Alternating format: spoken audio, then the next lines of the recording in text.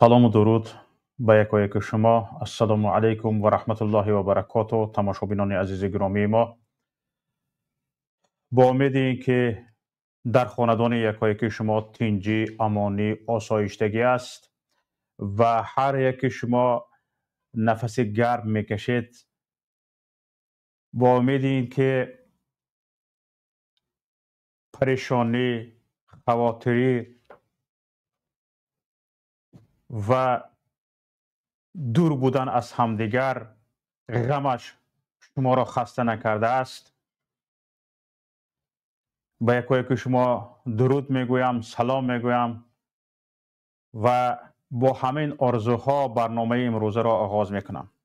تماشابینان عزیز، برنامه امروزه ما یک کمی جدی‌تر است و یک کمی چیزهایی که تا این وقت، گپ‌هایی که تا این وقت نشنیده بودید شاید شنوید و چیزهایی که شاید من از گفتنش پرهیز میکردم، گپ‌هایی که شاید تا این وقت گفتنش را روا نمیدیدم یا اینکه خیلی احتیاط کاری میکردم. من میخوام در برنامه امروزه در همین باره صحبت کنیم. چندی از سیاستمداران در برآمدهایشان، در مصاحبه هایشان درباره سیاست مشروع یا مبارزه مشروع صحبت میکنند. مبارزه مشروع یعنی چی؟ پیشترها ما درباره مبارزه آسایشته صحبت میکردیم و بین مبارزه آسایشته و مبارزه مشروع چه فرقی است؟ ما دانستیم که بله، مبارزه آسایشته یکی از شاخه‌های اساسی مبارزه های مشروع است، یعنی مبارزه که روا دانسته می شود از روی قانون‌های بین المللی.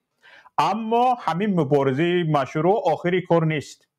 گاه ها می شود که همین مبارزه مشروع بسنده نیست برای پیروز شدن، برای قدرت را از دست ظالم مردم گرفتنش.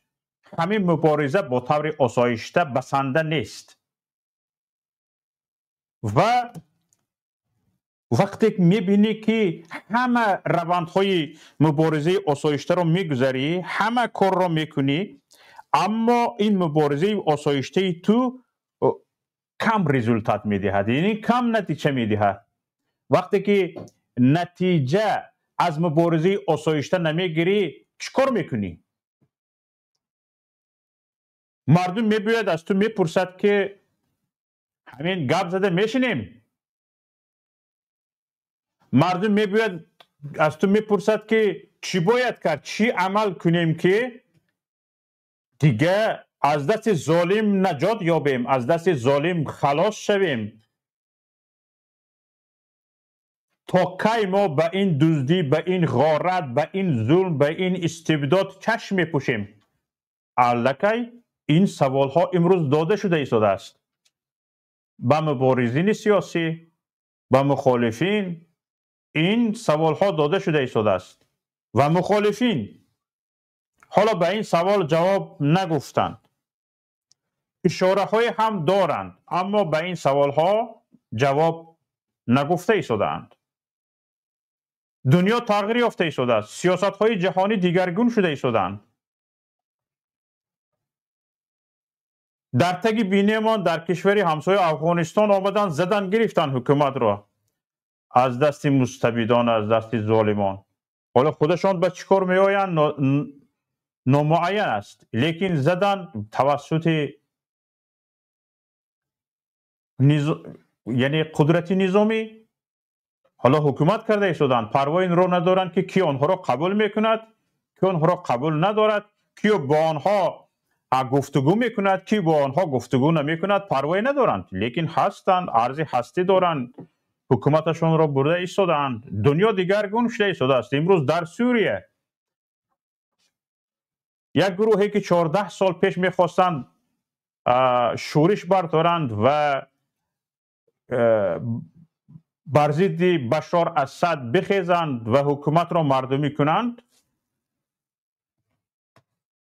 بعضی کشورهای مستبد پرور و دیکتاتور پرور کمکش کردند به بشار اسد و همین سبب شد که او باز قدرت او 14 سال دیگر تمدید شود و 14 سال دیگر مردم ظلم بیند، جبر بیند، شکنجه شود، کشته شود، در زندان ها بپوسد. برای بعضی کشورهای مستبد پرور و دیکتاتور پرور این مهم نبود، مهم سیاست خودشان بود. گور سوزد و دیگ جوشد بود و بعد از 14 سال این یک گروهی که میخواستند بر ضد بشار اسد بخیزند، آهسته آهسته جامعه بین المللی را با خصلت‌های خود، با مناسبت‌های خود، با رفتارهای و کردارهای خود به این باور کناندند که آنها نه تروریستند، نه اکستریمیستند، یک گروه آزادیخواه هستند.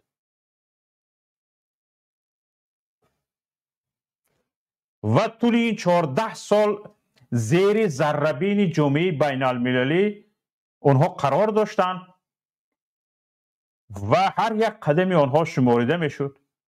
طول این 14 سال جامعه بین المللی یک حجت درباره آنها پیدا نکرد که آنها علیه مردم آسایشته تیر زده باشند، بمب پرتافته باشند و علیه محل‌هایی که در آنجا مردم آسایشته زندگی میکند هجوم کرده باشند، به کسی ظلم کرده او را کشته باشند، حقوق زنان را پایمال کرده باشند، حقوق انسان را پایمال کرده باشند. یک دلیل در این طول 14 سال در نیافت و جامعه بین المللی مجبور شد که دیگه در جانب بشار اسد نباشد.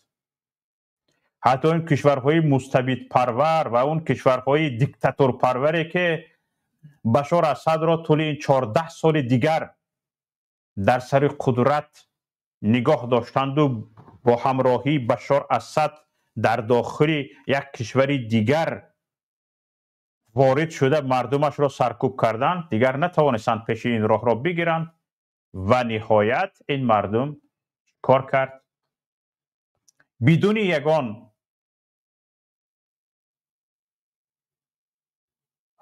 برخورد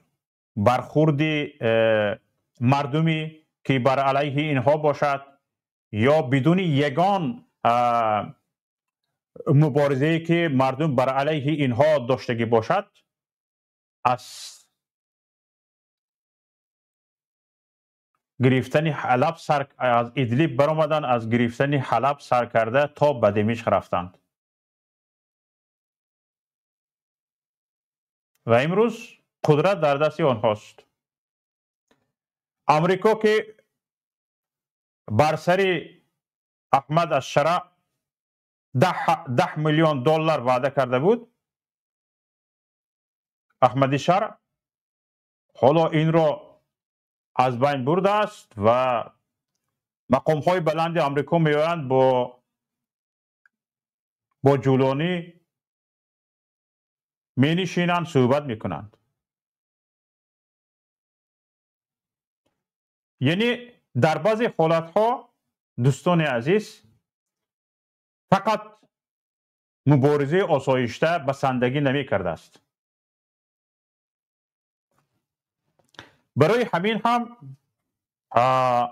مبارزه آسایشته وقتی که بسندگی نمی کند، با مبارزه آسایشته وقتی که یک حکومت مردمش را درک نمی کند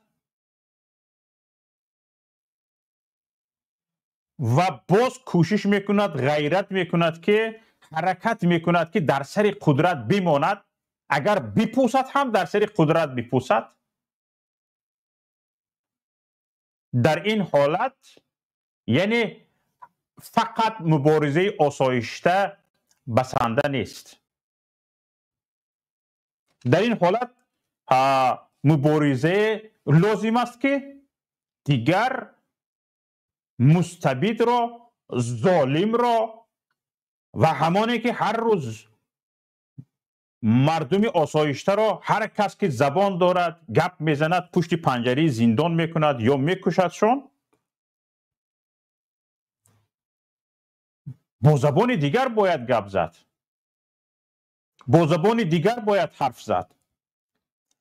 اما برای آن که با زبان دیگر گپ زدن را سر کرد، باید چندین قدم ها را، چندین مرحله ها را طی نمود که جامعه جهانی در این خلاصه باشد که واقعا ظالم، دیکتاتور نمیخواهد قدرت را به مردم بدهد، در قبضهش تا مردنش تا پوسیدنش نگاه می‌دارد. قادر است او، حاضر است او بکشد، تارمار کند. از دست شاید تمام ملت را از دم تیغ گذراند، اما ملت نباید درباره قدرت گپ زند. ملت نباید درباره قدرت گپ زند. هر کس که درباره قدرت گپ زد، درباره قدرت کجا، حتی درباره حقوق آزادی هایش صحبت کند، او تروریست است، اکستریمیست است، خیانتکار است، خائن دولت است، خائن ملت است. برای آنکه امروز ملت خصوصا در تاجیکستان مردم به این خلاصه آمده است که برای آنکه زندگیش یک کمی تینجی، امانی، آسایشتگی داشتگی باشد، باید هر کرده حکومت سوار شود هم علیهش یک سخن نگوید. وقتی که حکومت به این خلاصه ملت را آورده میرساند، این الکی نشانگری آن است که باید مردم مبارزه خود، مناسبت خود را، حالا مبارزه کجا، مناسبت خود را با حکومت تغییر دهد. چون که به این حالت رفته رسیدن یک حکومت ملت را به نابودی میبرد.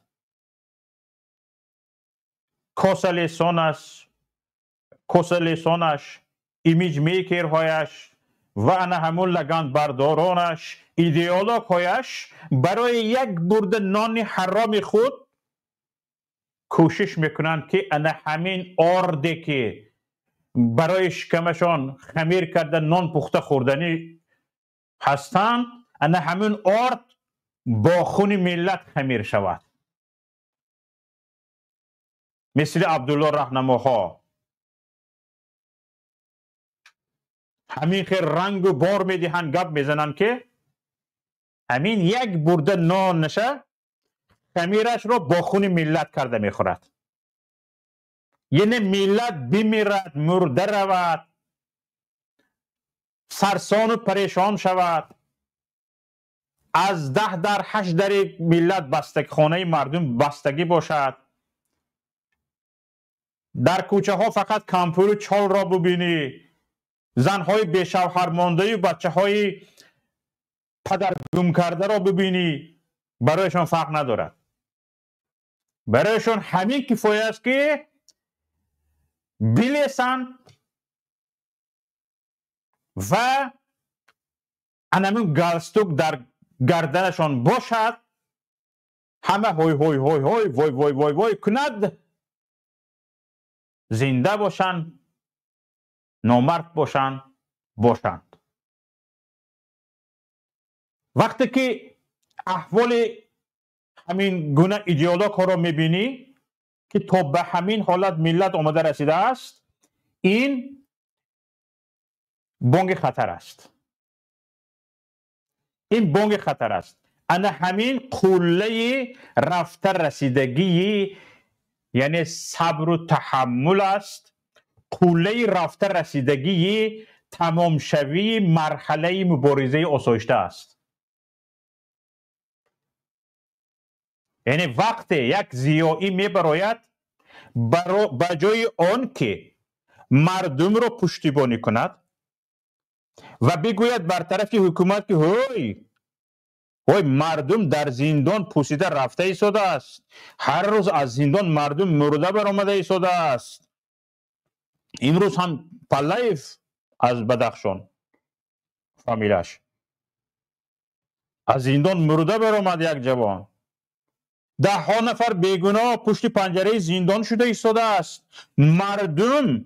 مردم به خاطر آنکه گپ زند شما برده زندانش میکنید، در اینجا یک کار فعالیت کند شما کشیده میگیرید. مردم تاجیکستان را به شما داده برآمده برفته ایستاده است. این کارتون خطا، ملت را پراکنده کرده ایستادید، ملت را سرسان و سرگردان کرده ایستادید. بگوید این هر روز در یک منبر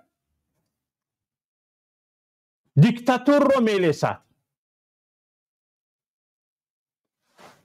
از جانب دیکتاتور مردم را سرزنش میکند. ما باید اینجا را ببینیم. دیده تقدیر آنها را چه شد؟ برای آنکه تقدیر آنها به سر ما نبیاید ما باید آرام باشیم. این آرامی 1000 بار شکرانه کنیم که آرام هستیم. به هیچ یک قیمت نباید این آرامی را از دست داد. اما به همین سرسخت ها سوال داده نمی شود که فرض کرده مردم گپ زد، فرض کرده مردم حقش را تلاش کرد، حقش را طلب کرد، کی به سر این مردم ناآرامی می بیارد؟ از یگان از امریکا آمده ناآرامی می بیارن یا از اروپا؟ همین ناآرامی را اگر مردم برخواست بخیز از حکومت حقش را طلب کرد، به سر همین مردمی حقش را طلب کرده ناآرامی را کی می بیارد؟ کی می بیارد ناآرامی را؟ در همین باره گپ میزنید. یعنی به همین گپ ها شما مردم را تهدید میکنید، میترسانید، میلرزانید. کجای این زندگی آسایشته است؟ وقتی که شما منبر به منبر مردم را جمع میکنید و فهماندهی میگذارانید، در این فهماندهی ها با طرز ملایم، با تیر ملایم مردم را میکشید، گرنگش میکنید، چشمش را کور میکنید، گوشش را کر میکنید تا اینکه نشنود، نبیند هیچی را. فقط کلش خم همین خیلی نبردارد، کلش را فقط زمین را ببیند خلاص. هر نبردارد، شکرانه کنید، شکرانه میکنید. میگید کجای این حیاتی آسایشته است؟ کجای این آسایشتگی دارد؟ وقتی که این آسایشتگی ندارد، این تهدید ملایم شماست. این تهدید ملایم شماست. یعنی با زبان شما حکومت، دیکتاتور، رژیم با زبان شما عبدالله رهنماها، لیسکها مردم را چیکار میکند؟ تهدید میکند. به این تهدید حکومت شما شریکید. ول کرده 200,000 گکتر زمین تاجیکستان را قرقیزستان گرفته است. ما در تلاش برگردانیدن این زمین ها هستیم گفتید. اما وقتی که طرف قرقیزستان برآمد گفت که ما 50 کردیم، دمتان گشت. در حالت 50 هم باید 100,000 گکتر به تاجیکستان گذشتگی باشد و 100,000 گکتری زمین داشتگیتونه به قرقیزستان دادگی باشد. دمتان گشت. دیگه عبدالله رهنما در این باره گپ نمیزند. ولی گپ گفته ایستاده است. ادبیات مطالعه دارد، ارشیو مطالعه دارد، ولی که باید چخیل کرده و گپ‌های پیشتر را سفید کند. تمام ارشیوهای امنیتی، ارشیوهای زمین همه را گرفته ایستاده است، ولی چخیل کرده برمیگرداند اون گپ‌هایش را. او 210,000 213,000 گکتر را چخیل کرده باز تفسیر میکنه تعیین نیست. برمیگردیم به اصلی مطلب. حالا تماشابینان عزیز، ما در مبارزه آسایشته بودیم. در مبارزه آسایشته تماشابینان عزیز باید برای آنکه به عملهای جدی گذری بعضی راه ها را باید طی کرد. حالا ما میبینیم که طبق همین سیاست های مشروع ما چیکارها را با طور آسایشته امروز اجرا کرده ایم و چیکارهایش اجرا نشده است.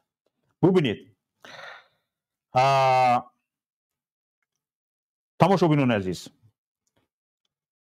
ما اساساً وقتی که در تاجیکستان بودیم درست است مبارزه با طور آسایشته بود و حتی به این حکومت این بشارت رو هم بعضی سیاستمداران ما داده بودند که هیچ کس در اینجا فکر گرفتن قدرت رو ندارد، ما فقط اصلاح را میخواهیم، فقط شما اصلاح شوید شد، تا به این باور را داده بودند.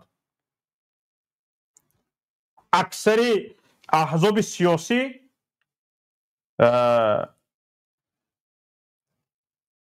برعکس پرینسیپ سیاسی حزبشان ایمیج میکری امام علی رحمان بودن، می آمدن در انتخابات امام علی رحمان را ترغیب میکردن یا که کم کم اعلام میکردن که من نامزدیم رو میمونم، بعد میگرفتن نامزدشون رو باز پس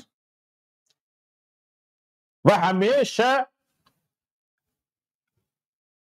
نسبت رقیبشان با ترس با لرز گپ میزدند و همین باشد هم رفتن پشت پنجره زندان. جناب عالی گویان به دهانشان مو برآمده بود، پیشوای ملت گویان ادای و گدا شده بودند، لیکن رفتن پشت پنجره زندان. حالا حکمشان برآمد. چند سال حکمشان عوض حکم قتل است. همین حکم های از 20 سال زیاد حکم عوض قتل است. دوستان عزیز،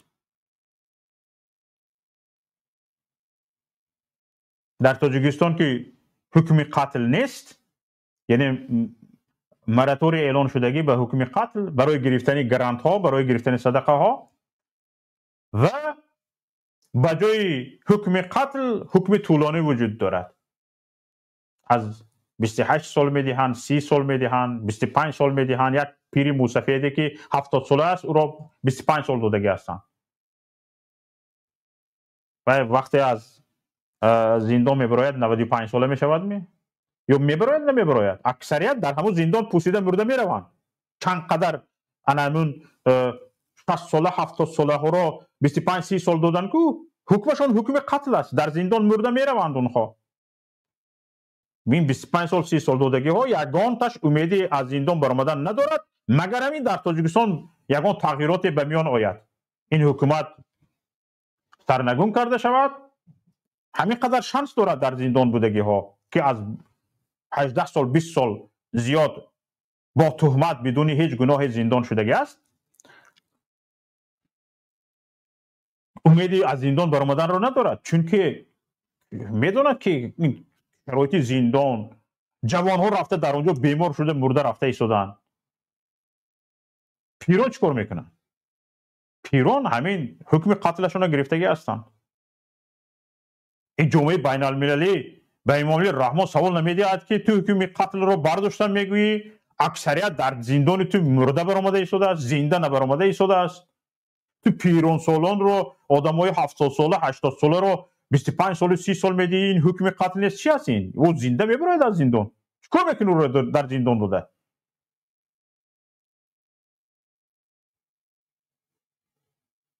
ماسکووسکی مکرون در هر قاشق یک تدان داده، چیکار میکنی؟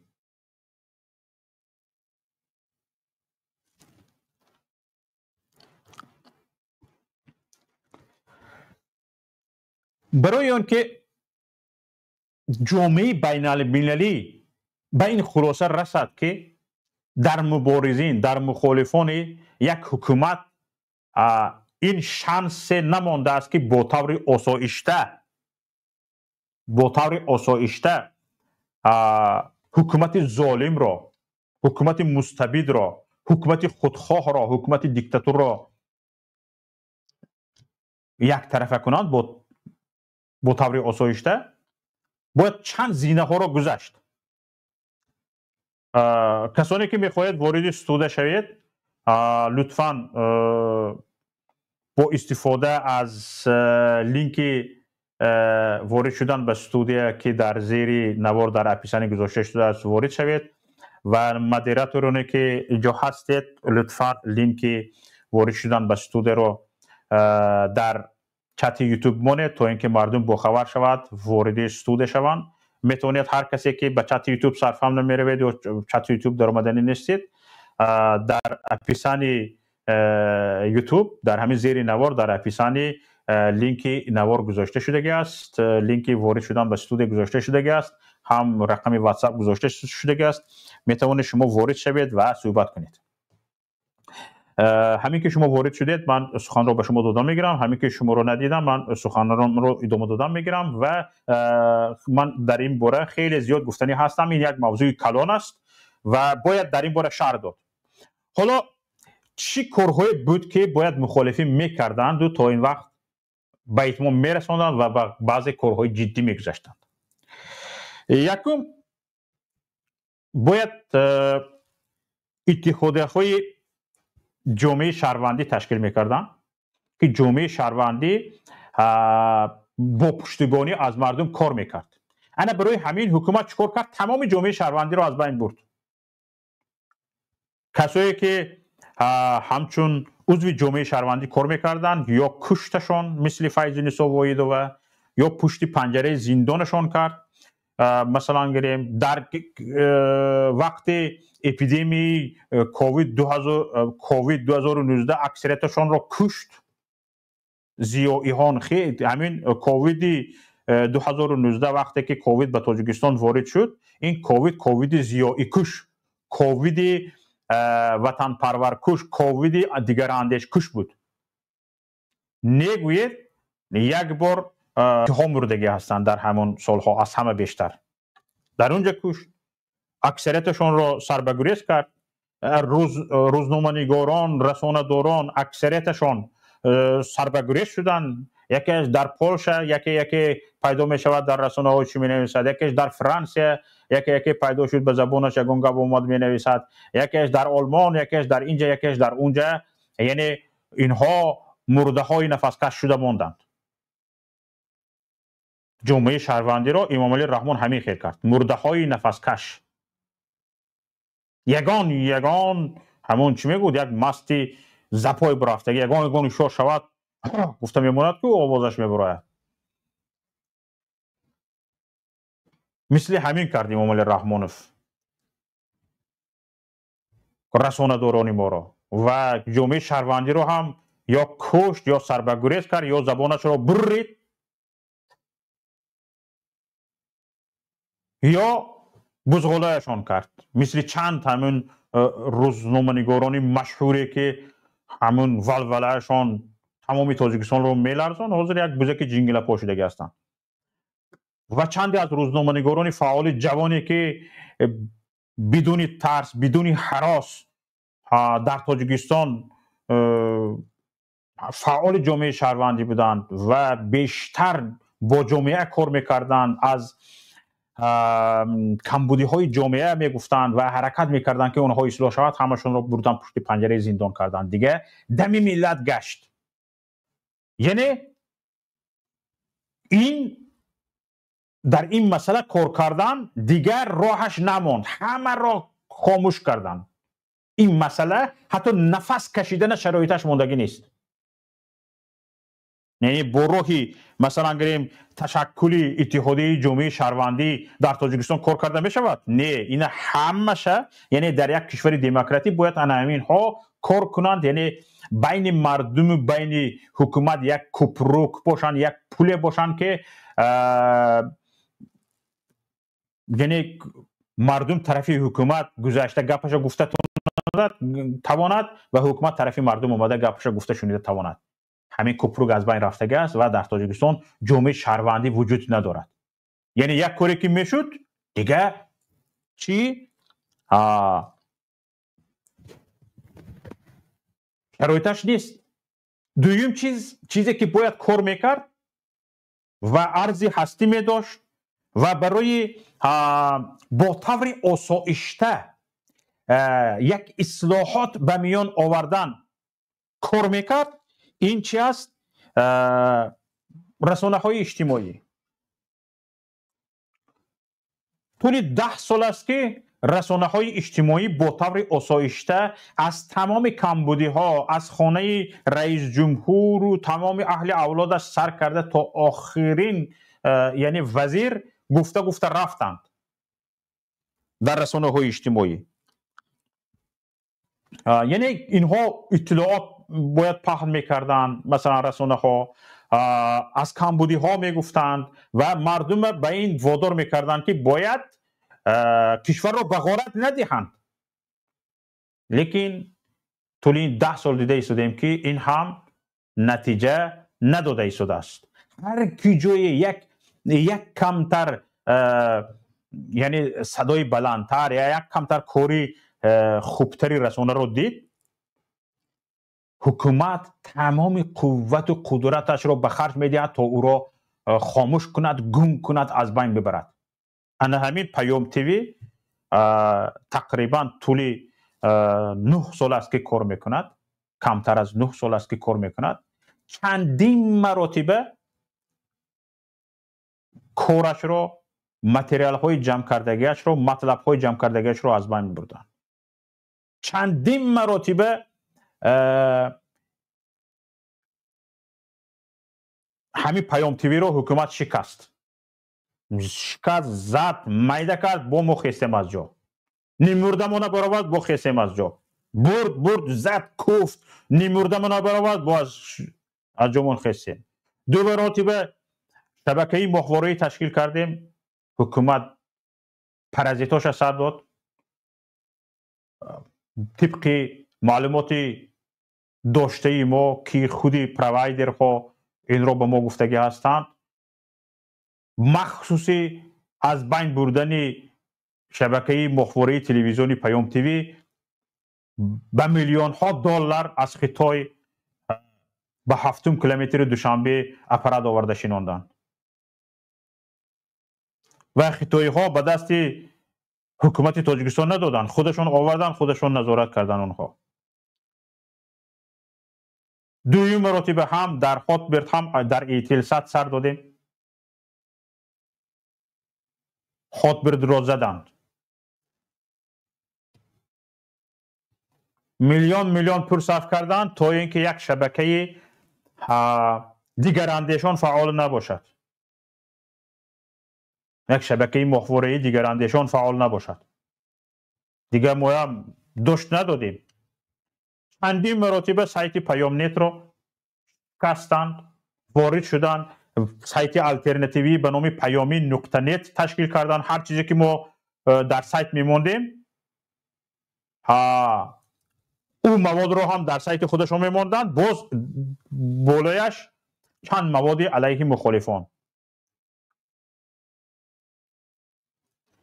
سر میدادن. این هم با این هم نشد، چندین هکرهای بقوت رو آوردن، سایت پیام رو شکستن و کاری کردن که حتی با وجود آنکه بارها نامه نویسی شد، بارها با پروایدری که در آن هاستینگ و دومینی پیام نقطه نت به قید گرفته شده بود، دیگر برقرار کرده نشد. یعنی به این هم راه نماند. چندین رسانه ها کوشش کردن. من فرض کرده من همین حالا سایت رهبری سایت اصلاح محمد اقبال صدرالدین سایت وسطیت داشت، یگان هجوم، یگان گپ سیاسی به حکومت نداشت. تا آنجایی که با خبرم به این حکومت گفتگی بود که اوی به من نرسید، من به شما نمیرسم، فقط من همین کارهای فرهنگی میبرم، تمام. رنگ سایت وسطیت در تاجیکستان یگان سایت به قوت نبود. هم از جهت فرهنگی و هم از جهت تربیوی و اخلاقی و هم از جهت خبررسانی. زدن میده کردن دیگه همین خیلی برقرار نمیشدگی کردن. من چیش نتیجهش سایت اصلاح. همین سایت رو هم چندین مرتبه زدن میده کردن. من خودم آگاه هم دو مرتبه همین سایت در همین اروپا 2 مرتبه دیگر شد.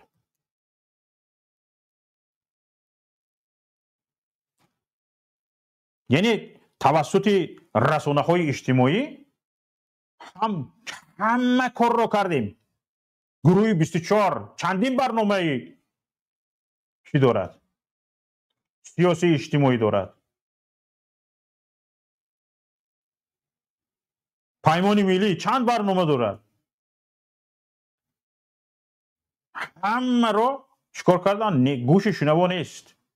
اینها بجای آن که بیایند همه اینها رو بشنوند، همه اینها رو بگیرند، تحلیل کنند، برای اینها یک برای همین حکومتی که مردمی است، ان همون رسانه های مخالفین یک شابلون تپه تیاری آماده کردگی برای یعنی برنامه پیشرفت است. میگیری استفاده اش میکنی، مخالف جاکیده شتا میگیرد، لیکن نه تو باید بندی. مخالف همین یا خودش به سر قدرت میباید. بودن مخالف در یک جامعه دموکراتی این است که یا خودش به سر قدرت میباید یا تو رو قدرتمند میکند. یعنی تو میگیری برنامه هایش رو در خودت استفاده بردن میگیری. نه شما نه برنامه‌اش رو گرفته استفاده میبرید، نه باید مخالف وجود داشتگی باشد. فقط خودتون باشید، تابتون وزیر باشد، به گوشتون یگان گپی مخالف، یگان گپی دیگر وارد نمیشود. حالا محمد تقویف میخوان گپ زنن. بعد از محمد تقویف من گپم رو دوام میدم انشالله. این کس رو انتظار نکنیم. محمد بفرمایید. السلام علیکم و رحمت الله و برکاته. و علیکم السلام و رحمت الله و برکاته. برادر عزیز خوب و صحت و سلامت ان شاء الله. شنیدم که مادرتون بیمار بودن، ان شاء الله امیدوارم که صحت شده هستن. الحمدلله همه خوبن. زنده باشید. بفرمایید دوستان. شما خوب هستید؟ و صاحبشینی اما شما به آواز رفته است؟ آواز هست، صداتون هست، صداتون بینویت خوب است برادر. بفرمایید. خب صاحبشینی من مای سنتیابر شما برای کرده بودم، شما نافک شدید بفکرم. شاید.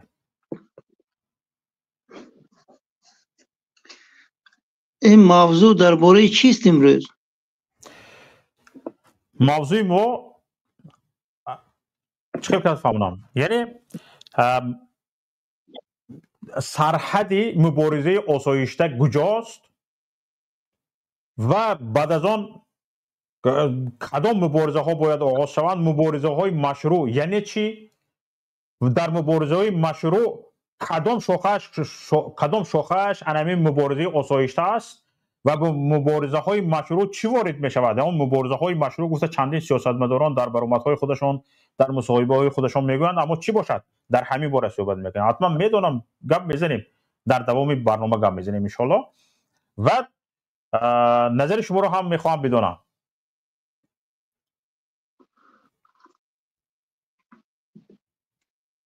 فهمو من اول یک دو سوال میتونم شما با اکو، بعد در این باره صحبت میکنم. میشه با؟ بفرمایید. میشه.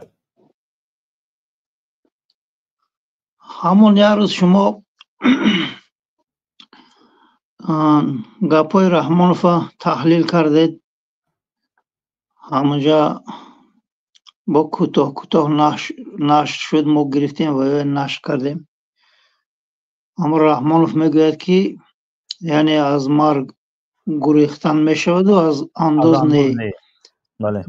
و همه تگی نوار شما با همین چاپلوسا نوستن، کال گفتن و تحقیر کردم، من اودلی کردم و چی کردم بلاگ موندم اونویا. میگوین که اینا شما منتج کرده گینکو، همین شما یک آشکار فهمونید که همین монтаж буд ё дар ҳақиқат ҳамо абла ҳамин гапҳои зад. این یکم سوالو بعد دوم سوال همین کدام مخالفین میخوان که بعد رحمانوف رفتن به سر قدرت بیاین، یعنی آواز مانند که ما رو مردم انتخاب کند پرزیدنت شویم گفته همون آدم نامبر میکرده. بعد من انشالله صحبت میکردم. به سوال یکمتون برادر عزیز، بعد از اون که من نظرخوایم رو خودم رو کنار نگذاشته، حالا همین پیام رئیس جمهور از زبان 63 وکیلی که حالا هستند باز تا ماه مارت صدا میدهد، اینها به محل ها میروند، به ناحیه ها میروند، ان همین پیام رئیس جمهور رو شرح میدهند. حالا که رئیس جمهور همین یک واقعیت رو میگویم، وقتی که من طول چندین سال باز پیام های رئیس جمهور رو گوش میکنم و طول چندین سال ها باز با دوستانم، با رفیقانم، با همکارانم در این باره تحلیل ها می نویسیم، گپ میزنیم. قریب که من دیدگی بودم که قریب که یگان حرف رئیس جمهور، یگان پیامش از یکدیگرش فرق نمی کند. همین طول چند سال باز و پیامش رو گوش نکردم، آمدم برآمد کنی گفتم همین خیلی کم کم کم مونده رفتم میگیرم. همین خیلی خودی بچه های خودمان که با ما کار میکنن گفتن که شما مثل که برنامه رئیس جمهور رو 2-3 روز مونده از خود کرده باشید گپ زدید، سیرتان فاش شد. نه برادران عزیز، همین رئیس جمهور همین طول 8-10 سال باز صحبت میکند، یک گپ میزند، در داخل گپش یک تا نیمته همین کلش از ورق میبردارد، یک تا نیمته گپ‌های پادر هوا پیدا میشود و همین از مرگ گریختن ممکن است، از انداز گریختن ممکن نیست، همین یکی از گپ‌های پادر هوایش است. یکی از کشورهای ابرقدرت گفتن که گفته میگوید نامش نمیگیرد و همین گپش هم به یک کشور ابرقدرت تله میدهد. و اینجا برادران عزیز، شما اگر این گپ‌ها رو ساخته میگید، در تاجیکستان گوش نکردن پیام پرزیدنت جنایت است. حتی معلمان مکتب رو مجبور میکنن همه رو در یک صنفخانه یا در یک مجلسگاه جمع کنن، پیام پرزیدنت رو گوش کنن. همه در تاجیکستان کارخانه ها، مؤسسه های دولتی، همه نهادهای حکومتی وظیفه‌دار هستند که همه به یک جا تلویزیون رو نصب کنند و پیام پرزیدنت رو گوش کنند. اگر همین شما در تاجیکستان باشید و پیام رئیس جمهور رو گوش نکردگی باشید و باز از زبان من شنیدگی باشید که رئیس جمهور این رو گفت و من او گپ رئیس جمهور رو منتج کردگی نیستم، لیکن میتوانم همین خیلی کردم. این درسش رو هم خوندگی هستم، گذشتگی هستم، از اوده تکنولوژیش میبرایم، کرده میتوانم، لیکن نمیکنم برای اون که همین چیز رو طبیعتی من نمیبردارد. همین خیلی سختکاری رو طبیعتی من نمیبردارد، لیکن لازم شود الحرب هو الخدعه، به این چیز لازم شود میکنیم. حالا طبیعتی من نمیبردارد، نکردم. اما شما جنایت کردید، پیام رئیس جمهور رو گوش نکردید طبق خواسته های رئیس جمهورتون. ولی این نفر رو آشکار کنید که این کی است. یک بار رئیس جمهور فهمد که این کدام پیروش است، کدام لیسکش است که پیام پرزیدنتش رو، پیام جنابش رو، پیام پیشوایش رو گوش نکرده است. در این باره گپ تمام. مسئله سوال دویمتون برادر عزیز، همین مسئله رو مردم حل میکنن.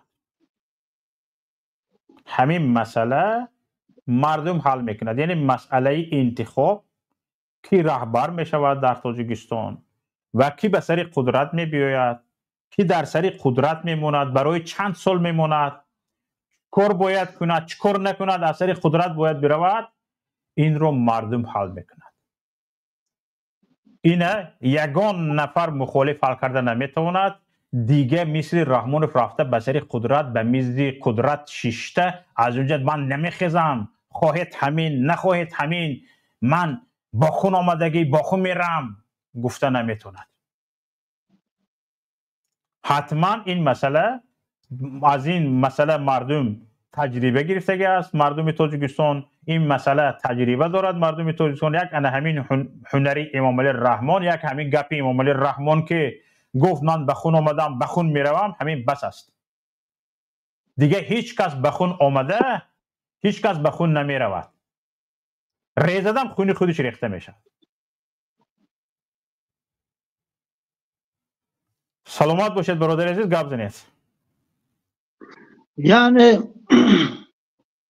مخالفت ما بر ضد رحمانوف، یعنی رحمانوف یک باره کنیم باید یگان کسی دیگر در تاجیکستان باشه، هوای ما گذاریم پرزیدنت. همین مخالفا برای چی مبارزه برداشتن؟ برای قدرت می، برای پرزیدنت شدن می، یا برای رحمانوف یک باره کرده یگان آدم دلپور دارن وای آدم گذاشتن می؟ همین من فهمیدن نمیخوام. حالا همین طول چند ساله که همین سیاست تاجیکستان، سیاست مخالفین رو من پیگیری میکنم برادران عزیز، و این طول چند وقت اخیر شخصا من فکر شخصی خودم میگم، من به این خلاصه رسیدگی هستم که بعضی مسئله ها تقریبا مسئله های حل شده هستند.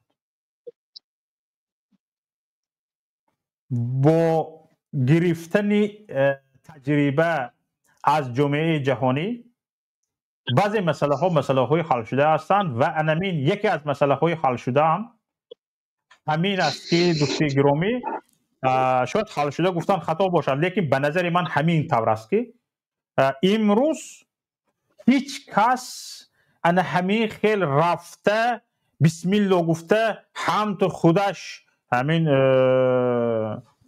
بدون هیچ گپ و کلاچه سر قدرت رفته شیشته نمیتوند.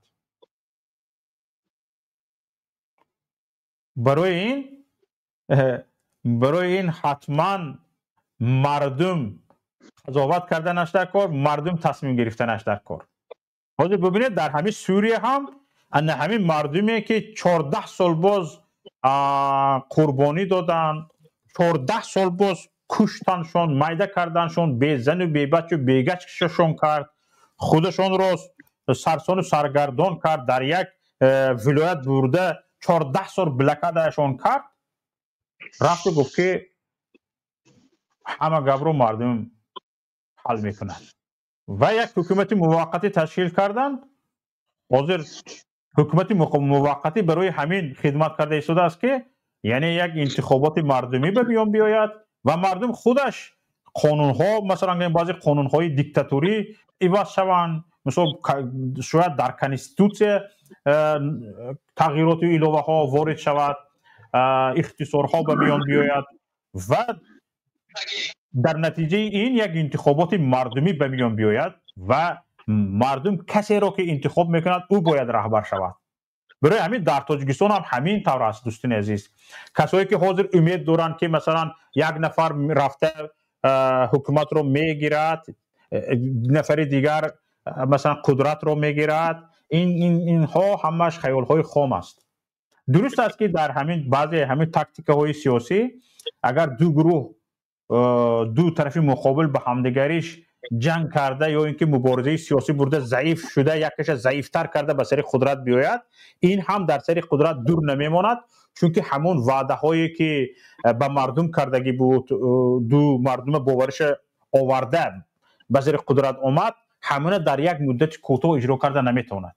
برای این قواهای سیومی در کمین ایستاده هم وجود دارند که میخواهند وقتی که این گروهی که اومد گروهی در سر قدرت بوده رو ضعیف کرده، ناتوان کرده، به سر قدرت آمد و خودش ارمانهای مردم رو خودش هم اجرا کرده نتونست، بعد این رو چپه کند و به سر قدرت بیاید. اینها هم در کمین نشستگان هم هستند. اینها کیا هستند؟ اینها همین میبینند که یک گروه مخالف جدی با نظام با ترتیب رفته ایستاده است. خودتون شناسید، من نامشون رو نمیگیرم. همین یک ترمین سیاسی اینها خاراکتریستیک اینها رو هم تو مثل یک رسمی آنها روبرویتون نشون میدهد. اینها کی هستند؟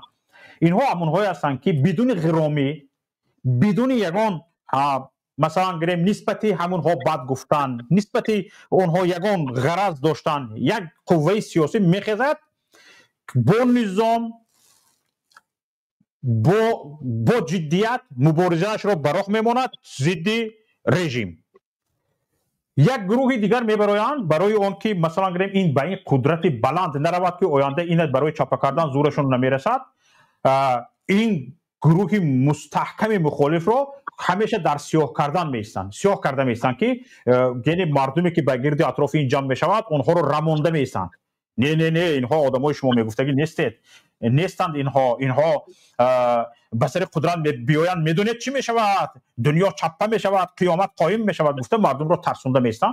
انا همین گروه های در کمین بوده یه تیگین خور گفتی ازبک ها، یعنی مفتخور هیچ کار نمیکند، فقط میدوند از روی ترمین های سیاسی، از روی تجربه های سیاسی میدوند که یک قدرتی که رژیم رو چپه کرده به سر قدرت آمد همه آرمان های مردم رو به یک بارگی اجرا کرده نمیتوند. حالت رو شاید در این یک سال، 2 سال، 3 سال از این بودش بهتر کرده نمیتوند. برای همین اینها در کمین نشستند و میخواهند که مثلا بریم همچون این قدرت دویم رو قدرت سوم شده رفته همچون کپروک، همچون پول استفاده برند و از بالایش گذرند. این آدم‌ها در کمین نشستند، اینها هم هستند، لیکن همینها هم خاطرشان جمع باشد.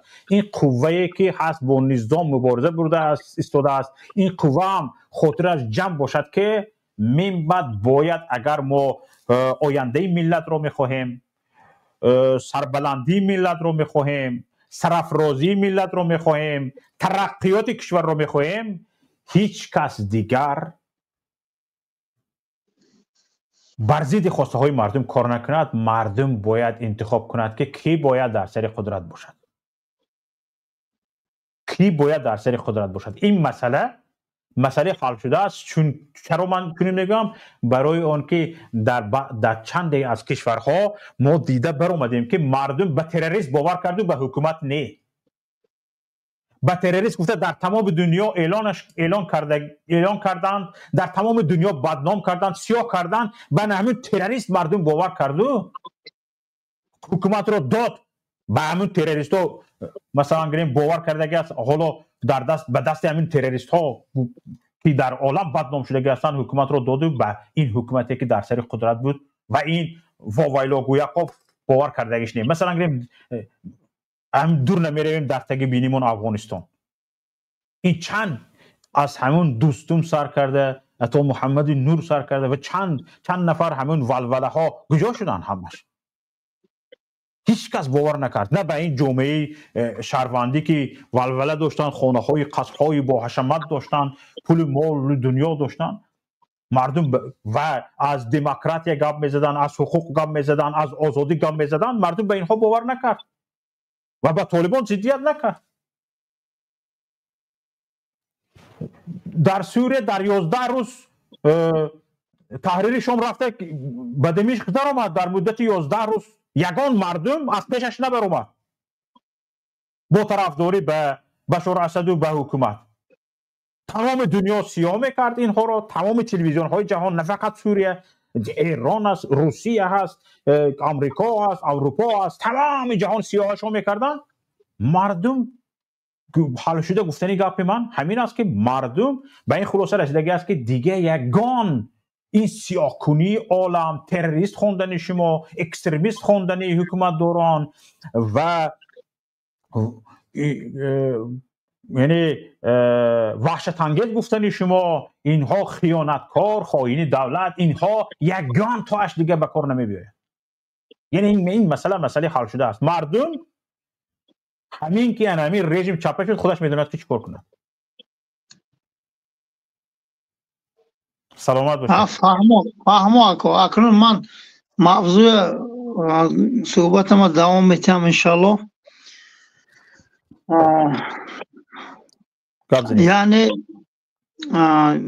همین اپوزیسیا همین مخالف من همیشه میفهمم که وای باید اصلاح کند درست ماکسیمال انمی مخالفای هنمی روزه که مثلا که بعد تمام دل جانشون مبارزه برده شدن ماکسیمال نیکوری میکردگیشون همین است که انمی رژیم میگیرن به دست مردم میسپارن مردم دوامش خودش میکند یا شاید در یک مدتی معین در 2 ماه 3 ماه یک حکومت موقت ماکسیمال نیکوری میکردگیشون شاید یک حکومت موقتی تشکیل کنند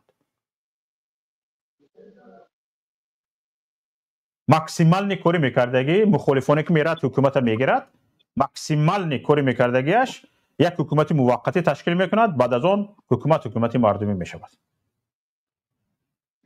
بعد مردم یعنی انتخاب میکنند مثال گریم رهبری پیمانی ملی تاجیکستان استاد محیدین کبیری چی نظر دارند و این رهبری گروه 24 چی نظر دارد و چند این یک نفره نه یک نفره ها چی نظر دارند نمیدونم لیکن به نظر من همین خیلی است که ماکسیمال یک گروهی مخالفی رفته تاجیکستان میگرفتگی ماکسیمال نیکوری میکردگیش یک حکومت موقتی تشکیل میکند بعد از اون برای مردم یعنی شدنی انتخابات پارلمانی رایپرسی ها درباره این مثلا قانون هایی که مثلا گریم بسیار بسری مردم کلفت ها آوردگی است اینها بعد از اون حکومت مردمی تشکیل می شود انتخابات ها میگذارد و مردم کی رو انتخاب کند همون کمانده دیگه سری قدرت می شود و در یک سال معین یعنی برای یک مدت معین شد فهمیدم اکو بگذار همین مثال محیدین کبیری همین برادری ما باید یعنی بسری قدرت بیایم من مثال آوردم اکنون باید اون کس باید چی کار کنند من فکرای خودم هم میگویم اینجا انشاءالله باید اکنون محیدین کبیری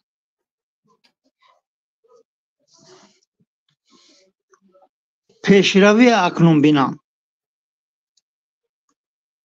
وقت از اونه که مخالف پیشروی میکند و مردم رو آزاد میکنه حاضر مردم ما مخالف یعنی مخالفای اهمیت نداده ایستادن برای اینکه یگان وعده یگان چیزی اساس سال من نشونیدم همه قدر سال باز من خودم چی میخواهم منم مخالف رحمانوف هستم من تنها میخواهم که مردمی مظلومی تاجیک در تاجیکستان جای کار داشته باشن به نزد پدر و مادر و زن و فرزنداشون باشن کسی که پرزیدنت شود باید مردم به جای کار چیزی که مردم خواهد هوای رو تامین کند همون پرزیدنتی که می آمدگی اکو من همین میخواهم وظیفه لازم نیست من تنها آزادی مردمی تاجیک رو میخواهم به همین خاطر من در این راه برآمدم که مردم من آزاد باشند فردا اون کس آنها رو زمین به غلطانده دستاشون پشتی سر روی آنها نگردن از بالای آنها این رو من نمیخواهم یک سیاستمدار بیاید که این مردم رو سرشته کند من همین رو میخواهم اکنون ما 10 سال گپ زدیم اکو پیشروی ما همین 10 سال به امام علی شریفوی رحمان با هم اسلکای اطرافشون تاجیکی رو نفهمیدن زبانی تاجیکی رو بله اکنون حاضر همه جهان رو خودتان دیده ایستاده اید پیگیری دارید رسانه های همون دور نمیریم سوریه همون آدمی که 10 میلیون دلار گفتید جایزه وعده کرده بودن که یعنی سرش پیدا کنن و امریکا بتیان اون آدم حاضر اومد لیدری سوریه شد برای اون که وای حرکت کرد آشکار وای حرکت کرد وای پنهان نشده است اکنون برادر محیدین کبیری میتوانند آزاد در این باره حرف زنن گپ زنن جوان مردای جلب کنیم یگان راه کشویم یگان دروشکا یگان همسایه کشور برای ما اجازت دهد ما اونجا رویم سرجم شویم اکا این توده اوباش بعد میروند مردم ما حاضر پرزیدنتش انتخاب کرده است اکا برای آنکه مردمی تاجیک تنها همون رحمان و گوش میکنن آدمایی که درون تاجیکستان با حمله من در نظر دارم همون رحمانوف چیز دروغ گوید هوای گوش میکنن. در طول 33 ساله که حکمرانی دارد حتی نیم دلاری پنسیو معاش مردم را زیاد نکرده است. خودتان من گرید حساب کنید. 50 سنتی هم زیاد نکرده است. اما 18 دلار زیاد شده است که اکنون هر سال شما حساب کنید 18 دلار با 33 سال تقسیم کنید. بله. یگان پیشروی 50 نیست. سنتی هم نیست. این مردم همون رحمان رو باور کردند. در تاریکی نشسته همدیگر را نمیبینند تا سحر کی صبح الله مهربان روشنایی دهد و آنها همدیگر را بینند. اکنون فکری من همین که یگان جا را باید دیگر یگان گپ را پنهان کردن در کار نیست.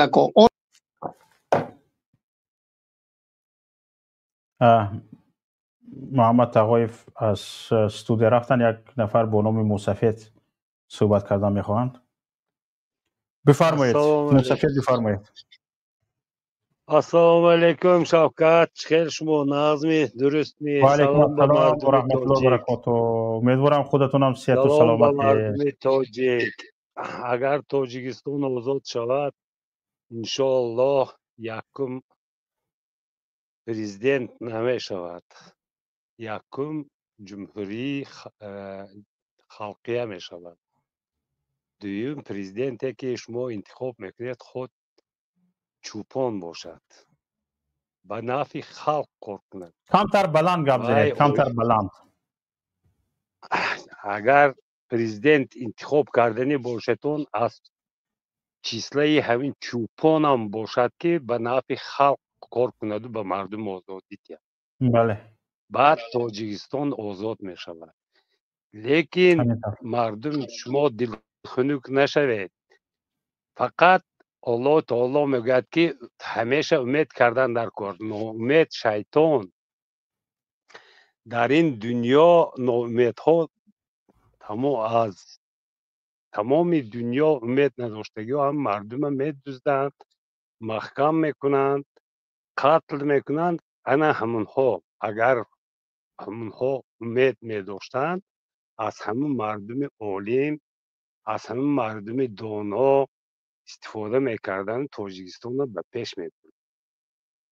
از مخالف از چوپان از دیگر یک عالم حاضر در همین تاجیکستان، عالم هایی که در همین از مکتب میانه همین چاپروزهایی که برآمده امام علی رحمان گفته همین بچه های مجبور میکنند و به گردن وی بچه ها بار میکنند و تا اینستیتوت امام علی رحمان میگویند تا وی میلیسه که همین از اوچسکوی مایده ترینش که پدری همون اوچسکوی تمام محل میدوند، یک کس لعنت نمیخوند، یک بیوه و بیچوره جبر میکند، کشوله میکند، میبرد. پدری وی نمیگوید که پسری من تو برای چی به من لعنت میاری؟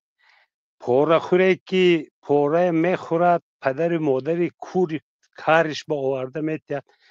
در تاجیکستان فقط یگانه باید گپ دروغ نباشد، یا دیگر ویران کنی نباشد، یا دیگر بدنام کنی نباشد، کاری اساسناک باشد بعد میشد. برای انا همین پرزیدنت تاجیکستان انا همین آنلاین افشینی میشود.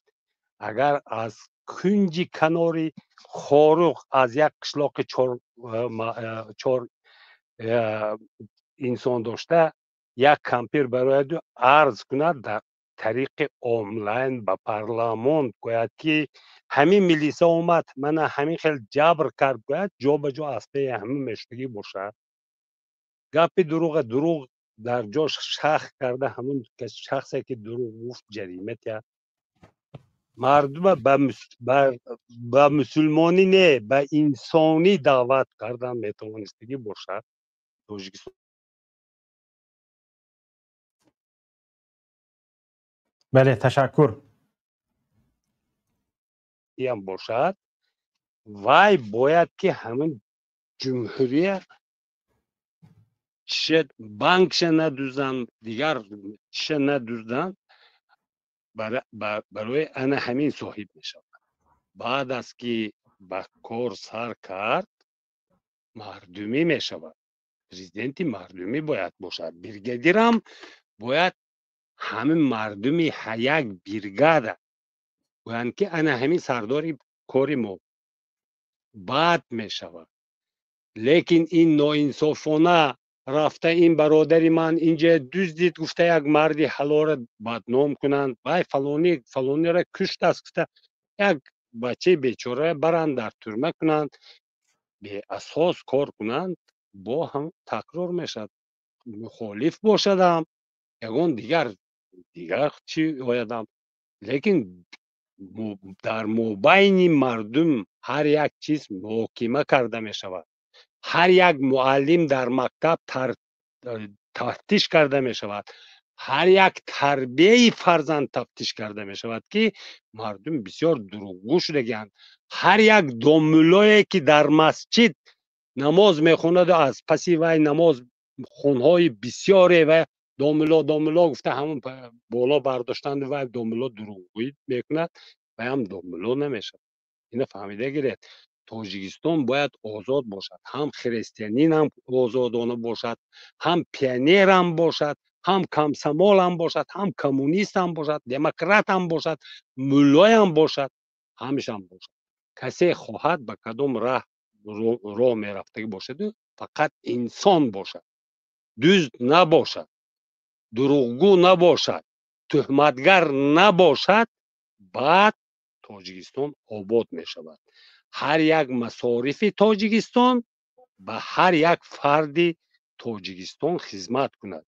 همین طلا هست همین معدن های بودگی، همین گیاه های شفا بخش کوه ها، همه همین محصولات برابر به مردم تقسیم شود بعد می شود. سلامت باشید. مخالفت شما درست.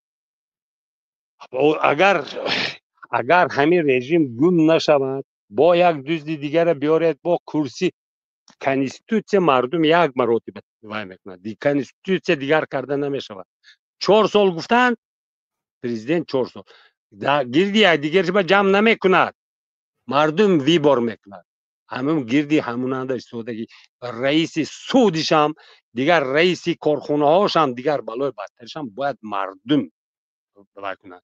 من پول به خریدگی هم گفتن نمیشود و پول به خریدگی همش فروخته میرود همیشه برده محکمه. همین روز من تماشا کردم 2-3 و همون چاپروسای چی برآمده تاجیکستان آباد. تاجیکستان همین خیلی ماشینه ها کتی گشتن. تاجیکستان دروغگویی میکنند. تو درست همین ماشینه ها کتی گشتگی همین 4 تا هم چاپروس گشته است و کمپیری بیچاره بردن و چی پایک محکم کردن 10 سال و مرده که اول خونش بینید و گپ دروغ دادگیش نه و مردم خیزید پایک رهبرش حمایت کنید تو که خوب میرید شما هم کنی این معامله را میبردارید تمام مردی حلال پیش پا میزنید محکم میکنید.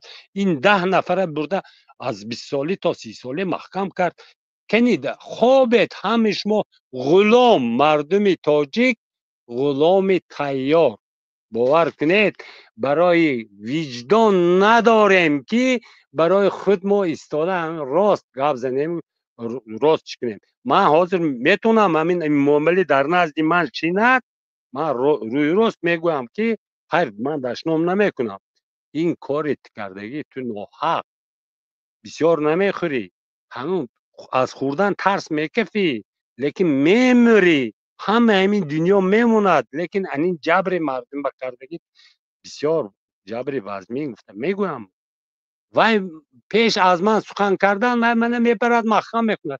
من دیگرم نمیشم اگر من پرزیدنت باشم روی من بگوید من خرسند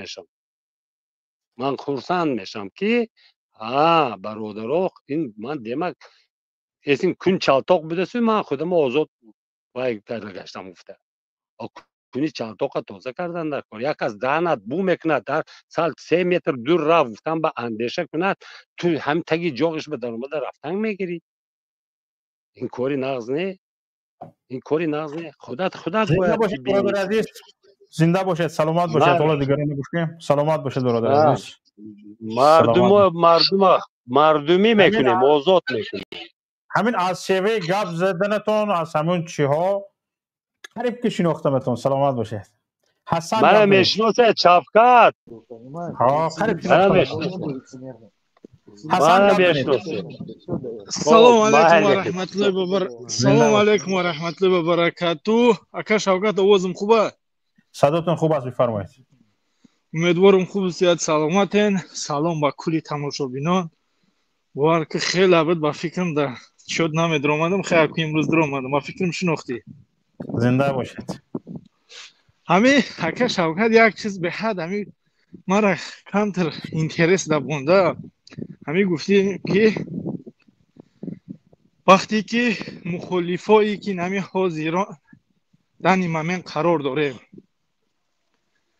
نسبت همیو من یک چیز گفتنیم، ولی شما میگین که اینجا در مردم میبرویه یک گروه، شما کدام گروه در نظر دارین که این می نمیگه 24 یا که نهضتی یا که دیگرش باید جاش اخچه انتخاب کنه و بعد استاد دیگه شوه؟ همین را میفهمیدم میخواستم شما. برادر عزیز، حالا باز من مجبورم که نظر خودم بگم ده، چون که همین مسئله من حق معنوی نه به جای پیمان ملی تاجیکستان، نه به جای حزب نهضت اسلامی تاجیکستان، نه به جای جنبش آزاداندیشان، مثلا گریم انجمن آزاداندیشان، نه به جای وطندار، نه به جای گروه 24 حق معنوی به جای اونها گپ زدن ندارم. فقط نظر خودم میگم دوستی عزیز. خب نظر من این است که برادر عزیز، حالا باید مبارزان، کسایی که میخواهند در تاجیکستان یک دیگرگونی شود، درست است فکر و اندیشه هاشون فرق میکند، نقشه هاشون، برنامه هاشون فرق میکند، ایدهشون فرق میکند، لیکن در چپه کردن، در سرنگون کردن رژیم امروزه باید نه آنقدر اندیشه های مغایر داشته باشند. یعنی یک اندیشه عمومی، یک برنامه عمومی باید وجود داشته باشد که در همین مسئله، مثلا چپه کردن امام علی رحمان و چپه کردن حکومت، سرنگون کردن همین حکومت غیر قانونی، غیر لگیتیمی و به سر قدرت آوردن یک حکومت مردمی باشد، در همین مسئله من بین پیمان ملی تاجیکستان، یعنی انجمن آزاداندیشان، اسوسیاسیون مهاجران آسیای مرکزی، حزب نهضت اسلامی تاجیکستان، در بینشون هیچ یک مخالفت رو نمیبینم. حتی در همین مسئله پیمان ملی تاجیکستان با گروه 24 هیچ مشکلی ندارد.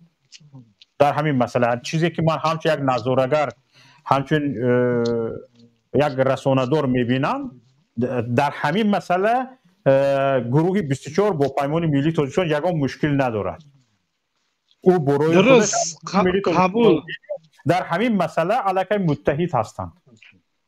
مرا کو اکا شوکت بخشش حالا یک لحظه، یعنی ضد همدیگر سنگ پرتایی نمیکنند، هرچند اندیشه هاشون گوناگون است، ایده هاشون گوناگون است، روش هاشون گوناگون است، مستقل جداگانه هستند، ضد یکدیگر سنگ پرتایی نمیکنند، ضد یکدیگر وقتی که برای امام علی صرف کنند وقت برای ضد یکدیگر صرف نمیکنند. اقلا همین دو من شاخه های ائتلافی پیمان ملی تاجیکستان و گروه 24 همین دو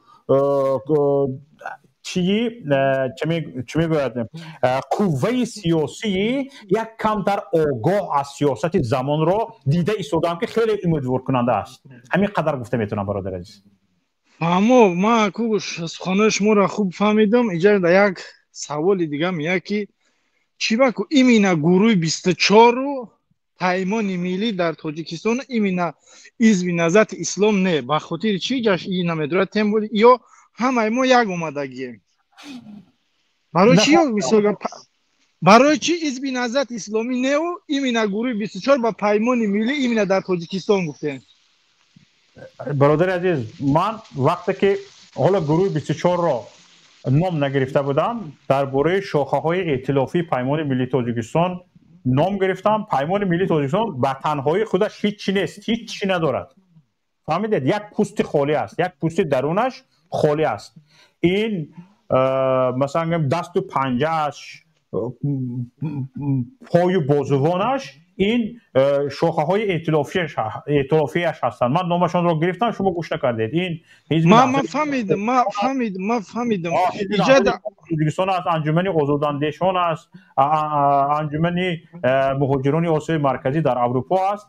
اینه دوستی عزیز، من اول که نمبر کردم خودی پیمان ملی تاجیکستان متحد کننده این شاخه های ائتلاف است.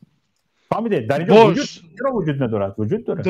درست. اگر پس که وجود داشته باشه، اگر پس برای چی که یکدیگر فهمی نداره؟ ولی شما میگین اینجا شما ختم کردین که ما یکدیگر فهمی داریم. ما یکدیگر فهمی یگون مخالفا را نیستم. من فقط روی حق خدا را گم میزنم، به خاطری که اگه شوکت مرا شما خوبتر میدونید.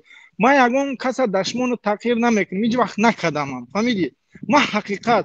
ولی شما میگین که هست کو ما دگجوب دیدم که همی یگون گروه با این گروه خوب باشه. کو ما را میره کو بگین دگجوب. مثلا اگر پیمان ملی تاجیکستان رئیسش موحیدین کبیری، هیچ وقت من ندیدم که با تیمور واقع در یگونجا در بحث جداگانه باشد، یا با علیم شیرزمان در بحث جداگانه باشد، یا مثلا گریم انامین سخنگوی پیمان ملی تاجیکستان که سلیم سلطانزاده عضوی انجمن آزاداندیشان است. من ندیدم که یگان وقت برخسته باشد با سخنگوی حزب نهضت اسلامی تاجیکستان باباجان قایمزاد دست به گریبان شده باشد، یا تویمان کرده باشد، حقارت کرده باشد. اکثری وقت اینها فکرشون یک، اندیشهشون یک، و عموما بر ضد رژیم اینها هم اندیشه و هم عقیده هستند. شاید فکرهاشون گوناگون است، روش مبارزه رو دیگر خیلی می اندیشند. این یک چیز طبیعی است. ما دوستی عزیز، حقارت و دشنام کنک در کجا میشد میدونید؟ گوش کو اکه شوکت ما میدونم، ولی ما با هم خاطر میدونم که همین بعد با دوام میتید. حقارت و دشنام ها گفتی روسا در جای هست که نیچه دیل است. خرشو ما قبول. انا ایجاد در دیگر جا دوستی عزیز، در دیگر جا حقارت و دشنام نویسی و تحقیر نویسی و این چیزها رو در دیگر جا نمیبینید. در همون جاها حقارت و دشنام و مذهب بازی و گروه بازی و اینها هست که به یکدیگر تاختن ها و یکدیگر را تحقیر کردن ها و اینها به میان میباید در جایی که نیچه دیلت یکان مشغولیت دیگر نیست.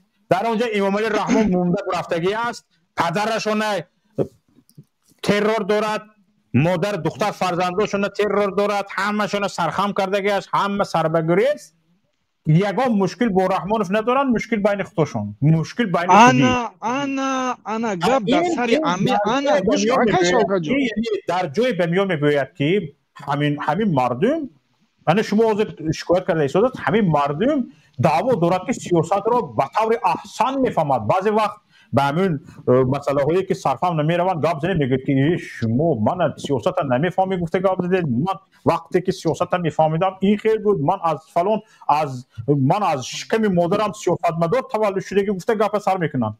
لیکن هم تو مناسبت به سیاست میبینیم میفهمی که کی است و وقتی میبینی که مدار سیاسیش، فهم سیاسیش به این زندگی نکرده ایستاده است که طرف مقابلش، طرف آزردهش، همون طرفی که اگر اون نباشد همه این گفته های او بعد به میان میباید، همه این آرزوی تلاش کرده تویمان کرده ایستادگی هایش بعد در سیاست پیاده می شود. این نه، این خود در همین جا حل کرده، در همین فیسبوک حل کردنش در کار، یا در ادنکلاسنیکی یا در تیک تاک حل کردنش در کار. و بیا اول مسئله حل کنیم. همین گپ تو از پشت میکروفون در منبرهای وطن گفته می شدگی شود، گپ ارزان می شود. نه نه همینجا باید بگوید بمیرد بکفد. اکا شوکت پس با فکر ما فهمیدگی ایجاده با گفته شما کلونو نگورای روبرو نگوره دایجا. اینجا انا همین نفرایی که شما اشاره کرده ایستادید نرسیدن درک سیاسیشون کم بوده است دوست عزیز. ما برای همین کسایی که مایل به همینجا اکا شوکت شما نه اکا شوکت انا نگاه کنید برادر عزیز، همین کسایی که میخوان مبارزه سیاسی برن، کسایی که یک بار بدی قد گوش کنید، کسایی که میخوان مبارزه سیاسی برند و مبارزه سیاسی برده ایستاده‌اند، همین در نقشه کمک آنها با یعنی در فکری کمک آنها در جاده سیاست نیستند. یعنی هیچ کس که همین اکثر مبارزانی که حاضر کار کرده ایستادند در مسئله بین الملل، در مسئله های دیپلماتی، در شکایت ها، در نامه‌نگاری ها، در کارهایی که با سازمان های بین المللی به میان آمده ایستاده است، اون دیگه و ها کسایی که گفتن نمی شود در اینجا جایش نیست، از همین کمک همین برادرهای تویمان کرده ایستادگی به همین کارهای هیگوی و هیمانی همین جهاتهای فیسبوکی داشتگی ها به یگان کمک مدیترانهشون امید نیست، چون که این سال نه و سال بعد از 10 سال هم به این بابت برده رسونده نمی شود که اول این کارت مهم نیست، مبادا اول این کارت مهم نیست که حکومت هم میبرد. اکا شوکت جان ما گپ شما را خوب فهمیدیم. ما دیگه شما سیگار نشه کردین که مخالفت باید پیش بروه. ما پیشرویش یگون مایده یگون ندیسم یا که شما دعوت نکنه که مقصد دیگه مردم مخالفت چه پیش برده سای. ما یگون پیش بردن ندیسم، فقط اغوا اندازی را دیدم بین ایمون همین را نمیشه که همین اغوا اندازی مثال دیگه پوبلیش نباشه. بله بگاب نمیشه، به اغوا نمیشه. وقتی در خونه 4 اکاونت داری موبایلتون حلوبم یک تدیک خدی گپود میگیره. بله نه که همون سمیا را گپش بیره نمیبره کو همون دام درنی خونه حل میشه کو نمیشه که همین مو پشت پرده درنی مخالفای خمون حل کنیم نه اینکه بیارم پوبلیش نی. شما میگین بعد نه گوش کن وقتی که اگر که بشه اگر خودش چقدر ما مخالف جمع کنیم اینا ما مخالف اومدگیم خاص از برای الله نه یگان آدمی بعدم اگر گفته گپو میکروسافت اگر تاوتور ما بکنن یگان آدمی بد نیستم با خودی را خودم اوور نیم نه که دیدم که مبانی مخالفو ایش میگم مازورم اوش میگم مازورم ایش میگم ما طرف حالون ایش میگم بعد دیگه اون کیفیت میپره اونا میدونم دیگه چوکنه دیگه. من با شما موافقم، من با شما 100% موافقم. همین چیزی گفتگی شما یعنی در درون خونه این گپت حل کن، باید مبارزه این خیل کند، همین گپ گفتگیتون من موافقم. همین شدنی است کدام وقت میدونید؟ همیشه بعدی که مردم جواب همون وقتی پرابلم همون وقتی برای حل پرابلم مدار سیاست بسندگی کند، یعنی مدار سیاست به حد یعنی حل کردن یک پرابلم سیاسی رفته رسد. اقلا همین پرابلم هایی که شما گفته ایستاده، پرابلم های گلوبالی نه، همین پرابلم های داخلی برای حلش در کجا حل میکنه. اقلا مدار سیاست فراست سیاست رفته رسد، نرسید حتما تو میبرایی من گفتم گوش نکردین و گفته در همین میبرایی یک رسانه گپ زدن میگیری یا که یک برنامه آنلاینی میبرایی منبر طلب میکنی، منبرت میتین 5 منوت است 8 منوت است 10 منوت است میبرایی همه گپ گفتن میگیری. اینو من مکتوب فرستادم، ایمیل فرستادم، با تلفنشون زنگ زدم، تلفن نمیبردارد، مجبور شدم همینجا اومده گپ زدن میگیرم. گفته گپت گفتن میگیری. بعد نه اكو شما گفتنی که نه اکا شوکت شما گفتنی که بیگذار کسی چیزی میگه او کارش کدام میگیره گفتنی مو ای پای کاری خمون نمیره در نظر دارین. بله دیگه یگون شانس دیگه ایلوج نیست، چون که میدونید چی با اول بس اکا شوکت یک دقیقه صبر کنید برادر عزیز، نگاه کنید. برای چی این خلاص؟ برای اون که این برادر الکی از دهانش ویران شد. با این برادر سالت 100 سال دیگه باور کرده با این برادر مثال گریم از محکمیت مبارزه از سیرهای مبارزه گپ زده نمیشه. برای چی؟ برای اینکه برادر از دهانش ویران شد یا اینکه مبارز از دهانش ویران شد و یک قرش برآمد همه گپ گفته میپرتاید. پس حاضر ما کسی نیستیم که ارمی داشته باشیم، امنیت داشته باشیم، وزارت کارهای داخلی داشته باشیم، شخصای پروفسیونال در اینجا داشته باشیم که همه این چیزا یعنی اداره کرده توانیم. ما زورمان نمیرسد که مثلا انا آکاش مثلا گریم حالا که وای مثلا گریم کم زور بیاد. شما گفته ایستادید که بحث در درون خونه حل کرده نمیتونه در کوچه حل میکنیتون. شما گفته ایستادید همین نفرایی که در کوچه حل میکنند مثلا در کوچه گپ بزنن گرفته آورده مثلا از همه سیر و اسرار مبارزه با خبر کرده او کامکاری کرده میشود 100 سال دیگر نمیشود میشود. گوش کن آکاش جان هم میگیرد در جای خودش استودان میگیرد مبارزه کار خودش گرفته بردن میگیرد برادر عزیز. آکاش جان خصوصا مبارزه سیاسی که حاضر هست به همین شرایط امروزی تاجیکستان ما 6000 کیلومتر از تاجیکستان دور هستیم. با یک کامپکت نیاز دارد که اینقدر پریسیبی کلانت نباشد و این همین قدر باشد که سیرهای داخلی سیرهای مبارزه به همه جا پراکنده نباشد، گوش به گوش نباشد، یک چیزهای وجود داشته باشد که برای طرف مقابلت برای حکومت معما باشد. گفته گردد اینجا به اینجا اینو چی میخواهد گفته. این نیست که مثلا برای در داخل این کار نشده ایستاده است برای یک نفر برادرت برای دستش کتی شمارد فلان کار نشد فلان کار باید نشد فلان کار باید فلان کار باید فعالیت جاش میموند نشد فلان رسانه باید این خیلی نشد گفته دستش کتی شمارده گفتن اگر این خیلی مبارزه میشه برادر عزیز. این خیلی مبارزه نمیشه. آکاش جان ما در هشتی بسیاری گپای شما در خلاف گپ شما به خاطری که شما میگین که او را جمع کرده نمیشود. پس اگر جمع کرده نشود ما برای چی اومده ایم در اینجا؟ اینا ما اومدگی ما اومدم خونه شما اومدگی ما خونه اون کسی که نیومدم ما خونه مبارز گفته اومدگی. وقتی مبارز که ما خونه ما میدان در ما را قبول نکردی یا که قبول ممکن باشه پشت مرگ بگوی همین را نمیشود که همین را نداره یگونی خیلی مسئولیت خیلی فرق نداره. او کودک نباشد که بگیری دگرواره دست پایش رو باندی بدنش سوسکه مونی.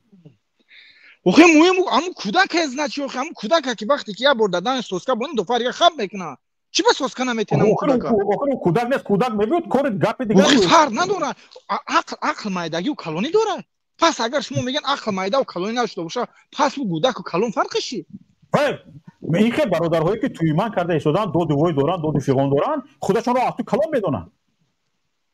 اوخه همون داره همون هزار اگر گارنی هم باشه اگر برادر اینجا جای گارنیگی نیست اینجا وزیر امنیت عمومی یتیمی نداریم که پیشش گوشل کنیم. وزیر کارهای داخلی رمضان رحیم زاده نداریم که پیشش گوشل کنیم. چیکار کنیم؟ چیکار کرده آکای شوکت روش همی کی فر نداره او گارنیه به خاطر همین رومدگی به خاطر همین رومدگی ما گفته گپ یک نفر گجوم است و 100 نفر گجوم است نخوام را 100 نفر دعوت کنه همون گپ همون انسان نگیره و یک نفر بعضی کی شما میگن که او گپ نمیگیره ولی گپ شما را نگرفت بگذار یک کسیگش بگه بگذار استاد کبیری بگه بگذار اشور حسین بگه بگذار یک کسی گپ چی گپ نمیگیره چی من کار نمیشه برای کی بین ایمان ما خلاف داریم. ایمان میگیم که من خلاف نیست بس پس زنی خلاف نمیشه تکبری نمیشه منافقی نمیشه این پشت پرده گم میزنی همین خلاف نمیشه همین گم نیست. من با شما موافقم شما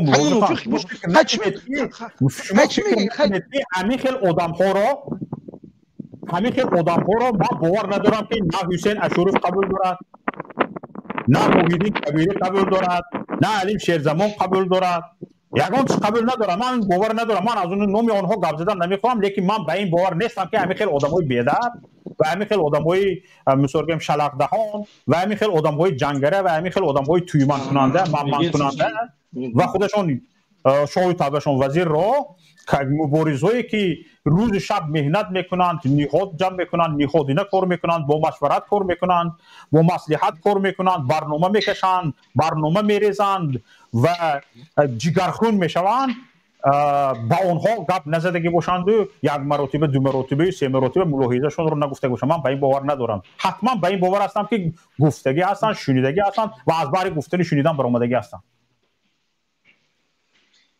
اکای شوکت اینا خوش من به این نظرم که و خلاصه این شدگی است که قوت رو قدرت یک کوچک دوره به همین ها صرف نکرده به دیگه لازمی صرف کنیم. به همین خلاص آماده رسیدگی. فهمیدید؟ یا همین کسایی که هیگیر و حیمان دارن، توی دارن، من دارن، تلاش دارن، تفتیش دارن، به اینها حوض قوه صرف کردن نمی شود. قوه باید همین قوه که کوچکی که هست همین طرف صرف کرد و اینها را تو خودشون یگون از همین رفتارهایشون یگون خلاصه نهایی نبرن. ولی من صحبتم اینجا زیاد بود، من صحبت کردم، میخواستم بعضی چیزها رو گفتم، میخواستم من نخواستم که همین کسایی که مثل شما اینجا میبرایتون منتظر شویتون برای همین بعضی گپام مون یعنی فرصت شد در برنامه امروزه میگویم، فرصت نشد حتما در برنامه آینده خواهم گفت. من موضوع سرکردگی همین صحبت شما است، همین چیزی که شما شده همین است. اخیران سخن مکه شوکت همین شما میتونین گفته در همین برنامه که همین مخالفت ما دلش دوام داره یا که برام میخوره؟ همین فهمیدم مخالفت ما قدرت گرفته شده است برادر عزیز و بعضی چیزها است که گفتنش خیلی مشکل است. نه من با میدونم اون من قبول دارم، اون چیزی که مهمه بین مردمی نیست. تقریبا از سال گذشته تا به همین روز خصوصا در پیمان ملی تاجیکستان یک 3 برابر قدرت گرفتگی است و به نزدیکی خواهید فهمید که چقدر مثلا گریم شاید 2-3 ماه پس باشد یا 4-5 ماه پس باشد بعضی چیزها رو خواهید درک کرد که در مبارزه چی دارد پیش می رود و حالا یگان تیشه ذکر کرده نمیتونه برادر عزیز. نه من ایشتا قبول دارم ذکر بوده در جوی چی مونسته. حالا دوستی عزیز چیزی که من همین از روی تجربه ها، از روی اونی که همین تقریبا 20 سال اخیر در داخل همین سیاست هستم، همین به شما هم رسیده شد از گپ زده شدم، اونی که این تصمیم گیرنده ها میدونن اونش رو نمیدونم برادر عزیز. من فهمیدم یک سوالی که اخیران میبرم وقتیش که خیلی چطور نگرتم روی جب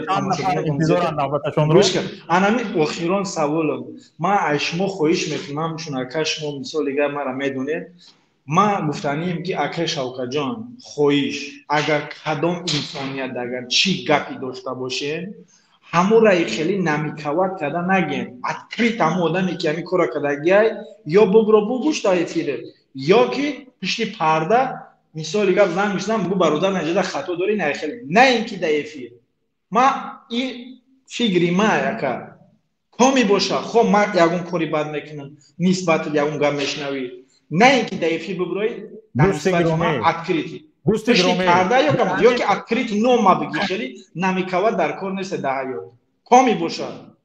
برادر عزیز یک همین چیهای علمی اسلامی یک درس دارد نامش بلاغه است. اینقدر فن کلان هم نیست. در اون بلاغه تعریض گفتگی یک موضوع هست. اصلا همون یک چیز گفتنی شوی اصل خودش که نمیگویی هم خیلی اشاره میکنی و همین فن کنایه هم همین فن دارد میگویی یعنی گپ صاحبش مییابد. شما راضی هستین هم خیلی گپ ده حاضر نگاه کنید دوستان عزیز شخص به شخص نام به نام گرفته با پگه وقتی رزبور سر کرده من وقتم صرف کردم به وقتم نیست دوستی عزیز.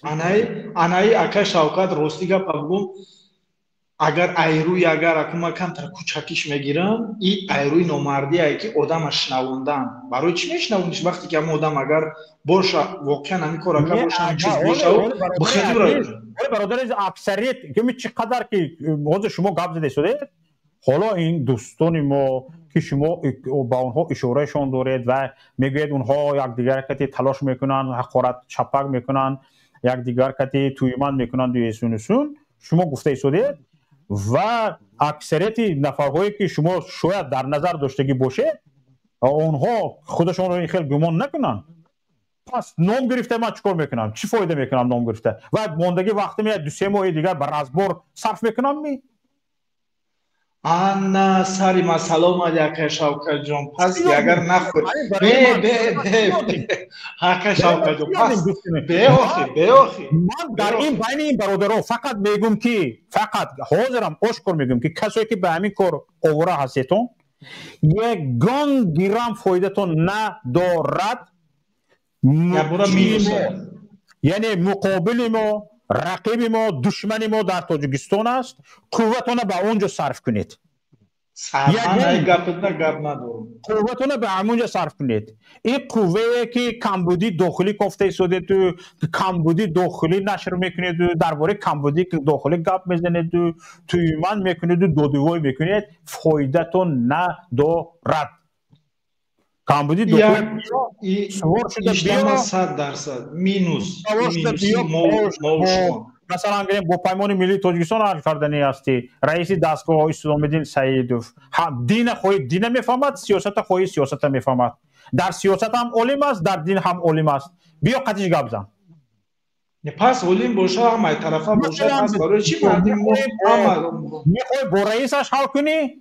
میخوای با رئیسش حل کنی؟ دینا میفهمد، سیاست هم میفهمد، نامزد علمی سیاسی است و متخصصی ساحه دیپلماتی است. بیا با رئیسش حل کن، با محیدین کبیری حل کن. گوش کن اکا شوکت جان، اکا شوکت جان گپت مثلا گریم میشود که نه محیدین کبیری گپت گوش میکند، نه اسلام‌الدین سیدوف گپت گوش میکند، نه تیمور ورخی گپت گوش میکند، نه مثال گریم علی شیرزمانوف، نه رئیس گروهی 24 گپت گوش میکند.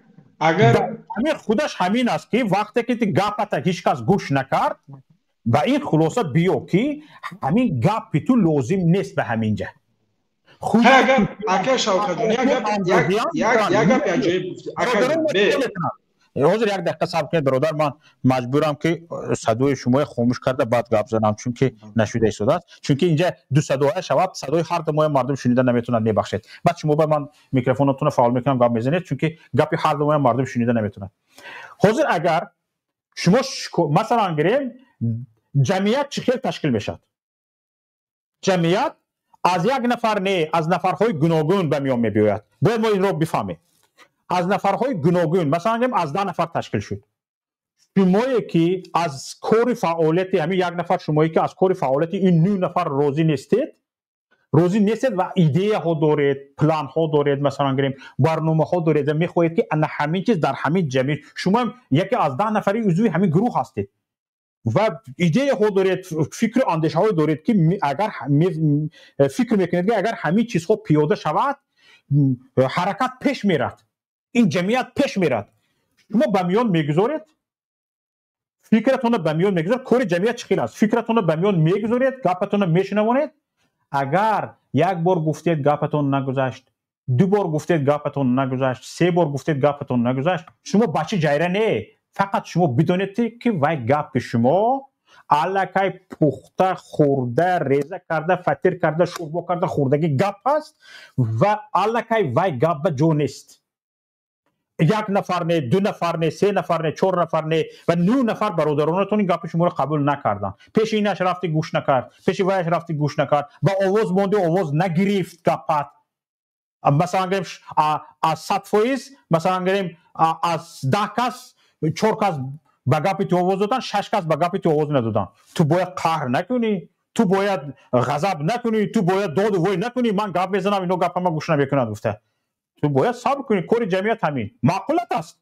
در جمعیت باش، صبر کن. پیشنهادات کردن گیر یک روز یک پیشنهادی پختت میبره، پیشنهادات قبول میشد. پیشنهادات قبول نشد، از این میبره که تو اهل پیشنهاد نیستی. تو اهل اجرا کننده یگان کار هستی که کارت مثلا اگه فرض کردیم شاید خیلی با مهارت، خیلی با نتیجه اجرا شده ایستاده است، شکری هم نکن. تو یک پرکننده او شخص پرکننده کار همون جمعیت هستی، لیکن شاید از دست تو کارهای خوبتر اجرایی بیاید، لیکن کارهای ایدئولوژی از دست تو نبیاید. پس میگو هم من کار خوب کرده ایستادم یا که آدمی بهترین هم گفته میری هم میخوای ایدئولوژ هم شوی. همه گپای ایدئولوژی تو گوش کنن با ایدئولوژی تو پیش روان، چون که مثلا در بعضی چیزا مثلا در یک جلسه بودیم بعضی همین کارهای پیشرفتی ما دیده، یک برادر برآمده چند بار بی‌سرووران گرفت که خودش این برنامه گوش کرده است، امیدوارم باشد برایت گپ زنه. ولی صدا گرفت شد یک طرف بردم گفتم دیگه در این باره گپ نزن.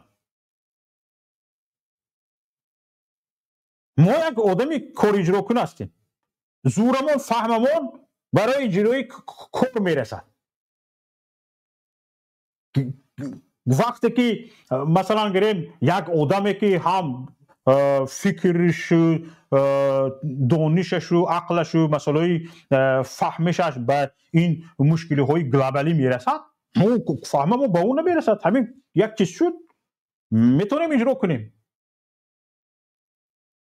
از روی اجرای کار مردمی که ایده دارد، مردمی که تجربه دارد، مردمی که مناسبت های بین المللی براه میموند، مناسبت های داخلی به میان میباید، کارهای اجرایی نظارت میکند و کارهای اجرایی تقسیم بندی میکند، او یعنی کمتر از ما نیست. اگر شوکت بخشش وقتی ما چیز زریعه ما کم من ده سخن بگم اینجا یک گپ عجیب زدم که برادر عزیز اینجا شیر خیلی انم این گوش به گپ عجیب تمیه که شما باید هیچ کس شما را گوش نمیکنه. منظور گپ شما میگه که ام قدم بزنه گپ معنیش ابد شدم که این خیلی نیست برادر عزیز، هیچ که نیست. اما کسایی که با جمعیت بودن نمیتونن، اونها خودشون یک کمانده کلون هستن، خودشون یک حزب کلون هستن، یک خودشون به تنهایی همین خیلی فکر میکنن. بگذار چنین باشد، در جمعیت این خیلی آدمون نمیخونجد برادر عزیز. ما با حزب کار ندارم، ما بخشدم ما کشاوکه بعضی آدم ها هست برادر عزیز، بعضی آدم ها هست یا به تمام 100% گپش گوش میکنی، جمعیت زنده میموند، یا تمام خودش اوضاع صد میتونه چیکار خواهد میکنه. اگر شوکت این گپ شما گفته اگر که خیلی که باشه، اگر هیچ ما یک برادر کوچک شما اومدگی در قطار شما رسیدم، ما اگر حقی گپ زدن نداشته باشم، پس برای چی مردم خیلی جمع میکنید؟ بگو مردم هم 4 نفری که هست نخیر، همون 4 نفر بگیم بگین که ما اگه غرض 4 نفری چیکار دیگه حق نداره گپ بزنه. خیلی بگین اگر خیلی باشه. شما نگاه کنید، شما چاپ فهم داشتید، خود شما نگاه کنید. من دو چیزا به شما پیشنهاد کردم. شما آدم جمعیتی میبینید از یک گپتون در جمعیت یا میگذارد یا نمیگذارد، لیکن با جمعیت وقتی نمیگوید میرید همین مثل آدمای تنها گپتون گفته شنیدن میگیرید. شرایط رسانه‌داری هست، شبکه‌های اجتماعی هست، یوتیوب یک کانال میتونید گپ زدن میگیرید، لیکن میبینید در جمعیت وقتی وارد میشید، آدم جمعیت میشید، اگر مثلا این جمعیت از 10 نفر عبارت باشد، از 10 گپتون یک گپتون یا میگذارد یا نه. آدم جمعیت کارش همین است، یا آدم داخل جمعیت میشوید یا اینکه وقتی که در داخل جمعیت نمیشوید یا خودتون میرید چی که خودت گفتم میگیرید. اکه شوکت امی میگن که تصویر بسیار شوه گو حرام میشوه، این گپ به حد چی خوب داره. وقتی که ما ببرم دل نه ای ببرم دل نه بعد هم مثلا بلاگر شما کی مثلا گرم همین شما حاضر فرض کردین مریدی کبیر نه شما رئیس پیمان ملی تاجیکستان، من برآمدم گپ زدم، مثلا گریم من برآمدم خودم تنها هیچ کس گوش نکرد گپ خودم گفتن گرفتم، مثلا گریم درباره امام علی رحمان، درباره مثلا گریم سیاست تاجیکستان، هر گپی که دلم میخواست برآمدم گفتم کردم. شما من چیکار میکنید؟ تنی گپ زنید چی؟ چیکار میکنید؟ نه گوش کن ما وقتی اگر گپ زنید چی؟ چیکار میکنید من شما؟ ما اگر برای 4 نفر گپ زنم اگر خیلی گپ نکه من برای آب شید جمعیت من چیکار میکنید شما؟ من در اروپا در یک کشوری آزاد رو با کس من هم تو پرچم پیش گوید میرم با پلیس میتمیش، چیکار میکنید من؟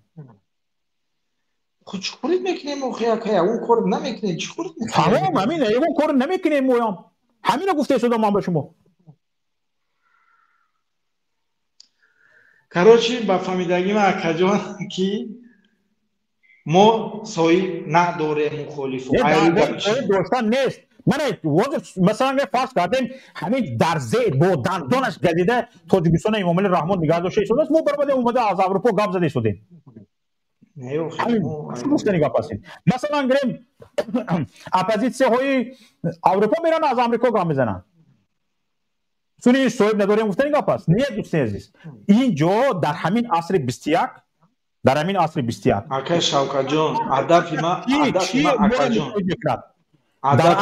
هدف ما گوش کنید برادر عزیز، گوش کنید یک بار. در همین عصر 21 چی ما رو متحد میکنه؟ برابری دعوا داشتن که تو یک چیز رو میفهمی، سواد سیاست رو بلند کن.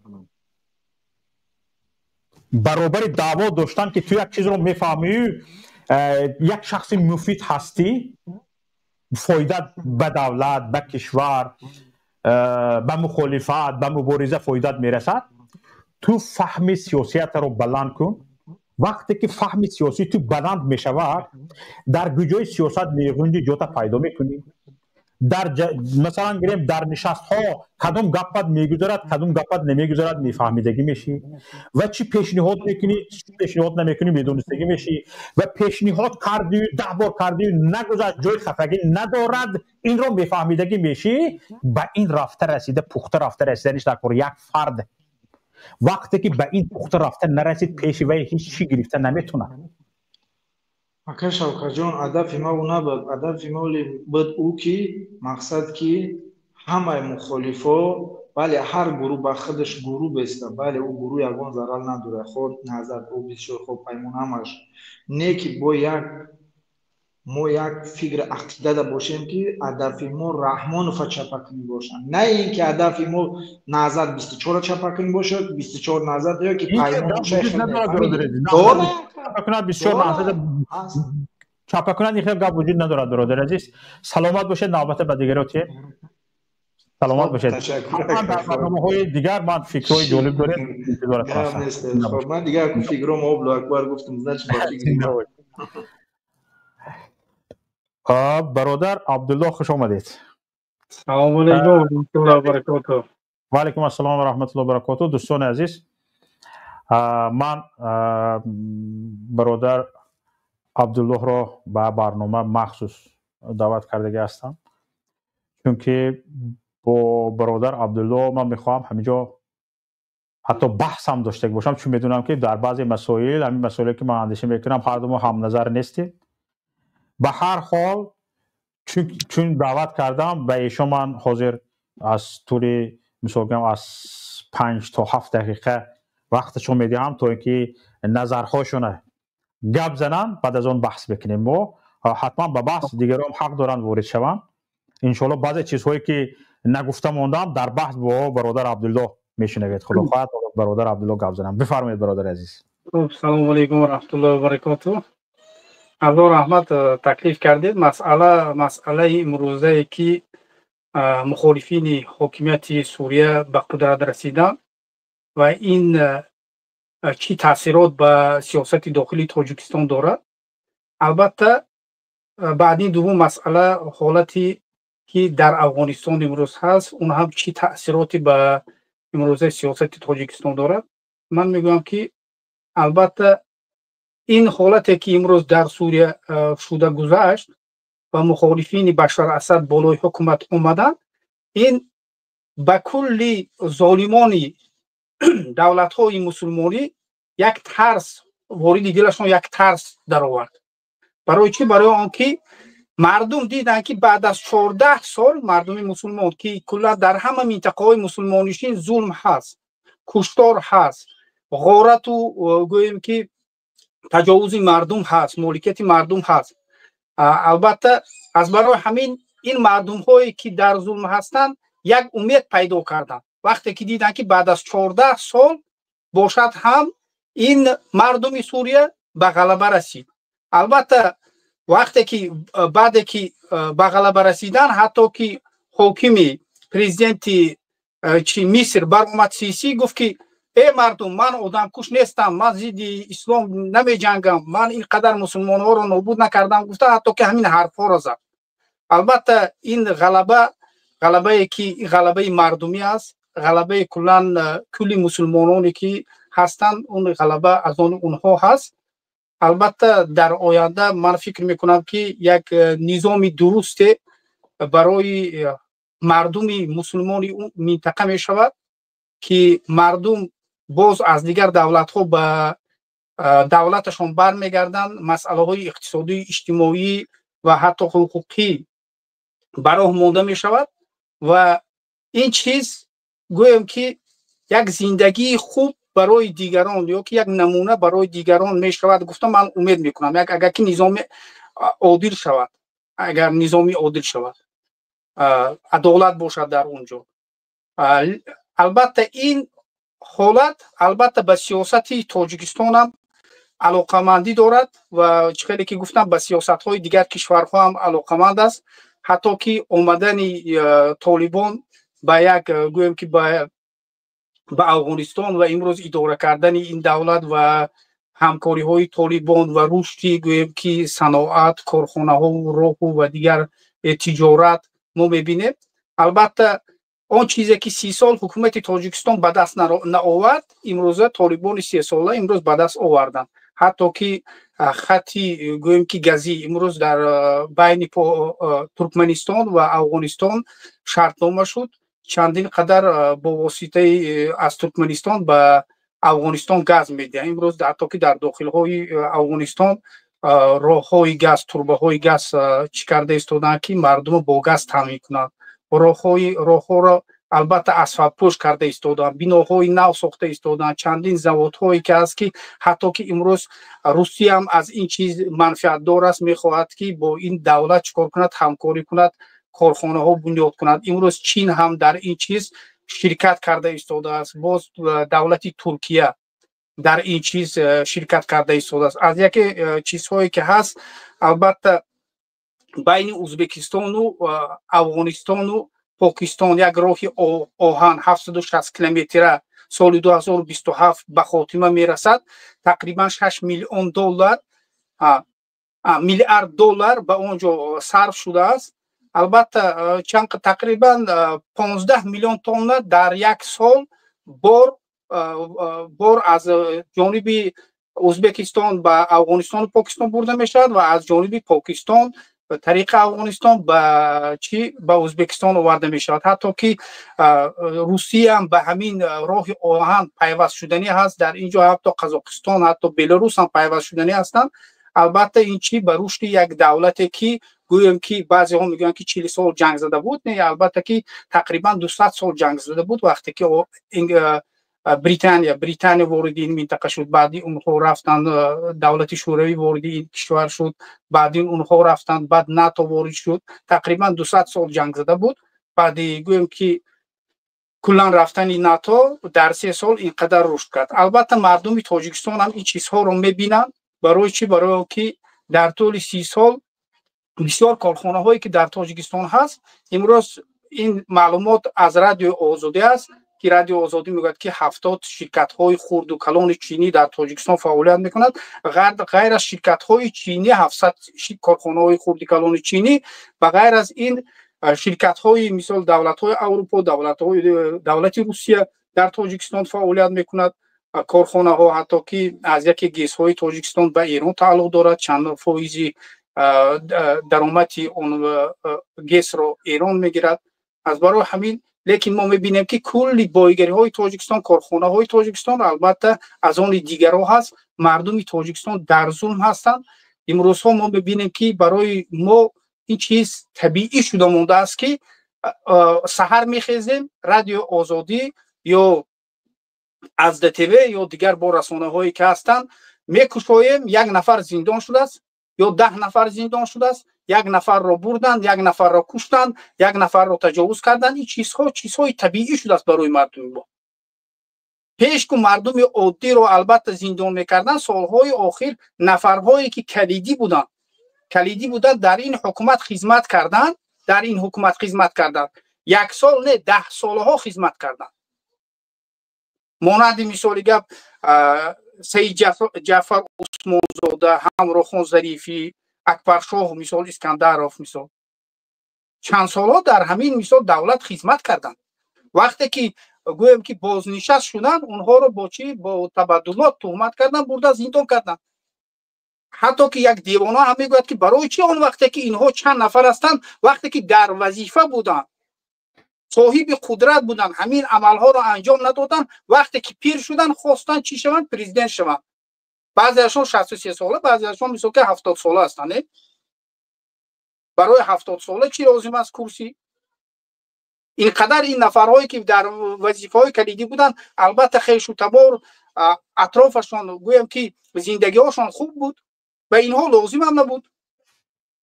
یکی ما می‌بینیم که خیانت این دولت حتی که به چی خیانت رئیس جمهور و اطرافیانش، حتی که به همون نفرهایی که به آنها صادقانه خدمت کردن و تعریف می‌کردن، مثال گپ سید جعفر عثمانزاده، مثال گپ از یک نفرهایی بود که خیلی تعریف می‌کرد رحمان. لیکن ما می‌بینیم که چی است؟ البته امروز در زندان است. باز یک چیزی که هست که امروز مثال قول محمد پلای یک نفر مثال رسانه‌ای شد، از یک فعالان بدخشان بود. چی اونها را به جرم تروریسم گناهکار کرده بودن. تروریسم برای چی تروریسم؟ اینها که گویم که بعضی میگن که بدخشانی‌ها اسماعیلی هستن، چگونه این تروریسم را به اینها بار کردن یا اکستریمیسم را به اینها بار کردن. البته واژه تروریسم به سیاست علاقه‌مندی دارد، به اسلام نه کلا. هر نفری که میخواهد که گویم که در بین مردم ترس پیدا کند و با واسطه همین ترس ایجاد کردن قدرت غصب کند، یا که میخواهد که قدرت رو غصب کند یا بالای قدرت بیاید، با اونها واژه تروریسم رو چی میکنن؟ این اتهام رو به گردن اونها میزنن. بعد همون حالت هایی که در بدخشان شده بود، این نفر هم با چی با هم جرم تروریسم گویا که زندان شده بود است. البته این گونه نفرها صدها هزارها هستند که جوانان تاجیک امروز فقط برای چی بعضیاشون برآمدن از حقوق خودشون دفاع کردن، بعضیاشون برآمدن از حقوق اهل و عائلهشون، یا که از گویم که خیش و تبار اطرافیان، بعضی کلا برآمدن از حقوق مردم دفاع کردن. لیکن اونها رو چیکار کردن؟ اونها رو بردن زندان کردن. از برای همین من امروز چه خیلی که در سوریه یا که در تونس یا که در مصر شورش های مردمی شده بود، مردم از داخل خسته بودن، امروز خطری بزرگتر من در بیرون نمیبینم، در افغانستان هم نمیبینم، در سوریه هم نمیبینم، حتی که در اروپا هم از مخالفین نمیبینم.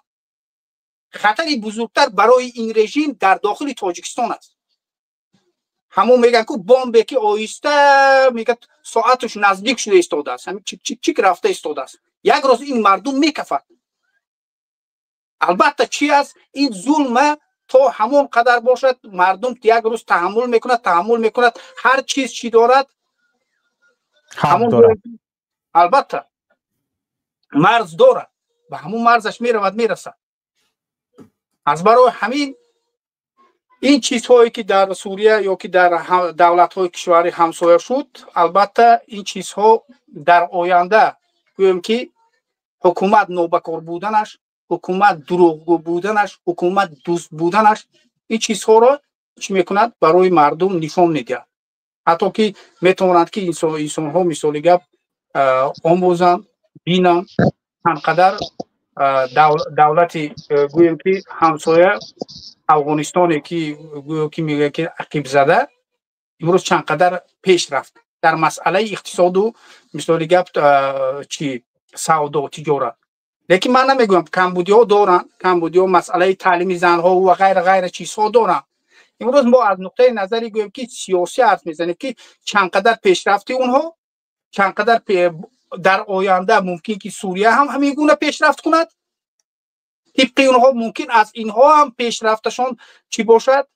بلندتر باشد، تیزتر باشد و حالت سوریه ممکن که گویم که از یک دولت‌های گویم که خوبترین در همون منطقه هم شدنش ممکن.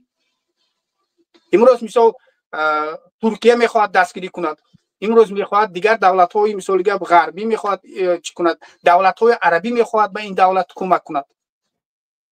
حتی که نفرهایی که آمده اند به اروپا اونها میخواهند که ملکشان رو فروشند برگردند به سوریه. بله، حالا خواهر چهارس رو میشنیم بعد صحبتمون رو ادامه میدیم. بفرمایید، میکروفونتون رو فعال کردم. صداتون حاضر. یک دقیقه گپ زنید. السلام علیکم. و علیکم السلام و رحمت الله و برکاته. سازین فنجان سلامتان خوبه. خیلی خرسند شدم شما را دیدم. وجود موضوع چی بود؟ من نو در آمدم برای همون موضوع شاید کمتر چی باشد. موضوع همین است که حالا ما در حالت مبارزه آسایشته قرار داریم. مبارزه که در آن فقط میگویی میشنوی و بعضی از همون فشنگ های گفته شنید رو استفاده میبری، فشنگ های سیاسی رو استفاده میبری، تمام. از این دیگه حالا همه تقریبا بجز اینکه بعضی از کمبودی ها در بین مخالفان سیاسی رژیم عملی رحمان وجود دارد که بعضی همون فونکسی ها اجرا نشده ماندگی است. اکثریت این حالتی که یک گروه سیاسی مخالفی و احزاب مخالفی ها در عموم مخالفین برای سرنگون کردن یک رژیم استفاده میبردند و با طور آسایشته همه مرحله ها طی شده گذشت و رزولتات نداد. در مرحله های آخری قرار داریم. از این به بعد از این پس چی کار کردن ممکن است؟ یعنی برنامه باید به همین سوال جواب جوید. من گپ‌های شما را حاضر گفتگوهای شما را من شنیدم.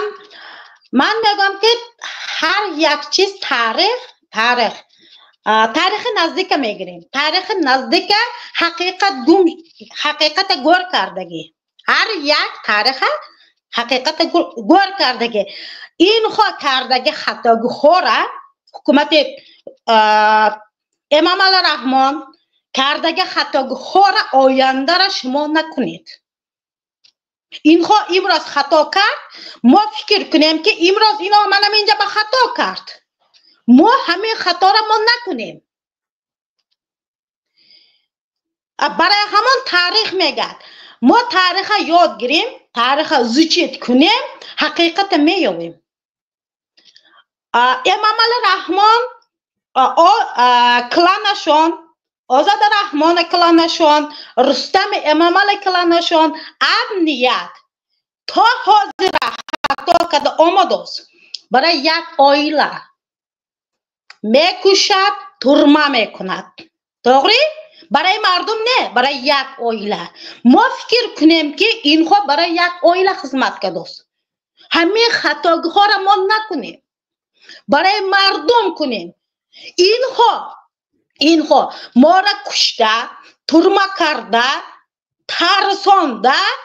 ترسانده زبان ما را محکم کرده دهن ما را. امروز همسایه را میبیاید محکم میکند، میترساند، دیگه همسایه نمیبراید. میگد که حاضر مرا میبرد، میبرد ترمه میکند. پگه ما همین کار نکنیم، همین کار ما نکنیم. برای آن که همین روز آمدگی ما همین خطاهای ما بود، عیب ما بود، عیب ما مردم.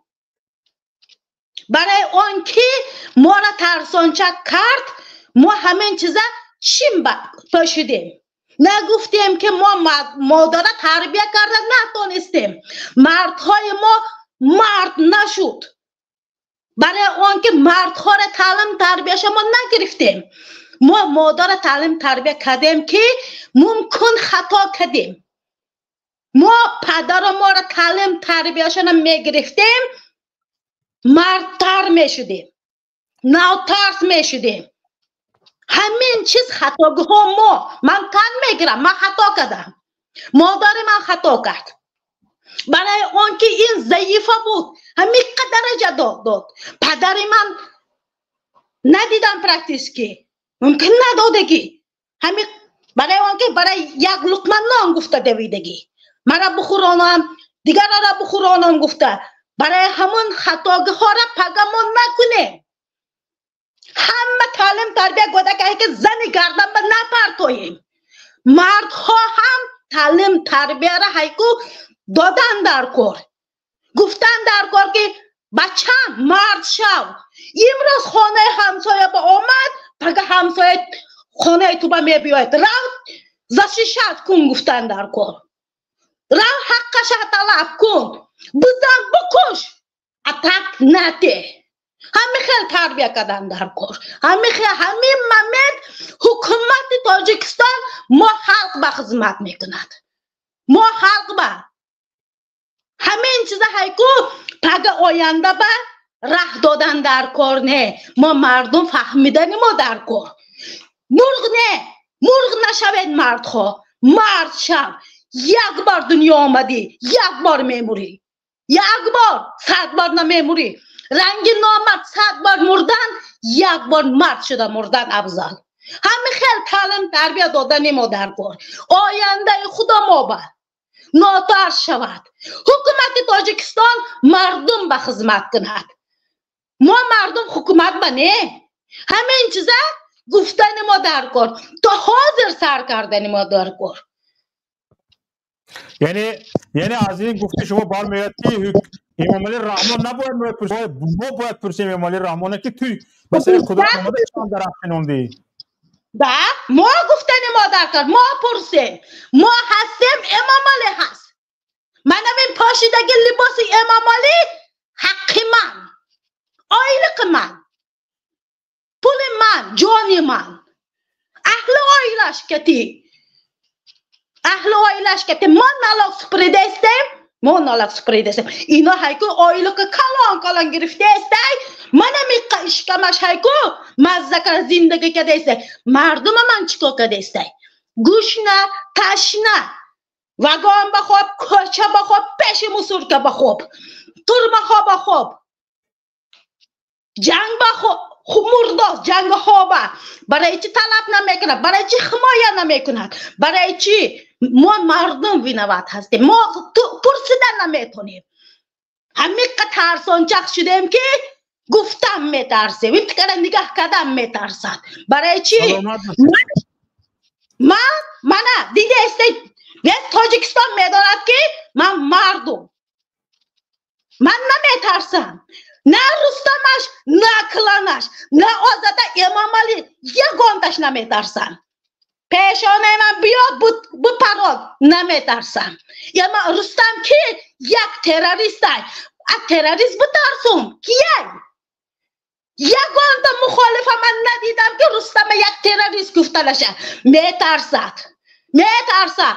برای آن که رستم همین درجه در آوردگی مردم من کشتگی رستم میشود برای همون میترسد رستم کی بوده که شیعه نگفتن من نمیترسد از چی یک گم کنم نه خانه دارم نه در دارم هیچی ندارم یک من همین لباسم هیچی نیست از چی بترسم گم میکرده که چیز ندارم من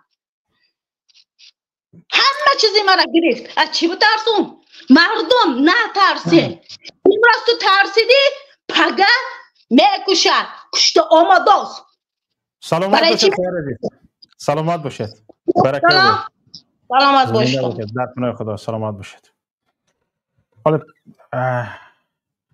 هم مردم این نفرانی که از جانشون گذشتگی هستن کی میشنود کی نمیشنود پروایی ندارن همین زنگ میزنن باور کنید اگر مثلا گریم خودت استرس و دپرس برای خودت میرسد با برزم این باید وظیفه داری که بجز این برنامه ها مردم زنگ زند گوش کنی اونه که برای امام علی رحمان باید بگوید آدرسش تو هستی یعنی همین رقم امام علی رحمان ندارد رقمی تو رو دارد تو رقم گذاشته که زنگ زمان دردت رو گوش میکنه یک چیزی عجیب به تو زنگ میزند امام علی رحمان اخورت میکند آخر این رقم تلفن من رقم تلفن امام علی رحمان نه رقم تلفن رستم جان نه یا که رقم تلفن سیموم عنایتی و رمضان رحیم زاده نه این رقم تلفن من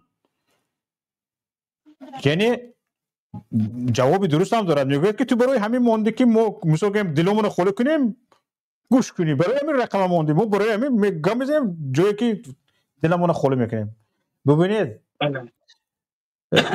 واقعا این ملت درد دارد شما جایی که دردش رو میگویید همه درها رو بستگی هستید. همه درهایی که باید به آنجا رود درد دلش رو بگوید شما بستگی هستید، قلف زدگی هستید. برای همین اینها اینجا وارد میشوند برای شما گپ میزنند. شما رسانه دارید، شبکه دارید، دولت شبکه دارد.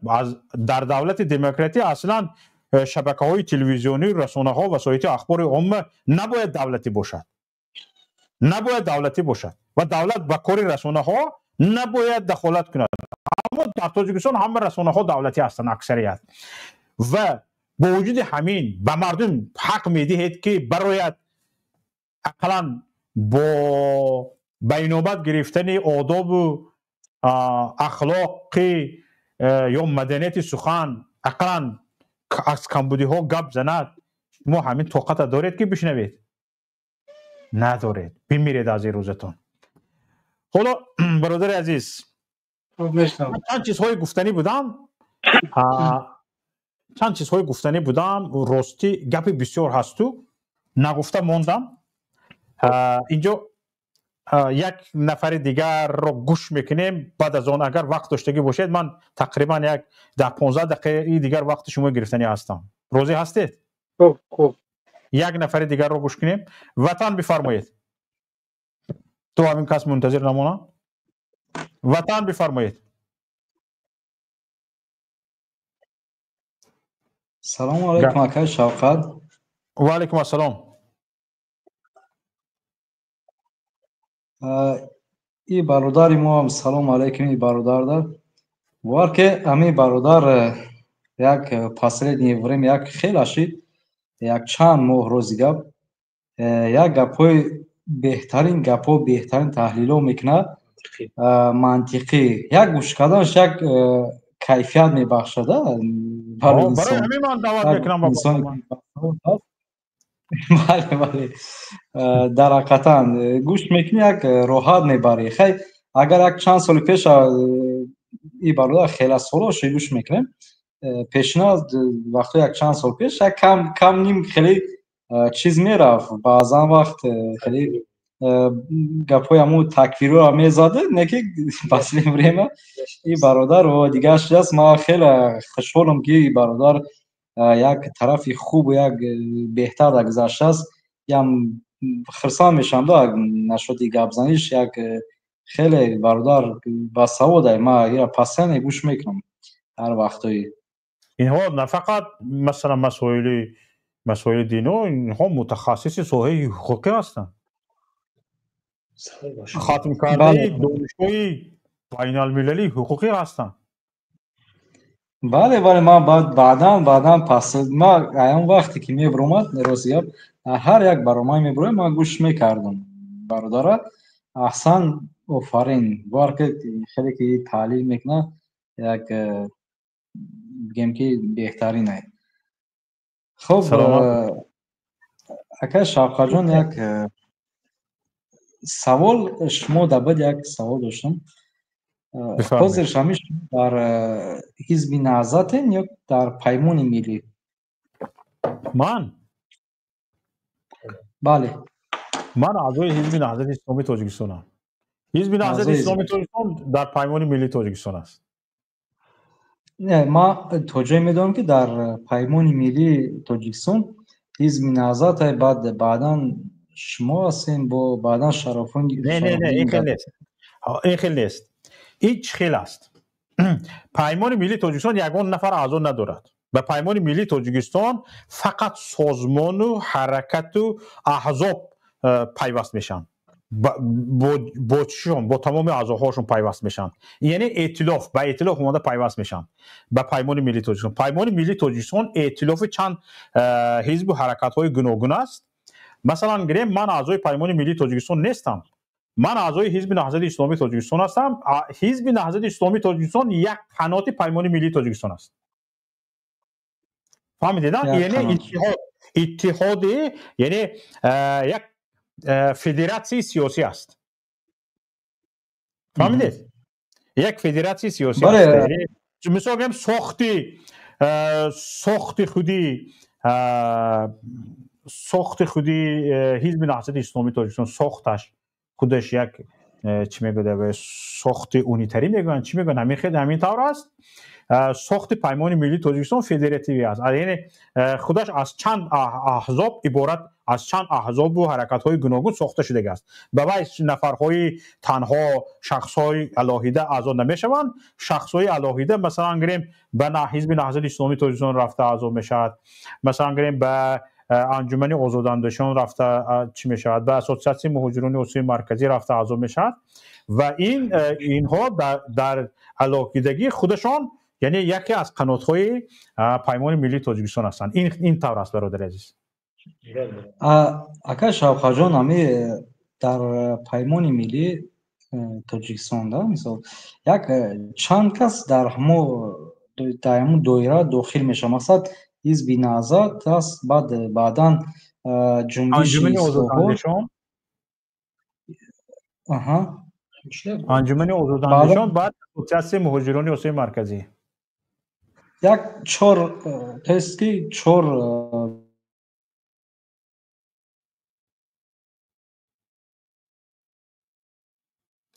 صداتون گم شد.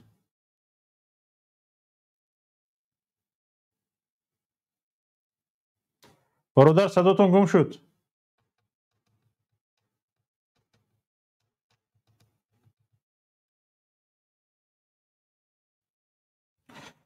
خب سلامت باشید برادر. پیدا شدید؟ شوقت بله شما یک چی شدین؟ سوال ما فهمو بود یا ایسا تکرار کنیم؟ نه سوالتون رو ندادید، ما صدای شما رو نشنیدیم. بله مقصد امی در پیمان ملی یعنی که 4 احزاب یک جامعه گندر است. حاضر 3 تا اصلاحات و رشد بیرون شد، 3 تا موندگی است. 3 تا است. همه ساختن همه پیمان ملی در چی در کار بود؟ مثلا تو اسکی در مو بلای پیمان ملی بعد یا اعضا در مو درنیامون یکم سبب داشت. سوالتون رو نفهمیدم برادر. یعنی به چه مقصد پیمان ملی تاجیکستان سازمان داده شد؟ بله مثلا با اون مقصد که نگاه کنید دوستی عزیز، حالا همین درک ما تو به همین جا رفتن رسیده است. مثلا گریم انجمن آزاداندیشان یک چند نفر علیم شیرزمانوف، مثلا گریم تیمور ورقی، در اون وقت رفشنی تیموریان بودن، مثلا گریم ربین پور بودن و چند نفرهای بودن که مثال اینجا با چند نفر دیگر بودن که مثلا گریم نمیخوان که اعضای حزب نهضت اسلامی تاجیکستان باشند، با فکر و اندیشه های حزب نهضت اسلامی تاجیکستان راضی نیستند، اما میخوان که یک حزب سازمان باشد که همراه شده با آنها علیه مثلا گریم رژیم امالی رحمان مبارزه برند. در تنهایی خودشون بعضی مسئله های یعنی در تنهایی خودشون قدرت خودشون کم حساب میکنن و میخوان که با یک حزب سازمان های ائتلاف کنند و به هم متحد شوند و مبارزه برند.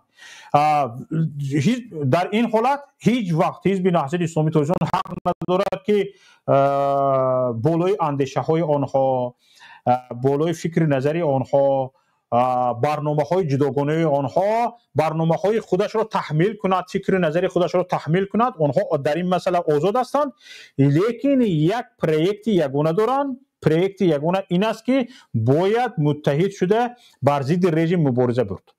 همین قدر با همین مقصد یک تا شدگی هستند. در دیگر مسائل آزاد هستند، چی که خواهند میگویند، چی کار خواهند میکنند، بکی خواهند و میخورند، بکی نخواهند چی نمیکنند. اما گپ کاری که وابسته مربوط پیمان ملی تاجیکستان است، حتما رهبریت پیمان ملی تاجیکستان، شورای پیمان ملی تاجیکستان باید از آن با خبر باشد، با شورای پیمان ملی تاجیکستان مشورت کرده شود، مصلحت کرده شود، یعنی پخته رسانده شود. اما چیزهایی که مربوط خودشان هست آنها آزاد هستند. همین خیلی است دوستان. هستید؟ خوب سلامت باشید وطن. کبیری میشنوید مرا؟ شنیده شدم. мақсад ки шумо ҳам ё бародар Муҳиддин Кабирӣ ҳам дар барномаҳои Муҳаммад Иқбол мебиромаданд гап мезананд. Последнее время як хеле шид ки ҳамин чиз дида намешавад. баъзе гапи чапе ҳамин хеле гап мезанад. Муҳаммад Иқбол ҳам дар чизош як чанд моҳ мешавад, як 4-5 моҳ хеле мешавад ки як ай гапҳо маълум мешавад ки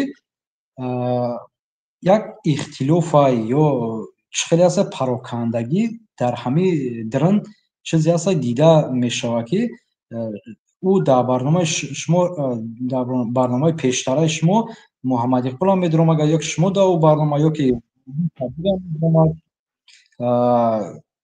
ҳамин боз ҳамин вақтҳои охир ҳамин чиз дида намешавад. сабабаш дар чӣ бошад? من از جانب خودم این سبب رو نمیدونم. اگر این سوالتون به شخصیت خودم باشد، پیشتر درست است محمد اقبال به من زنگ میزدن، برادر زنگ میزدن میگفتن که طول یک 10 دقیقه باید صحبت کنی.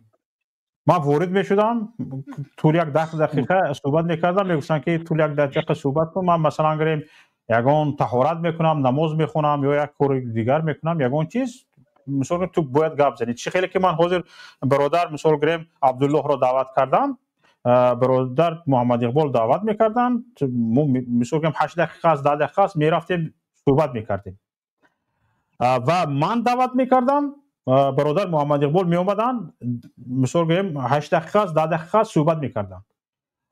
حالا مثلا گریم یا اینکه درباره استاد محیدین کبیری که مثلا من دعوت میکنم، همون روز دعوت کردم، مثلا گریم میگوین که اگر مثلا برنامه همین روز من نمیتونم استاد محیدین کبیری رو همین روز از خوابم خیزم میگم که امروز من برنامه دارم باید بگو در برنامه من شرکت کنید. این گپ به استاد محیدین کبیری درست نمیباید، چون که او برنامه‌های یک هفته‌انه 8 روزه 10 روزه دارد که هر یکش ترمین دارد، چی دارد، باید من 8 روز 10 روز پیش یا که اقلا یک هفته پیش یا هیچ نباشد 4-5 روز پیش مثلا زنگ زنم یا یگون نیابم یگون نفره که درگیر اطرافشون های بگویم که من میخوام استاد در برنامه من شرکت کنن و جوابش رو میگیرم. من به همین نگاه کرده کار میکنم. حتما اگر همون روز واقعا خالی باشن در برنامه شرکت میکنن، من با باوری کامل میگم که همه مشکلات برادر محمد اقبال چه خیلی که من همین خیلی میکنم و برابر میکنم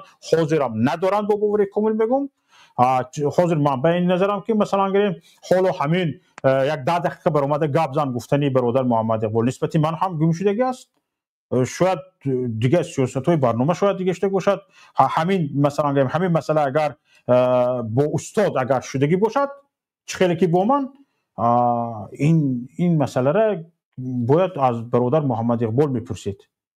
شاید لازم نباشد همین چیز. دیگه یک خلاصه آمدگی هستن که بیشتر این آدمای خودی نیو بیشتر مردم صحبت کند.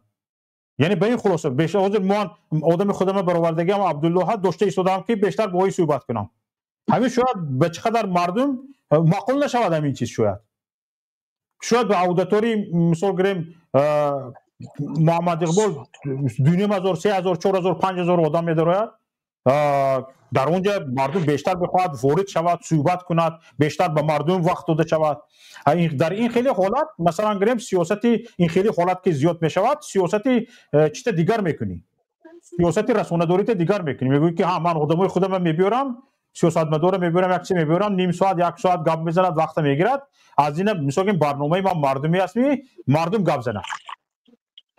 پیشتر محمد اقبال مثلا گریم چند برنامه داشتن که میتونستن وقت داشتن که میتونستن به این برنامه هایی که با کارشناسان میگذارونن یا که با شخصان الهیده 8 دقیقه 10 دقیقه 15 دقیقه وقت میتونن که اونها صحبت کنند. پیشتر میتونستن وقت داشتن. من به این باورم که او وقت هایی که پیشتر داشتن دو مثلا گریم کارشناس دعوت میکردن دو کارشناسای الهیده صحبت میکرد، حاضر این وقت ندارن. من به این باور هستم. برای همین از شما هم خواهش میکنم که بدگمانی رو یک سومونه خوشگمان باید باشیم. ما اکای شاوخه جان ما بدگمان نیستم. اگر که شاید که شما را مقصد که دعوت کنن میرین در برنامه اشتراک میکنین؟ حتما. من چرا نه من به این خلاصه هستم که حاضر مثلا گریم برادر در این سیاست رسانه‌داری هستن که بیشتر باید مردم صحبت کند، چون که مردم منتظر نکنیم. لیکن اگر این صلاح دونن که من مثلا گریم روام در برنامهشون صحبت کنم، یگان مشکل ندارد. فقط این است که ما دوست عزیز روزهامون تقسیم است. در اروپا حتما یک برادر، مثلا که من برادر گفت اعلان کردم که برادر عبدالله به برنامه دعوت کردم پیشکی، چونکه همین مثلا گریم همین برادر عبدالله که در رو برویتون ایستادگی است چند مراتب گفتگی است که امروز وقت ندارم، امروز نمیتونم برآمد کردن یا که شرایطی برآمد کردن ندارم. من پیشکی باید این رو آگاه کنم. من هم شخصا در همین شرایط هستم. برای همین مثلا گریم دیل خواه کدام وقت برادر محمد اقبال ما در یک چی هستیم، فکر اندیشمون میگوییم، فکر اندیشمون گوش میکنیم، بعضی چیزهای مشترک داریم، کارهای مشترک داریم که در اونجا نظرها گفته میشود، من نظرم میگم، اون کس نظرشون میگن. این خیلی نیست برادر عزیز، این به این گپا آشنون نیست. اگه شوقت این برای تماشابینان، برای نفرایی که تماشا میکنن همین برنامه رو، بعدا یک خلاصه چون میبره که چرا که در وقت اول اینگونه یک بگیم که با جذابیت با تمامی یعنی چیزا میبرمادن، مثلا خودت میبرمادی در برنامه محمد اقبالی و محیدین کبیری میبرماد، همین چیزا را وقتی آخر نمیبینن. نیتا که ما این سوال با برادر گرامی ما به محمد اقبال میدهید او جوابش میتید. مثلا اگر برادر محمد اقبال گوید که من شوکت دعوت کردم و برنامه‌ام ناآمد گوید عیبی من، یا بگوید که من همینطوری 3 ماه باز محیدین کبیری به برنامه دعوت میکنم زنگش میزنم در برنامه شرکت نمیکند گوید. مثلا اگر برادر محمد اقبال، این گپ دیگر است. در اینجا شکایت شما درست میبیاید، اما این وجود نداشتگی باشد، این گپ وجود نداشته باشه. من مثلا اگر محمد اقبال گفته نتوند که من شوکت دعوت کردم رد کرد، محیدین کبیری رو به برنامه دعوت کردم رد کرد، گفته نتواند، این مشکل این گپ شما نادرست میبرد برادر عزیز. برای همین این سوال شما با من نه، این روید برادر محمد اقبال ده.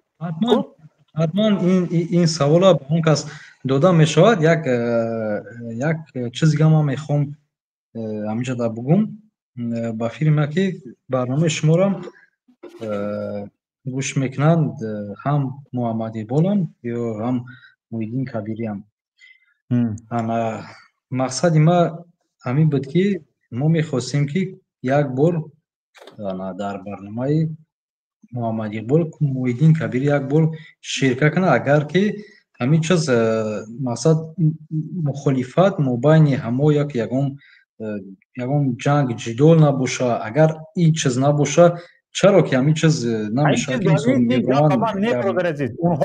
اونها بین این گپ به من نه. شما گفتین درسته که دعوت نمیکنن، این چیز قبول است. پیشکی گپ زنن، پیشکی این مسئله رو گپ زنن، گویند که مثلا گویم روز چهارشنبه هفته آینده، مثلا برادر محمد اقبال گویند که روز چهارشنبه هفته آینده در همین موضوع من برنامه گذرانده ام و تقریبا میخوام شما 20 دقیقه صحبت کنید یا 10 دقیقه صحبت کنید یا 5 دقیقه صحبت کنید. همین وقت جدا کرده میتونید. مثلا گریم اگر استاد محیدین کبیری گویند که بله میتونم بگذار، لیکن نمیتونم گفتن بود بگذار. این چیزا اونها یا که میگن که مثلا گریم این هفته آینده تشکیل کن و هفته آینده هستم، یا که میگن که مثلا گریم این 2 هفته من نیستم، حتما در یک روزی معین ان شاء الله که برنامه میگذارونیم من هستم. این چیزها رو برادر محمد اقبال با استاد محیدین کبیری هماهنگ کردنشون در کار. مثلا گریم من باوری دارم که یکی از واسطه های علاقه محمد اقبال با استاد موحدی کبیری دارد. مثال گریم تلگرامشون نداشته باشد، واتساپشون دارد، واتساپشون نداشته باشد، سیگنالشون دارد، سیگنالشون نداشته باشد، دیگه راههای مناسبت یافته پیدا کرده گپ زده میتوند. من باور دارم که این چیزها وجود دارد هست و باور دارم که اکثریت چیزهای مشورت میکنن، مصلحت میکنن. من به این باور هستم. این طور نیست که مثال گریم محمد اقبال کبیری از برنامه‌اش سور کردگی باشد یا موحدی کبیری از برنامه‌های محمد اقبال قهر کردگی باشد، دعوت هم کند نمی اومدگی باشد. این طور نیست. من با باور کامل میگم که همین خیلی که من درباره خودم گفته شدم، محمد اقبال سیاستی برنامه‌اش دیگه کردگی است، کبیری را دعوت نکرده است. دعوت کند میبیاید. من به این باور هستم. یعنی که کبیری گپ نزنید، لیکن من با باور کامل میگم که کمی خیلی است. البته ما یک چیز یعنی که آقای شافعی گفتن که یگان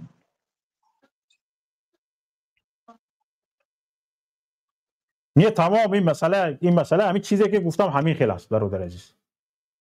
از این زیادش وجود داشته باشد من نمیدونم. من میدونستگیم بیاد خوشگمانی کنیم، من میدونستگیم همین چیز است، همین قدر است.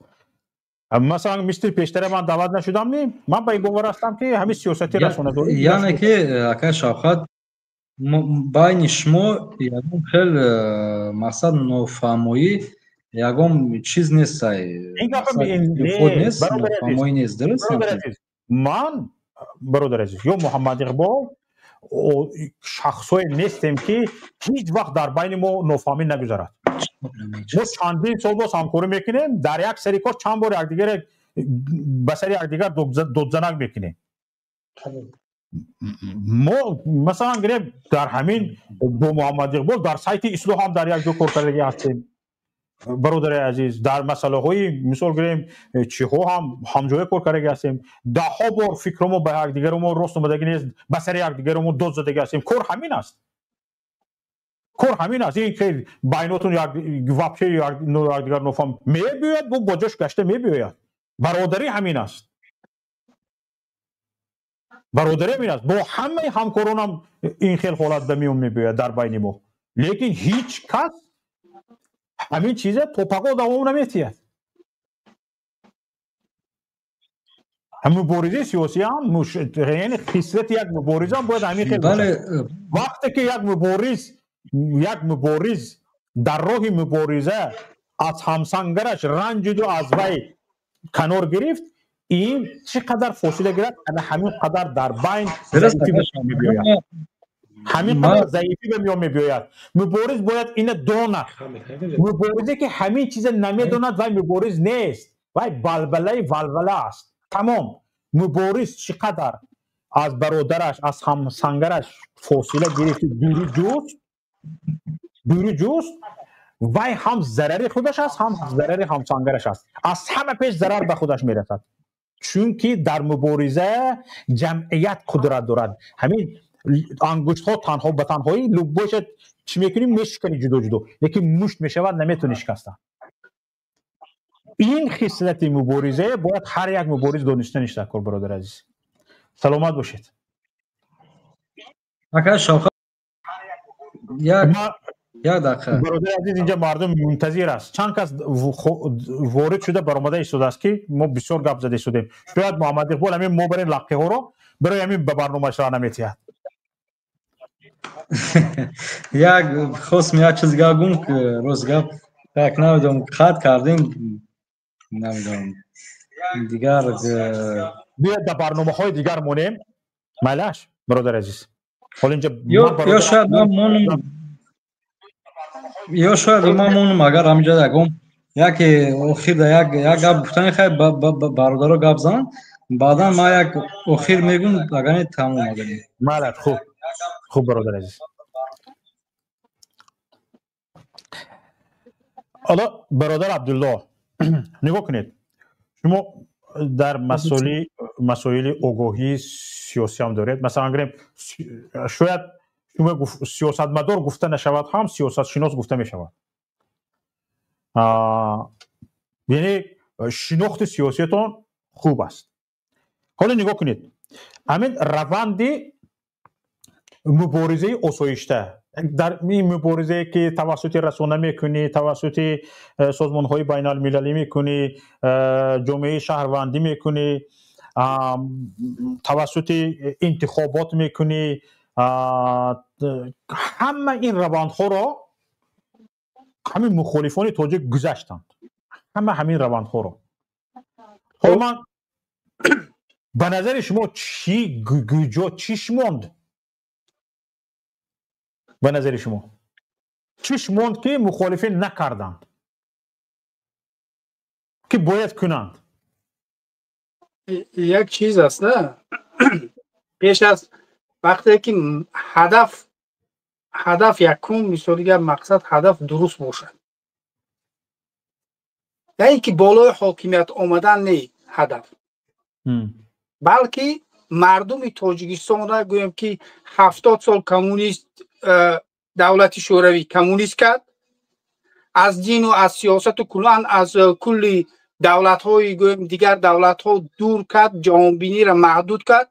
بعد از این 70 سال کمونیست رفتن حکومت مثالی گفت که گویم که رحمانوف آمد و این همین چیزها ادامه داد. فقط اکنون نه وقتی که کمونیست ها 70 سال حکمرانی کردن، مردم تاجیک از صبح در کارخانه های دولتی در سرخوز و در صحرا از صبح کار میکردن تا بیگاه، باز می آمدن خواب میکردن. یک قسمشان عبید میرفتن، نیم شب ساعت 12 برمیگشتن، یک قسمشان ساعت 12 شب میرفتن، بعدین وقتی عبید برمیگشتن. کلا که مردم همه وقت در مهنت بود، میفهمید، در غلامی بود. بعدین که حکومت همون حکومتی که مردم غلام کرد گفت بایگری شما پخته گفت زنها را چیکار کرد؟ با پخته چینی برد، با کارخانه ها بود. تا سال گویم که شوروی به این منطقه آمدن، زنهای تاجیک همین گونه 24 ساعت همیخد مهنت میکردن، در صحرا همیخد پخته چینی میکردن. نه نبود این چیزها. بعد این آمدن زنها را چیکار کردن؟ غلام کردن. این دولت که بعد فرو رفتن چی شد؟ معمای بین گویم که بین مردم شد، مشکلات جنگی گویم که سالهای 92 آغاز شد. البته در اینجا هم دستهای روسیه بود و غیره. مثال باز مشکلات اقتصادی در تاجیکستان پیدا شد، میفهمید؟ اقتصادی که معمایی که اقتصادی که پیدا شد خرد و کلان فرقی نمیکنه، جوان است پیر است، همه چی بود با یک امید یک گرده نان پیدا کردن.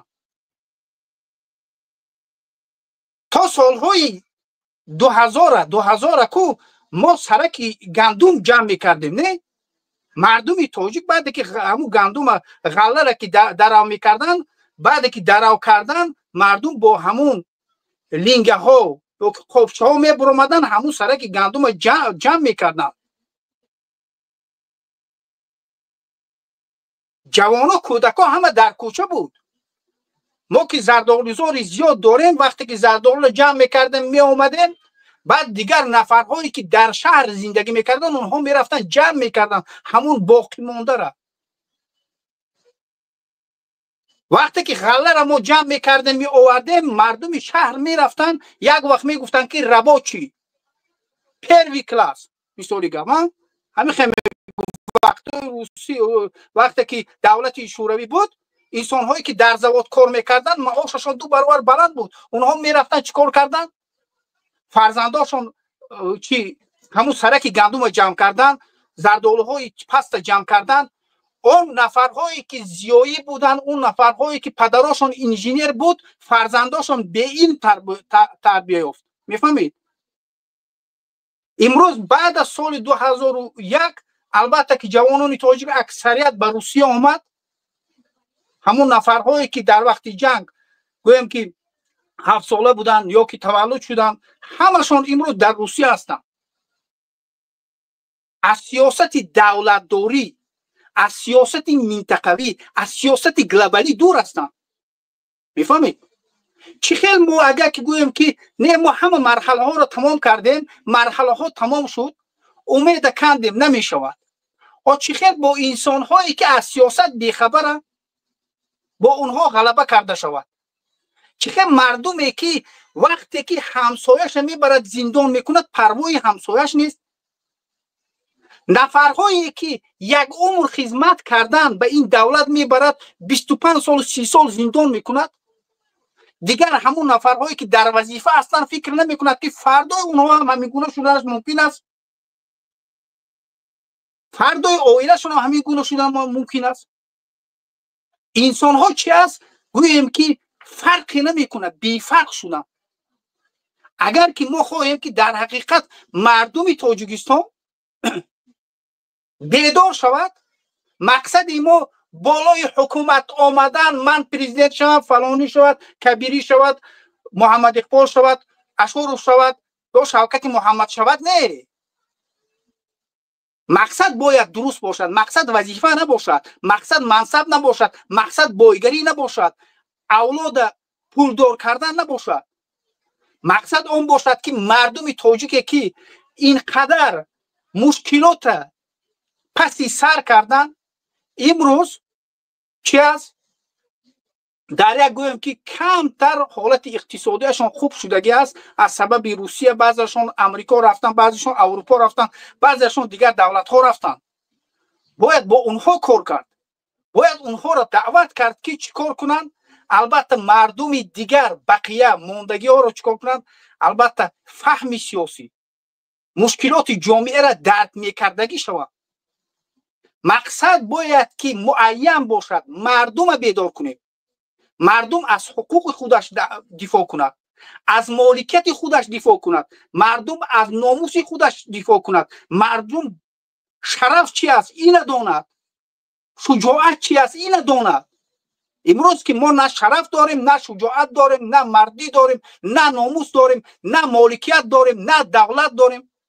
همه چیزهایی که ما هست ما داریم از دست رفتگی هست. وقتی که ما بسینه میزنیم میگم که ما تاجیک هستیم و 2000 و 5000 تاریخ داریم، من تاریخ چکار کنم؟ وقتی که اینقدر بی آبرو هستیم، فرقی نمیکنه. در داخل دولت در تاجیکستان یک برادر تاجیک ما که وظیفه دارد با او سخن گفته نمیتونیم، سخن حق گفته نمیتونیم. حالی که حال ما در بیرون از تاجیکستان با از این بدتر است. 4 تاجیک یک میشود، 4 مسلمان با یک تاجیک ازبک فرق نمیکنه، همون منطقه که از همون چی است یک میشوند، بالا یک دیگرش مظلوم ظلم میکنن، مالش میگیرن. به جای کمک کردن، به جای یک گویا که متحد شده برای هر یک انسانی که امروز از همون وطن برآمده است یا که در وطن است کمک کردن، دعوت کردن، بیدار شوند. امروز که دنیا پیش رفته است، اگر که ما علم نآموزیم، اگر که مردم ما بیدار نشود، یگان مخالف از بیرون یا که حتی که در داخل تاجیکستان هم باشد میبرارن در همون پیش سامانی که سرش میگیرن، یگان مردم نمیخیزن، فقط مردم میبیاد تماشا میکنند. یعنی به نظر شما حاضر همین چیزهایی که شما ذکر کردید همین مرحله گفتگی های شما نگذشته است؟ همین تجربه شدگی نیست به نظر شما؟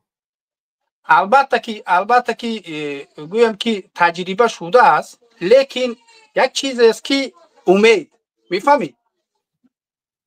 اگر که گویم که همین تجربه شد گذشت، اکثر انسان ها دستشان را میپرتویند، میگوید که این حالت مردم تاجیکستان دیگرگون کردن نمیشود.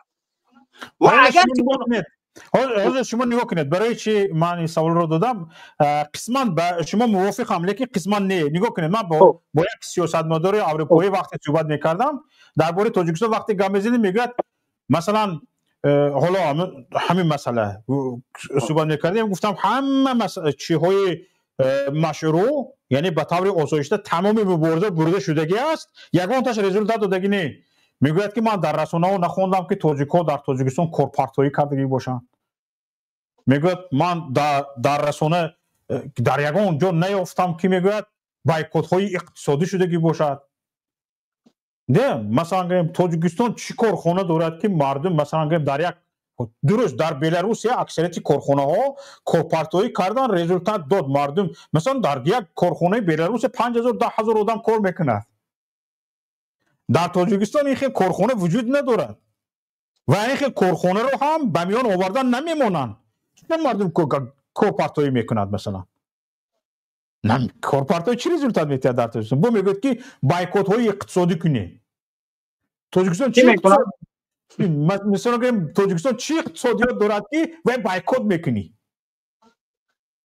حالا یعنی همین به نظر من یک چیزهای موندگی هم این است که ما جامعه بین المللی رو حالا به همین بود شدی تاجیکستان شناس کرده نتونستیم و مخالفان یک چیز است میگود چرا میگود مردم همین قدر نوروزی باشد کارپارتایی نمیکنه او کار کنی که مردم کارپارتایی کنن مگه شما نکردین حالا این کار رو من به طور آسایشته این کار رو کنیم میگم درست یک چیز است که شوکتکا دنیا کلا دولت های دنیا به سه گویم که تقسیم میشه دولت های ابدقدرت دولت دوم جهان دولت سوم جهان تاجیکستان دولت سوم جهان است اکثریت سیاستمداران اروپا و گویم که اروپا و دولت های غرب تاجیکستان در کجا است نمیدونن آیا که شما نفری که صحبت کردید او حالی که فهمیشات تاجیکستان در کجا است نمیدوند اون نفر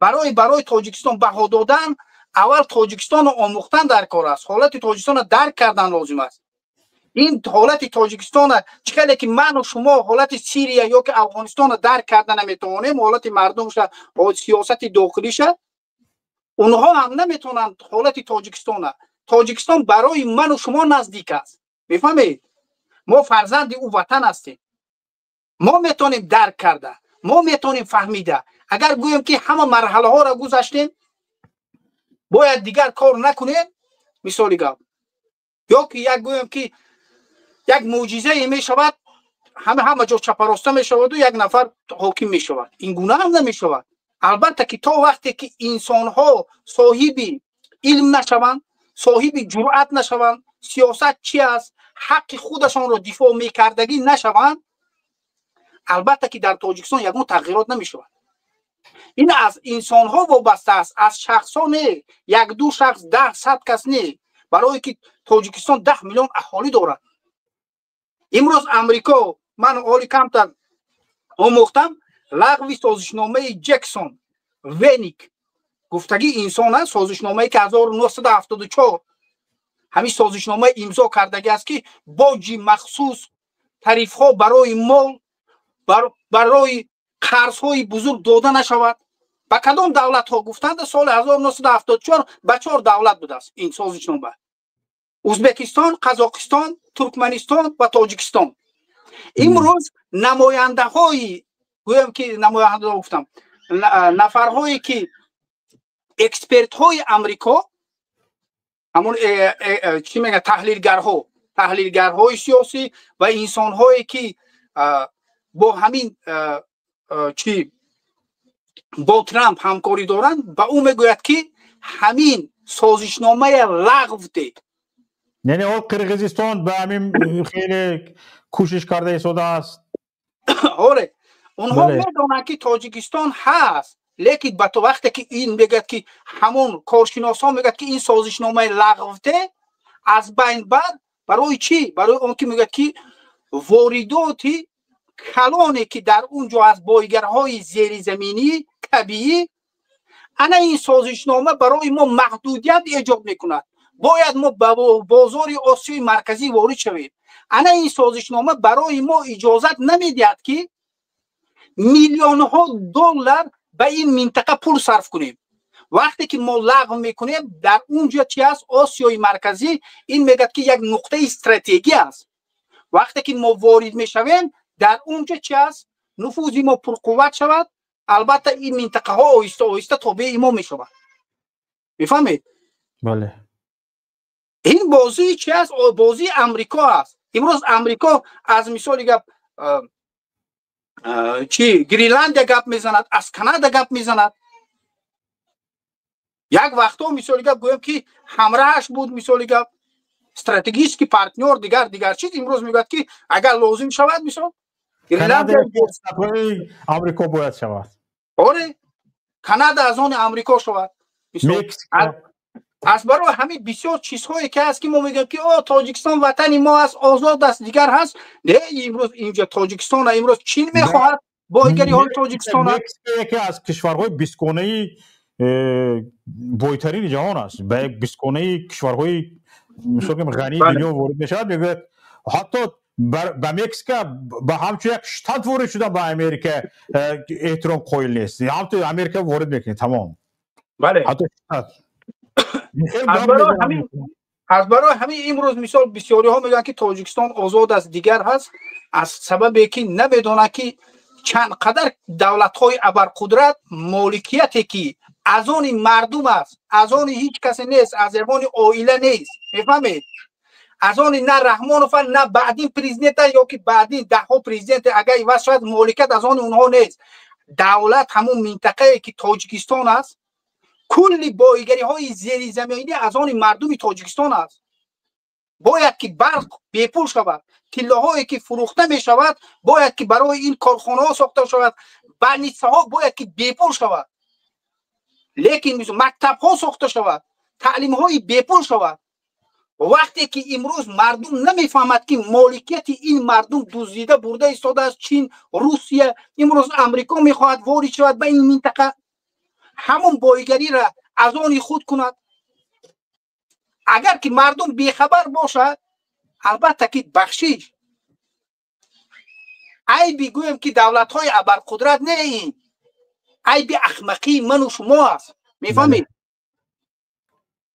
ки мо бепарво ҳастем фарқи намекунад вазифадор аст камбағал аст калхозчи аст подабон аст фарқи намекунад фақат мо ҳамин хел шудем ки дар дори 100 сол нафарҳое ки фақат аз навси худ фикр мекунем мефаҳмед шиками ман сер бошад дорад оилам сер бошад фарқи намекунад ғуломи рус ҳам мешавем ғуломи амрико ҳам мешавем ғуломи чин ҳам мешавем фарқи намедонад яъне ба назари шумо сиёсати муносибатҳои байналмилалии тоҷикистон як камтар диверсификатсия шуданиш дар кор яъне ҳаргуҷоя шуданаш дар кор то ин ки мисол гӯем қудратҳои ягона болои тоҷикистон фармонфармо набошанд ва мисол гӯем муносибатҳо вақте ки ба ҳама кишварҳо дарҳо боз мешавад мисол гӯем чи амрико аст чи инглистон аст мисол гӯем чи русия аст чи дигар кишварҳо вақте ки дигар кишварҳо ҳам манфиати худашона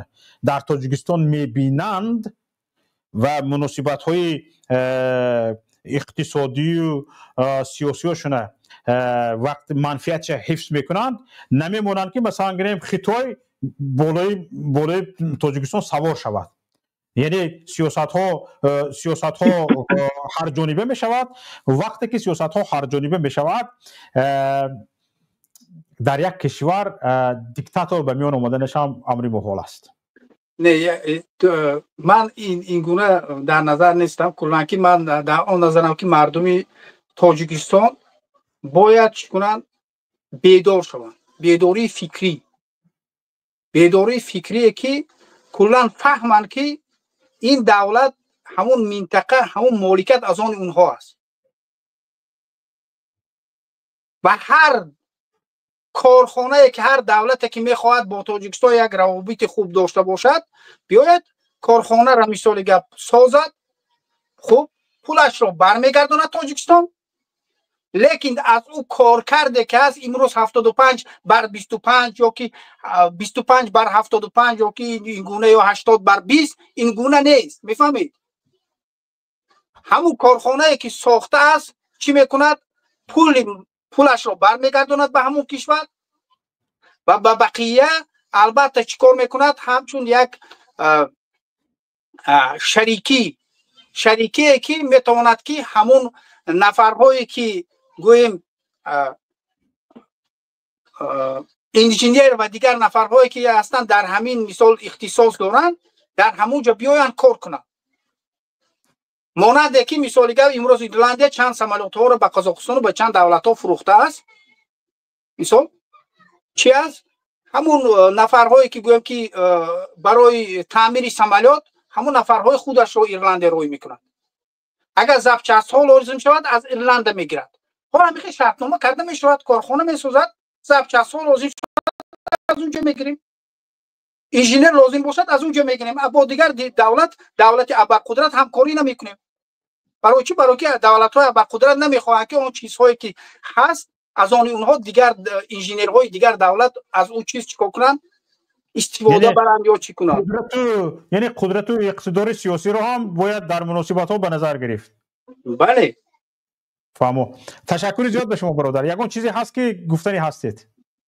نه البته که من فقط گفتنی هستم که اگر که مردم ما اگر در حقیقت بیدار شود، اون مالکیتی که در تاجیکستان هست از آن کلی مردم می شود و اگر همه گیس های آبی که در تاجیکستان هست اگر 100% کار کند، همین تاجیکستان در مسئله برق جای دم رو میگیرد و تقسیمات اهالی جای یکم رو میگیرد. سلامت باشید. در دنیا جای پنجم رو در استیصال برق میگیرد و تقسیمات اهالی جای یکم رو میگیرد. برای ما همین برق بسنده است که حالی که کانها و اون تیله ها را که چین و دیگر جاها کارکرد نکند، همون تاجیک هایی که همون زمین ها را اگر درست استفاده بریم، همون کارخانه های گویم که درست کارخانه هایی که برای منفعتی مردم تاجیکستان یا منفعتی برای دولت های همسایه استفاده کرده می شود، اون همین گونه کارخانه ها ساخته شود. البته بسیار نفرهایی که با تجارت مشغول هستند در روسیه، در دولت های غرب که البته از همون منطقه هستند، فرقی نمی کند، از ازبکستان است، تاجیکستان است، دیگر است، می تواند بیاید در اونجا چیکار کند؟ کارخانه سازد. برای این چیز یک چیز است، عدالت لازم است و باوری. اگر که عدالت و باوری به این دولت، کدام دولتی نباشد باشد، البته او دولت از جانب مردم دستگیری کرده می شود و دیگر نفرهایی که پول دارند میبیارد مبلغشان میتید میگوید که اینجا بگذار که در بانک تو بیستد، مانند شویتزاریا، یکی پول دنیا اما در بانک شویتزاریا. برای چی؟ برای که هر پولی که نفرهایی که به همین افشاری بانک شویتزاریا پول روان میکنند خاطر جمع هستند که پولشون در جای امن است. همین قدر. سلامت باشید، سربلند باشید. تشکر زیاد برادر عزیز، سلامت باشید. تشکر که دعوت ما رو پذیرفتید. سلامت باشید برادر عزیز.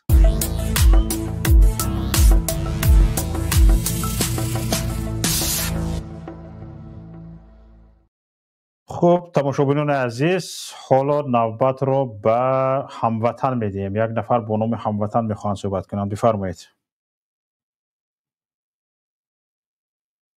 هموطن هستید شما؟ هموطن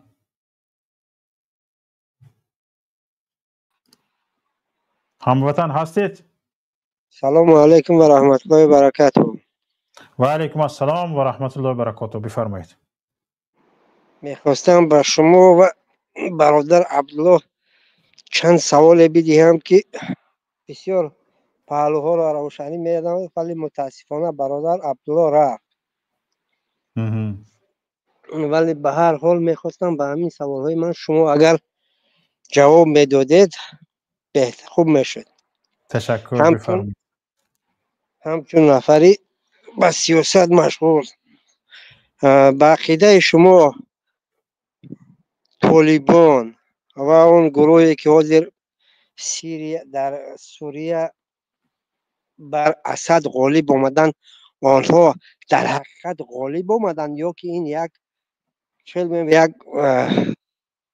خرید و فروش بود به طور دیگر گوییم، یک دیل که بود به طور روسا میگویند؟ سوال یکم همین. اول جواب تیم یا دیگه سوالتون میتید؟ بیا همه سوال های جنبست کرده گویم، بعد شما صحبت کردن گیرید، نویسنده گیرید اگر امکانیت داشته باشید. سوال دوم این است که گرچند شما از حزب نهضت هستید، حاضر شما چی را برتر میبینید؟ متحد نمودن ملت از نظر ملت یا از نظر دین؟ من در نظر دارم تاجیکان رو عموما فارس ها رو حاضر همین به همین دو سوال تو من جواب گویم دوست گرامی. من دوام همین سوال با شما منطق کنم، منطق همین سوالم رو گویم برای چی دین یا ملت، چون که ما علاقه میبینیم که دولت ها علل خصوص اسرائیل و امریکا علاقه آماده آن هستند که به ایران هجوم متشکلانه کنند. بنابراین انا منطق سخن من همین است که ما باید ملت رو در خلق خود رو در گرد ملت با شعار ملت یک جای کنیم یا با شعار دین متحد سازیم. فهمیدم. برادر عزیز، مسئله سوال یکمتون رو نوشتم من. گفتید که به خود شما طالبان و تحریر شما، طالبان در افغانستان و تحریر شما در سوریه در حقیقت خودشون غالب آمدن یا اینکه زدیل بود؟ همین خیر؟ بله بله. عزیز. همین شب روز من باوری دارم که فرض کردیم همین گروه 24 یا پیمان ملی تاجیکستان اگر به یگان ابرقدرتی که منفعت های سیاسی اش را در تاجیکستان میبیند دبروتی مثلا گویند که ما من یک پیشکه شما هستیم، شما میتونید همین ما رو استفاده برید و در تاجیکستان سیاستی که شما میخواهید در تاجیکستان غلبه کند و پیاده شود و همه سیاست های خودتون رو در آنجا پیاده کنید. چندین کشورهای هستن که آماده اند از همین گروه های سیاسی تاجیکستان استفاده کنند.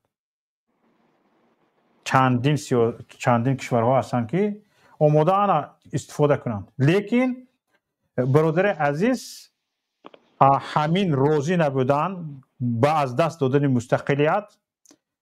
گروه 24 رو نمیدونم، در عموم پیمان ملی تاجیکستان رو نمیدونم، خود حزب نهضت اسلامی تاجیکستان رو میدونم که همین خواهش مستقلیت داشتن و سر نفرآوردن به سیاست های خارجی ما را از مناسبت ها با ایران جدا کردگی است، از مناسبت ها با ترکیه جدا کردگی است و حاضر هم در همین اروپا هم مثلا گریم همین خلاصه به آمدگی هستیم که خودمون از دست خودمون یگان کار نبیاید، یگان کشور به ما کمک نمیکند. فهمیده دوستی عزیز؟ چندی از یگان جای پنهانی اش نیست، چند مناسبت های حسنه خیلی که با روسیه داشت حزب نهضت اسلامی تاجیکستان، با ایران هم داشت، با روسیه داشت، با ترکیه داشت مناسبت های دیپلماتی. بعضی از مناسبت ها وقتی که یعنی اظهار استقلالیت شد و چند پیشنهادهایی که مثلا اگر میتوانست توسط حزب نهضت اسلامی تاجیکستان در تاجیکستان پیاده شود و چندین سیاست ها پیاده شود، حزب نهضت اسلامی تاجیکستان سر نفرآورد. مناسبتش با جمهوری اسلامی ایران کنده شد، مناسبتش با چیزی که خودم صرفم میرم، شاید این گپای من خطا باشد، با ترکیه کنده شد، چیزی که خودم دیدم مثلا گریم روسیه تروریستی اعلانش کرد، چون که روسیه میتونست همچون الटरनेटिव امام الرحمن حزب نهضت اسلامی تاجیکستان رو استفاده برد و چند سیاست های خودش رو در آسیای میانه پیاده کند. وقتی که حزب نهضت اسلامی تاجیکستان راضی نشد، مثلا گریم چی بلاهای به سرش آوردن، تروریستیش اعلام کردن و چقدر اعضاهاش گرفته برده از روسیه به تاجیکستان سپاریدن و چند مشکلی های به سرش اومد. برای همین برادر عزیز، غلبه میکنی خودت غلبه میکنی، بوی میتی خودت بوی میتی، از یعنی پیروز میشی خودت پیروز میشی. و وقتی که تو پیروز شدی، امریکا هم شریک تو، ترکیه هم شریک تو، مثلا گریم اروپا هم شریک تو، همه شریک تو میشه.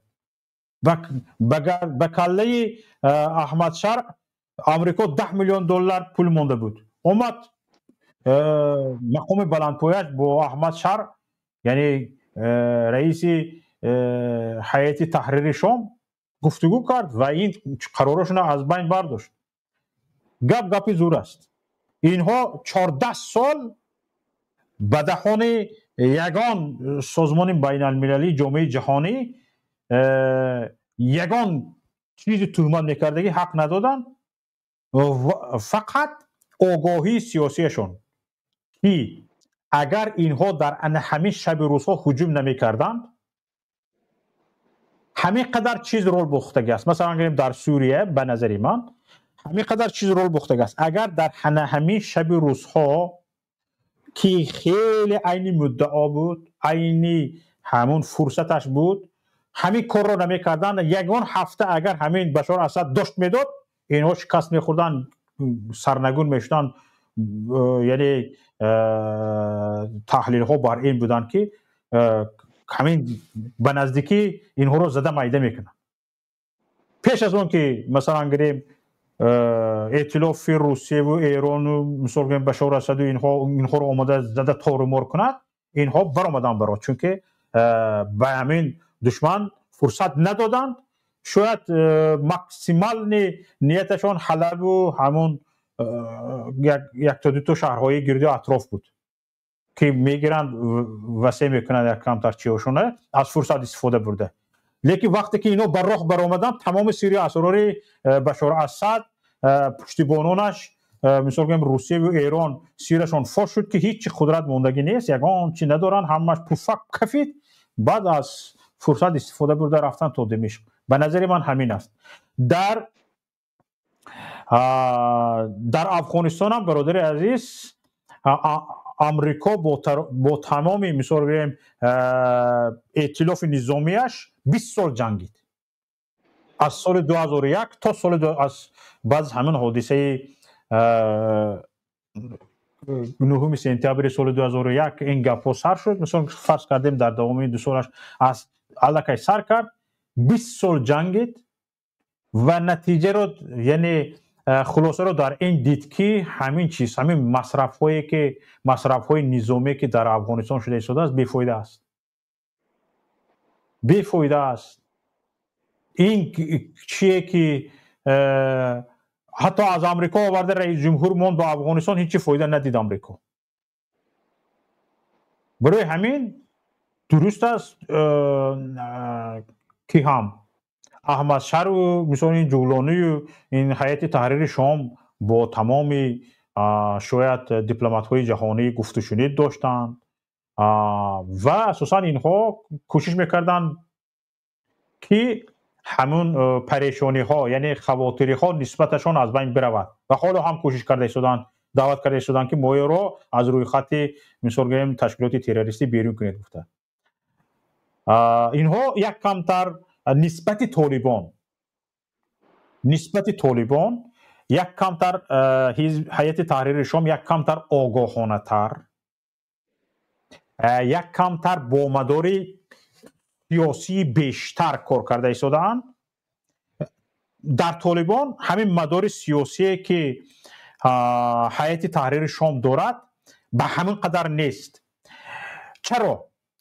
در این 14 سالی که هیئت تحریر شام در بلکاده بود، اکادمی سیاسی تشکیل کرد، اکادمی دیپلماتی تشکیل کرد، اکادمی نظامی تشکیل کرد، مثلا گریم مخصوص مکتب‌های مخصوصی نظامی و سیاسی و حقوقی و فرهنگی و اجتماعی اینها برای زنها تشکیل کرد. خود احمد شر گفت که 60% طالب علمای ما در مثلا گریم ادلیب زنها بودن.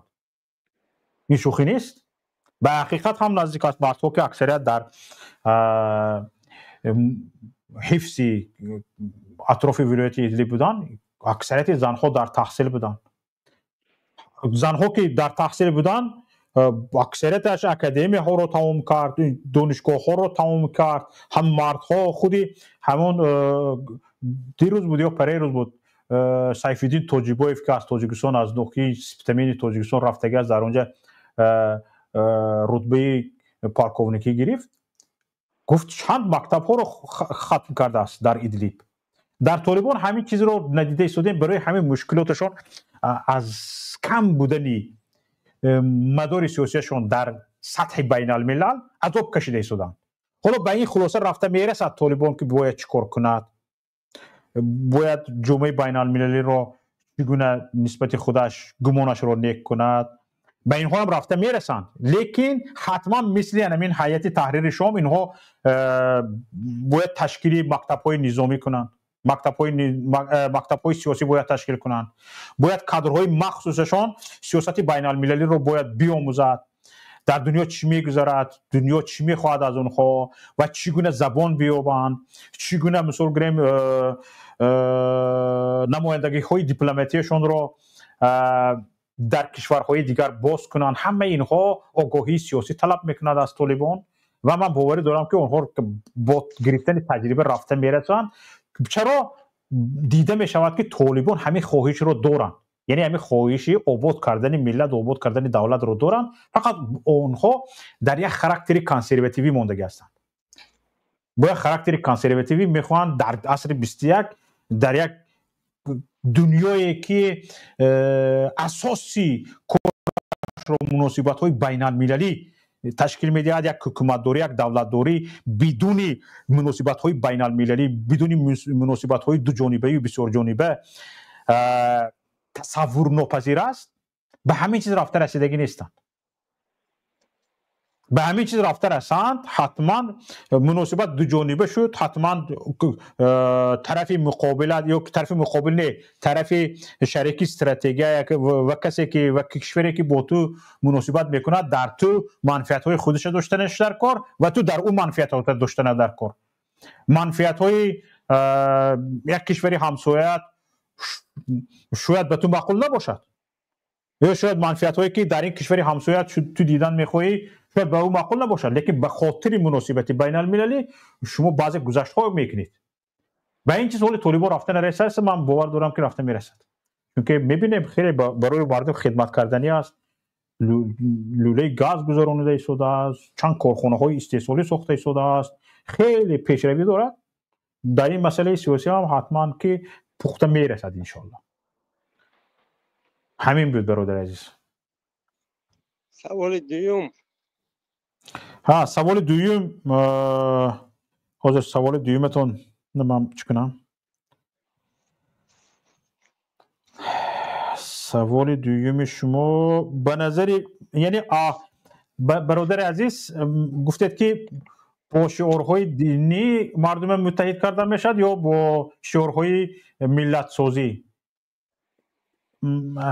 اکثریت کارشناسان بر این هستند که یگان شعار یا یگان ایدئولوژی مثل همین دین مردم متحد کرده نمیتوند، به شرطی که آگاهانه و خردمندانه به کار برده شود. اگر خردمندانه به کار برده نشد، آگاهانه به کار برده نشد، میتواند همین دین باشد که مردم تفریقه کند، مردم به هم آمدن نماند. لیکن یگان ملت سازی، یگان مثلا گریم شعارهای ملی گرایی، اینها مثل دین مردم متحد کرده نمیتوند. نظر من همین است. ولی ما شاهدی زنده اون هستیم که در زمان حاضره ما به واسطه با واسطه دین ما را از هم جدا کرده ایستادن. مگر چنین نیست؟ تفریقه اندازی بین رویه های دینی، مگر حاضر چنین نیست؟ بله هست. از این چیزها متاسفانه طرف مقابل خوب استفاده برده ایستاده است.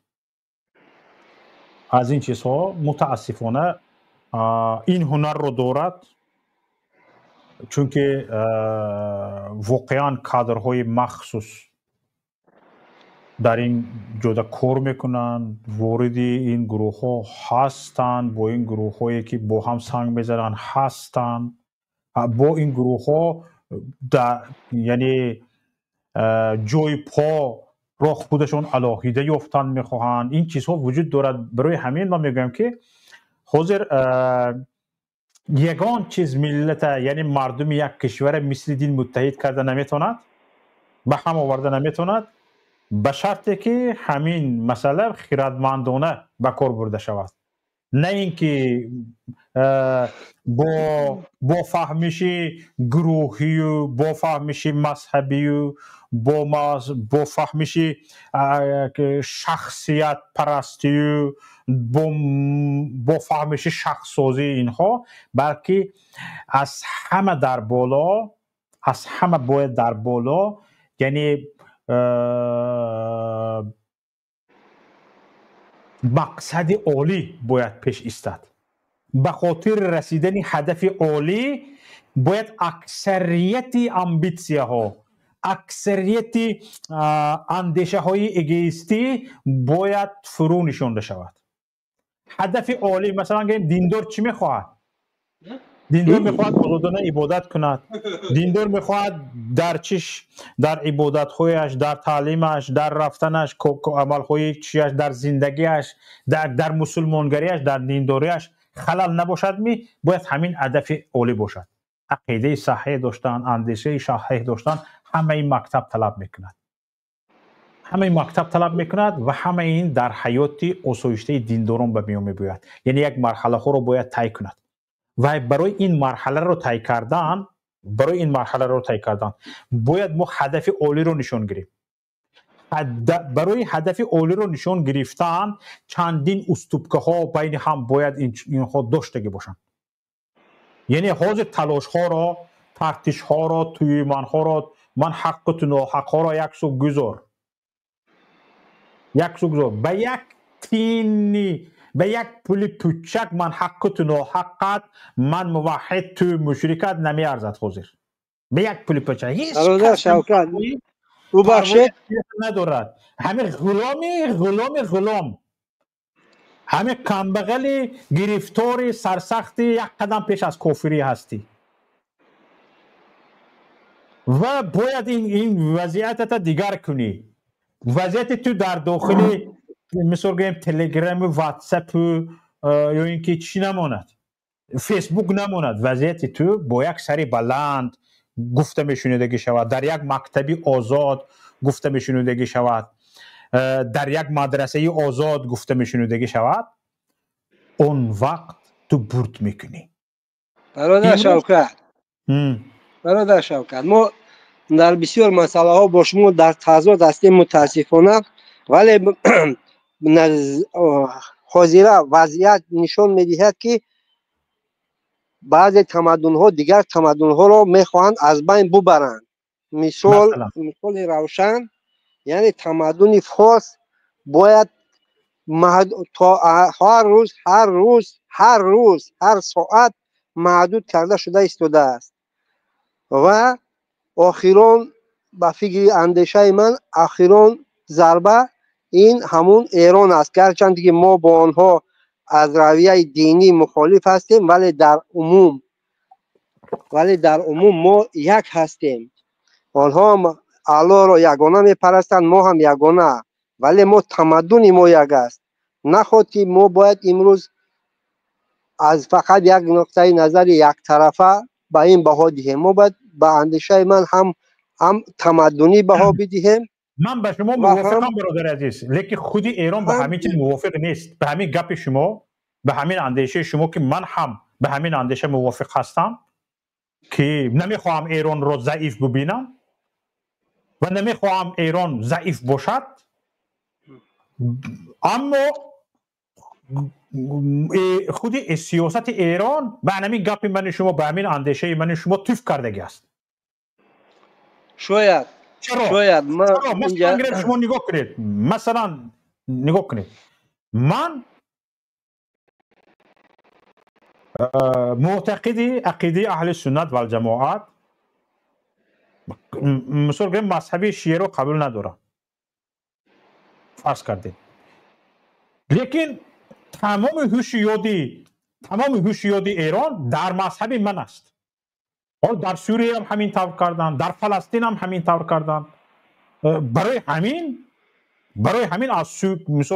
از سوریه رانده شد. در سوریه سیاستش سیاست 14 سال میلیارد دلار از دهان مردم ایران کشیده گرفته برده در سوریه صرف کرد، برآمد رفت. چرا در دل مردم سوریه جای گرفتن نتونست؟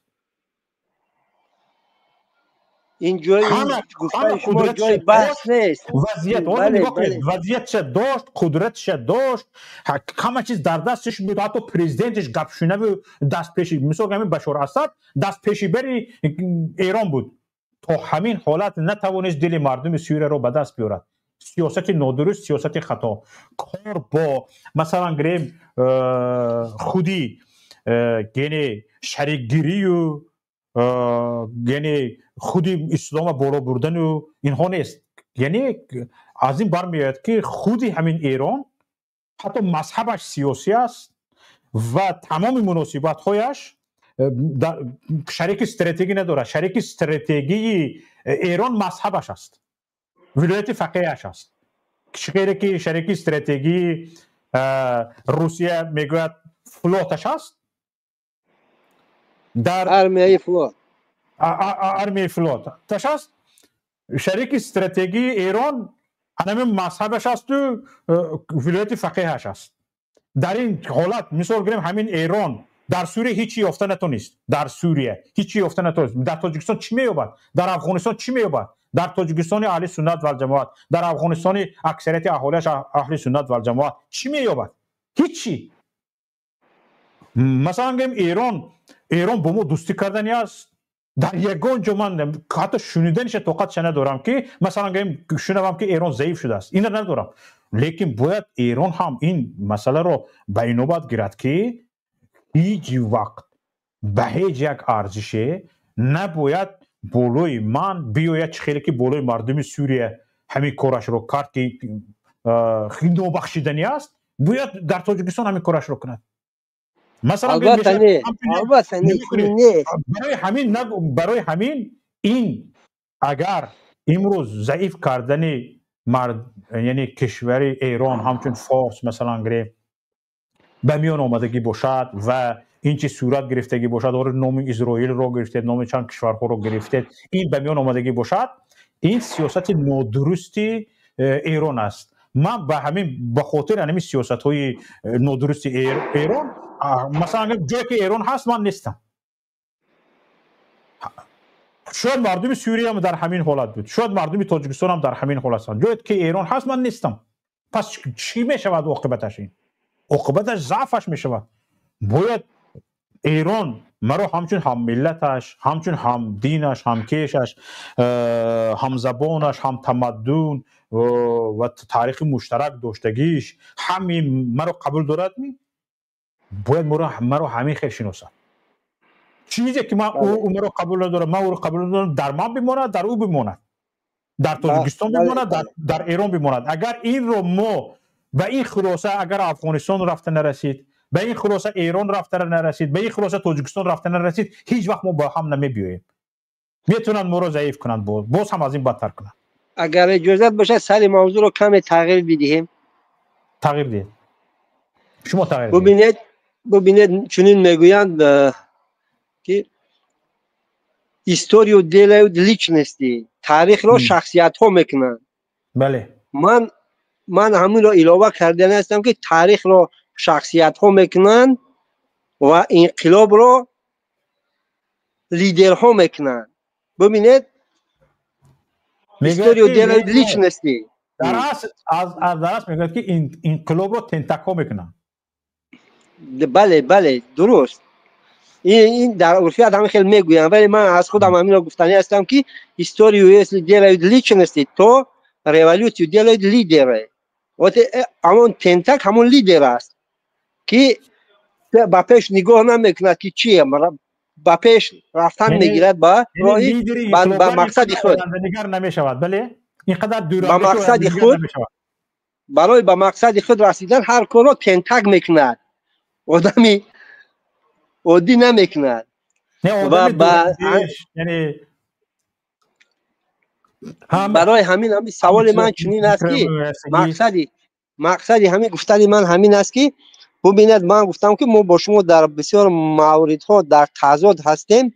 مقصد گفتن من چنین است که همین برادر کبیری که از اکثریت قواهای مخالف اون رو همچون پیشرو یا سردار یا که لیدر گویم میشناسند با اندیشه من این با عزت نفسی کسی رسیدنی نیستم، ولی به هر حال همین چنین من شخصا تصور میکنم که به مانند همون زیوگانوف و همونا شدگی فقط سخنگویی سخن پردازی باید اکنون باید به میدان به فکر من حزب‌های سیاسی مخالف به میدان نفری را پیشنهاد کنند که با گفت خود شما تنتک باشد، یا یک طرف یا مغلوب میشوی یا که به مقصد نهایی میرسی.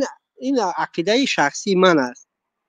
ببینید که حاضر در حالت فوق‌العاده قرار داریم. جمهوری تاجیکستان در یک حالت فوق‌العاده قرار دارد که اگر من نمیدونم شما مرا چه درست میفهمید، ولی من همین خیلی درک میکنم که ما در حالت یک فوق‌العاده قرار داریم. ببینید جمهوری قرقیزستان میگوید که 50% زمین های بحثی رو ما 50 بعد 50 تقسیم کردیم، ولی اصل رو نمیگوید که چند هکتار ما گرفتیم چند هکتار کدام منطقه ها معین نیست. درست؟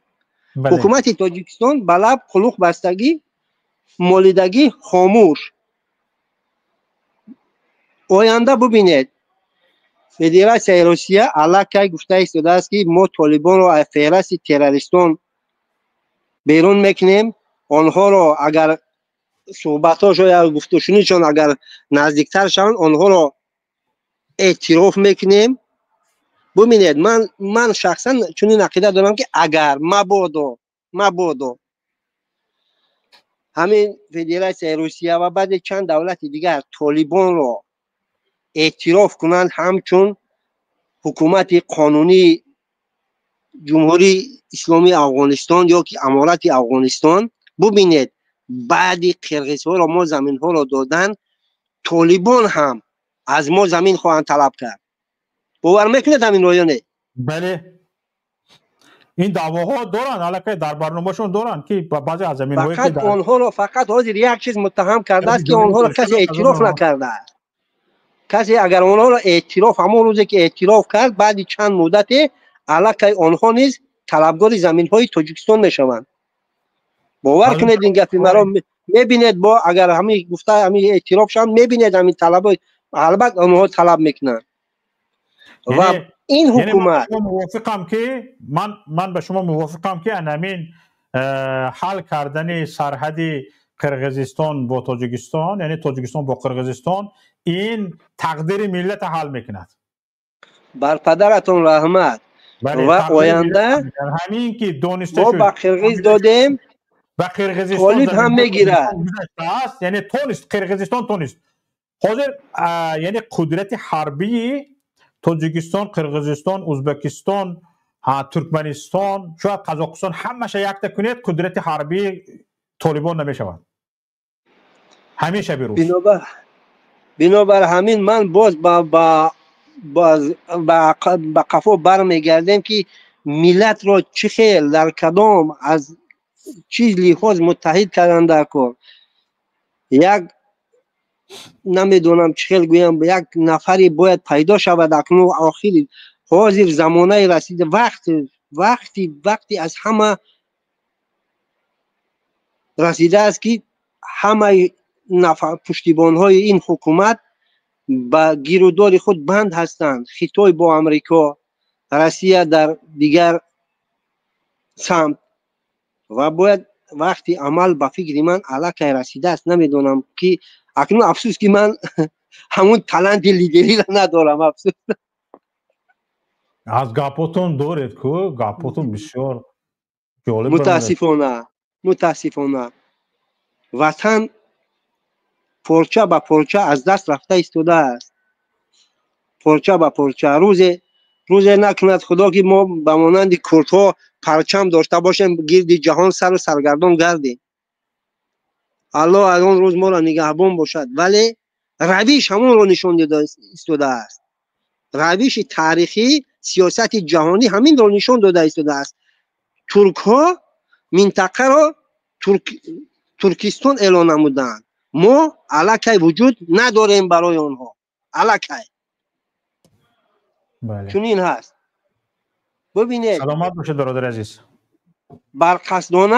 برقصدانه تمام چورابینی های ترک ها در شهری گهواره فارس در شهر سمرقند برگزار کرده می شود.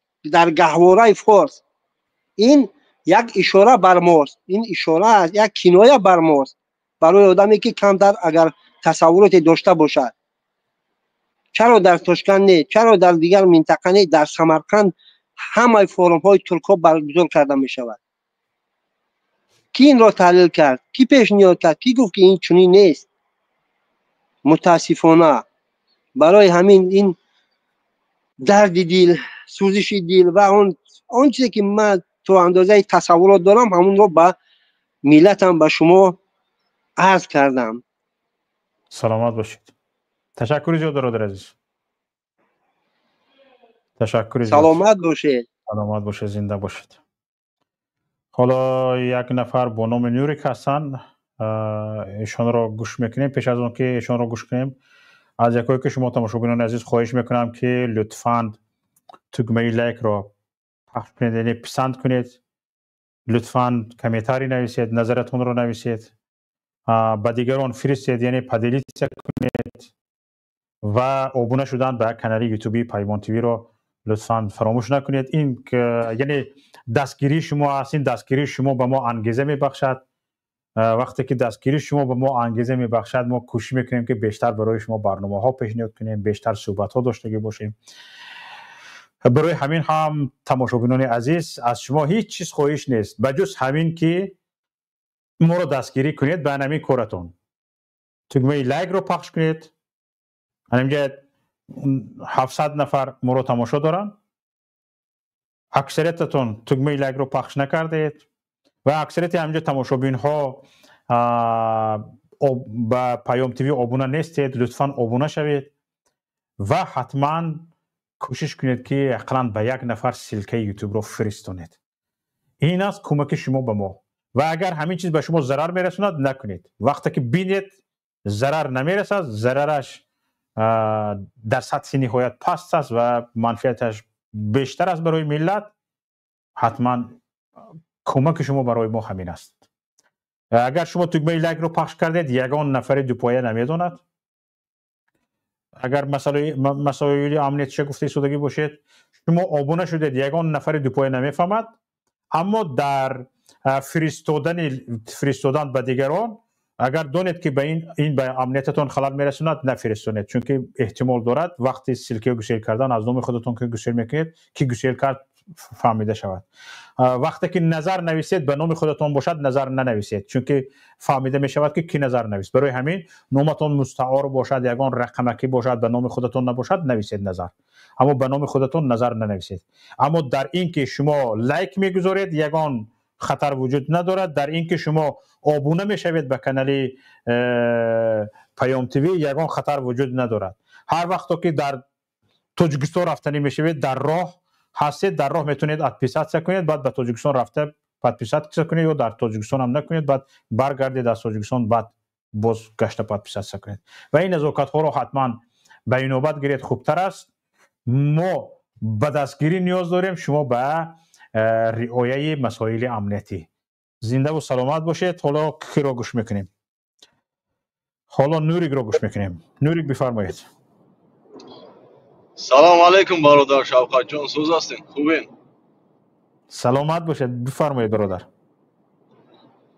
میخواستم یا صحبت کنیم همینجا یک صحبت کوتاهک.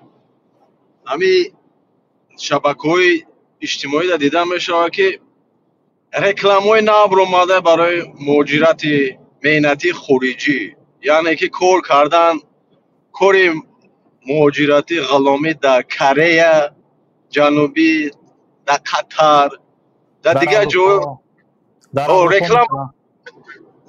بله رکلام رفته استاده. من همونجا در آمدم، همون شبکه ها در کامنتاری نویساندم که مردم همین غلامی بس نیسته، روسیه را آباد کردین، مملکت تاجیکستان خودتان قفا مون، با دیگه جا را رفتن آباد کردن، یعنی که باز دیگه قفا بمونن. با روین گفتم مملکت خودتان آباد کنین، ما نه قطر در کره، نه کره، نه روسیه، نه اروپا، نه امریکا، نه یگام جور. با وجودی که ما از امریکا گپ میزنیم، شهروندیش داریم، گفتی برادرها $200,000 سال کار میکنیم، بازم میخوایم وطن خودمون بریم. شما با کجا اویله که $500 میکنیم بگو؟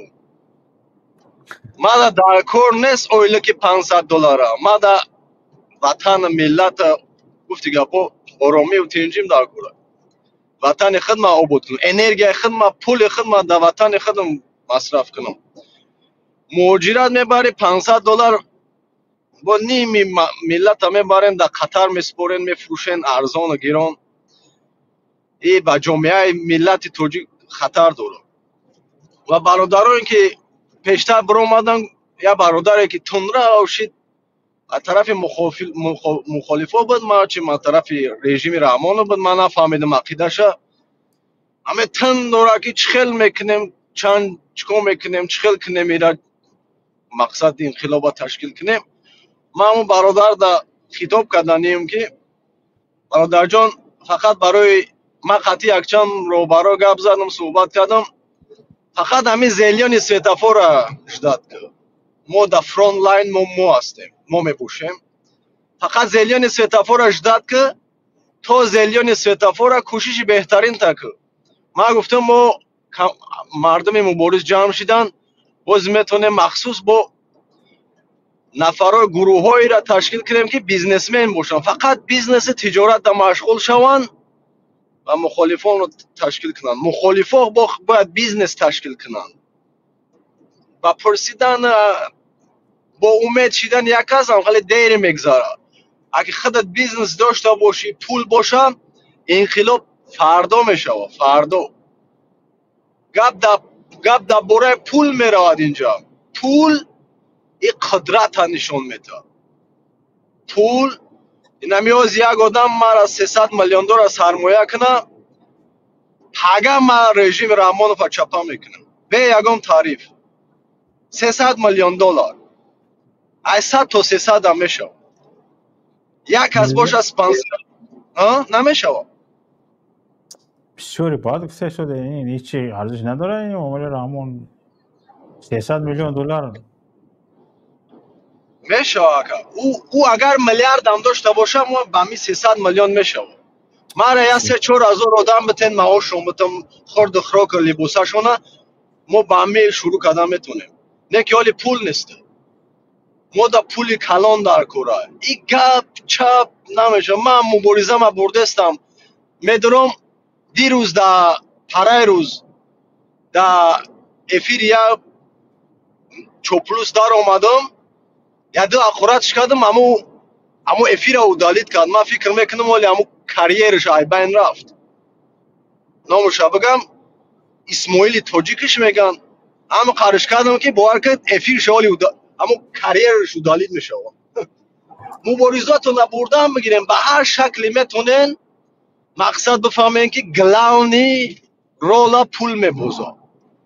حاضی ما پول داشته باشم همه اطاعت به ما میکنه. همه یگان کسی گپ میزنه اون نمیتونه به خاطر که پول نداره. حاضی ارزش انسان با پول بها میتونه. تو کی چی کورایی چند پول داری تمام. اگر پول نداشته باشی کسی قطعی در دنیا گپ نمیزنه. یگان مخلوق نه که اعمال 100 میلیون 300 میلیون داشته باشی، لیدر شدنت امکاناتش 80% 70%. برای همون ما 100 میلیون مهاجر هستیم. 100 میلیون مهاجر هستیم. اگر میخواهیم که یک سال پس رحمانوف چپا کنیم، ما باید فاند ریزینگ کنیم، پول جمع کنی را شروع کنیم. این خیلی که کی را خواست 10 سال پس $20 پارت $10 $2 و ما اینجا گدا نیستیم برادر. ما مبارزه بردیم بر ضد یک رژیم میلیاردر یا ظالم. پول کی جمع میکنه؟ پول هر کس میتونه جمع کنه. اما نفری باشه باید پیش بدره بگه ما کثیرم. بانک مخالفه باید یک بانک خورد که از خود تشکیل کنن. شاید تو رحمانوف چپا کردن ما ایو پول میتونیم دیگه برادرها را قرض بتیم و تجارت برن. یک از فورا بخرد، یک از خونم بخره بعد میلیون نمود بیزنس است. ما باید یک سال دو سال فقط تجارت کنیم. این تجارت های ما در خارج باشه، بعد از همین انقلاب هم با ما دار کنه، به فرزند بتش اما که 5-10% شه هر کس 5-10% همون تجارتی که میشوه با مبارزه دستگیری کنه. ما قلم بریم تو یک جور پامون مونیم یک ناحیه یا ولایت بگیریم، بعد باز کارمون خیلی پیش میره. اقلا هم تاجیکستان 50-50 کنیم، نیمش کنیم، آسان میشه و کارمون دیگه. او امان خودش میگریزه میره و دیگه ما در جنگ در کار نیست. برای همون مهاجرت بس کنین مردم. یک سالی که تو در مهاجرت تو یک کسبه را یک کار یاد میگیری که میجا مبارزه 10 سال خفا میمونم. به خاطر همون نه بعد همین مردم از کجا حالی اولوچه خورنده پوشونه؟ در مثال چی؟ خب شما گفته شده مهاجرت باز کنید. با مهاجرت مردم از روی خرسندشه میره. در تاجیکستان پیردومت کنن تجارت هست. نمی ها زیمت تاجیکستان مثلا شما همین رنگ وای سیاستمدار اروپایی با این گپ زده شدید. میگم همه راههای آسایشته رو، همه مبارزه آسایشته رو کردیم، هیچ نمون. میگه شما چی نمیکنین؟ بلاکاد اقتصادی بایکوت اقتصادی نمیکنین. میگه بچ میگه شما میگه در کارخانه ها کورپارتایی نمیکنین. تاجیکستان کارخانه نداره، چه خیلی کورپارتایی میکنی؟ که اقتصاد نداره، چی گجاش بایکوت میکنی؟ باز شما گفته شده مثلا گریم مهاجر، مثلا گریم مهاجرت نروی، باید مثلا گریم مهاجرت باز کنی، کار نکنی. مردم 70 تاجیکستان از مهاجرت است. اکثریتی حتی منصبدارانی که در تاجیکستان در نهادهای دولتی کار میکنن، یک بچهش یا یگان پدرش یا یگان اکاش در خارج کار میکنن، دوره زندگیشه به پول تامین میکنن. این درست بود. با همین ما را فریب کردن تا همه قصول این امال تاجیکا را همین تاجیکستان نبگوی. میگه که همین روسا چیکار کردن؟ میگه ما همین روسا را خورد میکنم زیاد. میگه همین روسا چیکار کردن؟ همه مردم نان آوش های روس میوه. نه این روس سپیڅل نه کار کرد که ما محتاج به اوشیم. مال سال 90 کارخانه تشکیل میکردیم، در تاجیکستان. باز هم معاش $500 و $1000 میداشت دیگه، نیاز نه. اگر ریال نه مرده گوری گپ زنیم برادر شوقت، ما یک به یک گپ زنیم. ما ایتا گفتنیم شما را که اگر مهاجرت میکنی امریکا و اروپا стоїте دیگه، قطر، روسیه و کره نیستویته. ها کره هم може به немножко بگیم، روسیه و قطر вообще نیستویته. این فریبه. سیاست کارفرمایشون سیاست یک کارگر کارگوزکن نیست. سیاست مناسبت همچون یک غلام است، همچون یک برده است. برای همین واقعا درست میگید. لیکن در اروپا ما از تجربه حیاتی خودم گفتستم. در اروپا هم قریب در عموم همین کسایی که یک متخصص نیستن، اختصاص ندارن، کسب ندارن، اگر باور کنید به امریکا را بدم وضعیتش همین می شود، به اروپا بیایدم وضعیتش همین می شود. چون که جایی که متخصص نیستی به تو کار فقط کار سیاه، کپت، لمت، رفتن، برداشتن، خسروبه تازه کردن. در اینجا که میری، در این جایی که کاری که میکنی، درست معاشت رو در اروپا معاشت رو میدهند، مثلا گریم درست به حقت خیانت نمیکنن، حقت رو میدهند، لیکن مناسبت انسانی باور کنید حتما عذاب میکشی، روحان عذاب میکشی. بعد معاشم 10 برابر است. اینجا مثلا متخصص شدن آسان است و زود است. یک آدم میتونه در 10 سال یک متخصص شد. بعد برای مبارزه ما یک گفتم که یک کمک پول در کره همه تاکسیستا و دستافچیکا و همیو اگر 3000 4000 درآمد بیارن دستگیری کنن 100 میلیون دلار بر ما مهیا میشود 300 میلیون 300 داشته باشیم لبای کس قطعی در اروپا حتی ما را در اروپا زندگی میکنید اینا همین کلان گام بزنن و مبارزه با امام رحمان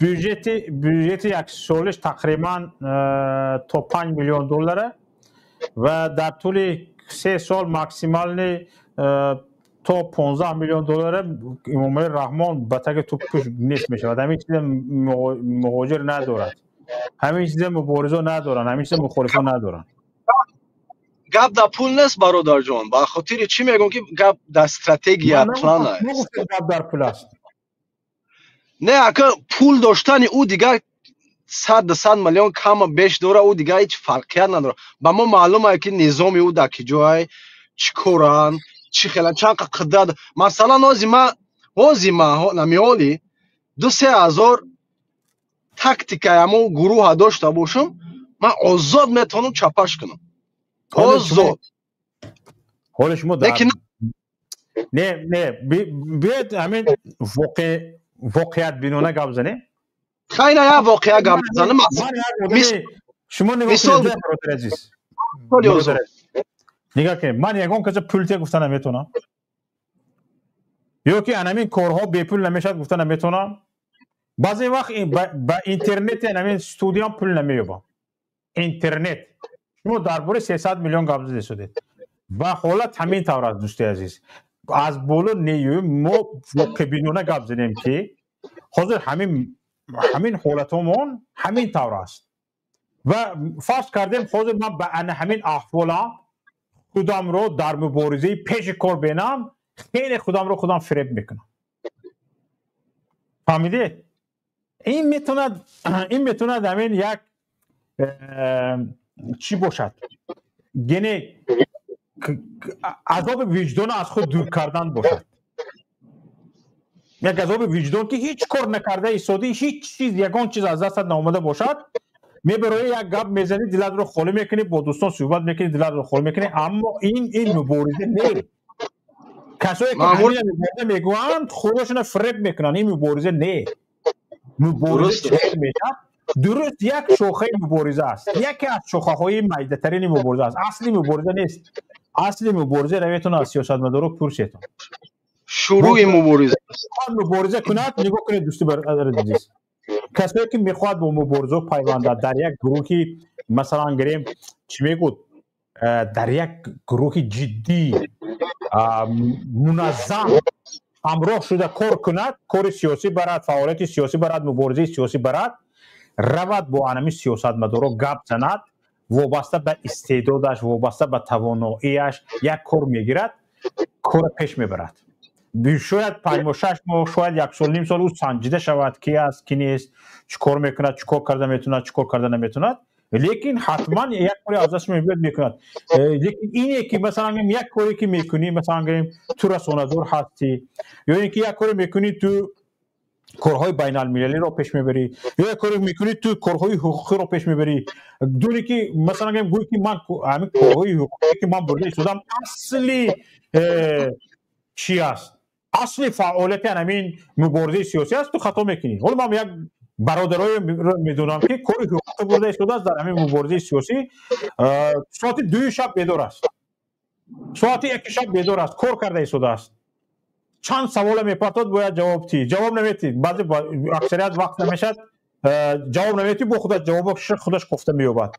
اما مثلا همین برادر با وجود همین کارش فکر کند که تمامی یعنی همین کاری شده که اصلی اساسی فعالیت سیاسی است و مبارزه سیاسی است خطا میکنند فعالیت سیاسی مبارزه سیاسی است چند شاخه‌های گوناگونی به هم متحد شدگی عبارت است که مثلا هر یک کس در هر یک شاخه کار خودش اجرا میکند به طور احسن اجرا میکند پیش میبرد این از فعالیت سیاسی انا برای همین دوستی عزیز وقتی که ما همین کار رو میکنیم کرده میتوانیم از جدش میبریم یک حاصل گرفتن ممکن، یک حاصل برداشتن ممکن.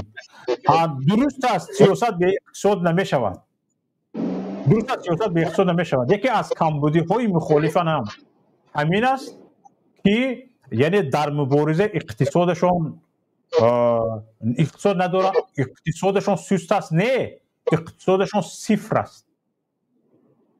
همین ما مبارزین گویم اگر همین ما مبارزین گفتن ما بردن ممکن باشد، یا که همین فعالیت سیاسی مخالفین، همین چیزی که من میدونم یعنی به نظر من، حالا نمیدونم شاید رست میکنن یا پنهان میکنن هم دور مدارشون از ما، به نظر من صفر است. با این پیش رفتن نمیتونی، حتما یکون اقتصادش به قوت کردنش در کار است. صفر است، سست است. من میخوام که ببینم بوغالتروی فعال میخوام ببینم در مبارزه. بوغالتروی فعال چی میگن انا آدمایی که فینانس، علمی فینانس خودش یک دریاه، یک اوکیان علمی فینانس خودش اقتصاد. این به همه معلوم است. یک کسی که جنگواره علمی او دیگه، چم یک کسی که فینانس دای بوغالتر او دیگه، یک کسی که تبلیغات او دیگه. انا باور که برادر شوقت جان من همش کدستم، خودم به خودم کم ترکی هم بوشو، همش هم تبلیغ کدستم، هم پول جمع کدستم، هم پول میپارتم، هم اخی چی کاری که باشه. انا که من میرم میخوام که سرجم شم، یک سیستمچه خوب تا یک سیستمچه کنیم که دلمون باز خودمون پر باشه. کورکرونا رنگ رحمانوف وضعیت که قطیر بهار نخره دیپلم نمیشه. ما باید چی کاری را کردنیم کنکریت ندامو استوار باشیم. مثلا این ما مثال میارم که روسیه عربی با هم قد دهنش، با هم قد دهنی که نه قدر هویای اوکراین هزار آدم قتل درآمد کرسکا گرفت، 1000 نفر قتل با همه سالداتاش از زالوج نگرفت. نگاه کنید 1000 نفر چند هزار از زالا گرفت با یا ولایت کلان دیگه که قد تاجیکستان است خودش. 1000 نفر برای چی؟ برای که ترینینگ داشتن، مخصوص سپیشال ترینینگ فورس میگن. سپیشال ترینینگ فورس تیار میکنی و 1000 تا کردن ما باید 10,000 کنیم برای که ما 10 میلیونیم. این تاجیکا هم گرسوز میخرن موازی برام خدمت بکشون. این مبارزا رو گرسوز میخرین شما هر روز بعد. بخزن جمع شین. یک سپیشال فورس تشکیل کنین، قانونی با طلبات هم جوابگو باشه که یگان کسی یگان گپ شده پنهانی هم نباشه. روی روشات بگه که نه گروهی مبارزان این همه خیر. برای موقع در کار. سلامت باشید برادر عزیز. تشکر زیاد به شما. من رحمت کنم. سلامت باشید. تشکر زیاد. دوستان عزیز، تشکر به همه نفرانی که در برنامه شرکت کردند، سخنرانی کردند، ما رو پشتیبانی کردند، ما رو دستگیری کردند، در برنامه لایک گذاشتند و برنامه رو پدیدیت کردند، به شبکه یوتیوبی پیام تیوی آبونه شدند. و باز هم از یکایی که شما خواهش ما این است که اگر به امنیت شما ضرر ندارد لطفاً پدیدیت کردن رو فراموش نکنید، نظر نوشتن رو فراموش نکنید. و اما به هیچ امنیت شما دخل ندارد، حتما امنیتتون تامین است. لطفاً لایک رو پخش کنید و لطفاً به کانال یوتیوبی پیام تیوی آبونه شوید. ما دایم انالیز میکنیم و میبینیم که اکثریت نفرانی که ما رو تماشا میکنند به شبکه یوتیوبی پیام تیوی آبونه نیستند. تقریبا 70% آبونه نشده تماشا میکنن. خواهش میکنم آبونه شوید، ضرر نمیکنید. و همین آبونه نشده تماشا کنید چی، آبونه شده تماشا کنید چی، هر دوشم برای شما یک است. اما برای ما خوبیش این است که هر چقدر مثلا گریم ما تبلیغ شویم، همون قدر مثلا گریم زیاد تماشابین ما رو تماشا میکند و زیاد نفران گفته های ما رو میشنود و این چیز به ما انگیزه میبخشد و ما کوشش میکنیم که بیشتر صحبت داشته باشیم. تماشابینان عزیز، صحبت من نیم کلمه حالا من نیمی از صحبتم رو در اول صحبت نکردم. در برنامه آینده روز سه‌شنبه نصیب باشد ان الله زنده و سلامت تا به اون روز رفته رسیم، من صحبتم رو دوام میدم. دوام صحبتم حالا تا اینجا خواهد بود که امروز ما تمامی راه‌های مشروع یعنی به طور آسایشته کردیم و چه رزولتات داد چه رزولتات نداد، لیکن همش رو اجرا کردیم. همین است که به تاجیکستان رفته نرسیدیم و چیکارهای باقی مانده است که مشروع هستند، حقش را داریم باید بکنیم، در آینده باید بکنیم. در همین باره گپ میزنم و این هم باشد شاید یکی از اینها نقطه آخرین شاید چی هم باشد، یعنی مبارزه مسلحانه هم باشد. در این باره هم صحبت میکنم، لیکن نمیدونم تا هفته آینده اگر سیاستمداران پیمان ملی تاجیکستان اگر نه در این باره صحبت نکن، ما طاقت این را نداریم، ما این کار را کردنی نیستیم، ما به طور آسایشته تاجیکستان را گرفتنی هستیم، گفته داد وایشون نبراید این گپ مرا شنیده. من کار ندارم با اونها، فکر نظری خودم را حتما میگویم و خیر این حرفی یک روزنامه‌نگار است، حرفی یک نفری که طول 20 سال از در داخل اینمی سیاست هست، به خلاصه رسیدگیم است. بعضی نظرها میگویم، اما به این مثلا گروه 24 روزی میشد، پیمان ملی تاجیکستان زید میبرد و دیگران مثلا به اهمیتی میکنن، این کاری آنها است. لیکن من چیزی که نکرده مونده است در این باره صحبت میکنم، در باره مبارزه مسلحانه هم صحبت میکنم و مبارزه مسلحانه چی مشروعیت قانونی دارد در عرصه بین الملل. در این باره هم با دلیل ها انشاءالله صحبت میکنم. لازم شود از نماینده های حرکت های سیاسی از جمله از مخالفین رو هم دعوت میکنم، انشاءالله نظری آنها رو هم گوش میکنیم. این انشاءالله هفته آینده صورت میگیرد. برای آن که تماشابینان بیشتر وارد شوند، این اعلان مرا بریده در شبکه‌های اجتماعی هر کس میتواند پهن کند. این اعلان ما است. هفته آینده روز سه‌شنبه انشاءالله میتونید صنعش را به طور تیتری نویسید. روز سه‌شنبه ساعت 18 نصیب باشد به وقت اروپا، ساعت 22 به وقت تاجیکستان انشاءالله وا میخوریم. تا این وقت من کوشش میکنم که بعضی از سیاستمداران رو هم به برنامه دعوت کنم تا اینکه نظر آنها رو نیز بشنویم. سلامت و سربلند و پیروز باشید. با شما بودم شوکت محمد که طول تقریبا 4 ساعت صحبت داشتیم و امیدوارم که این صحبتی داشته ما مفید خواهد بود و در بیداری ملت تأثیر خواهد گذاشت. سلامت و سربلند پیروز باشید تا دیدار دیگر.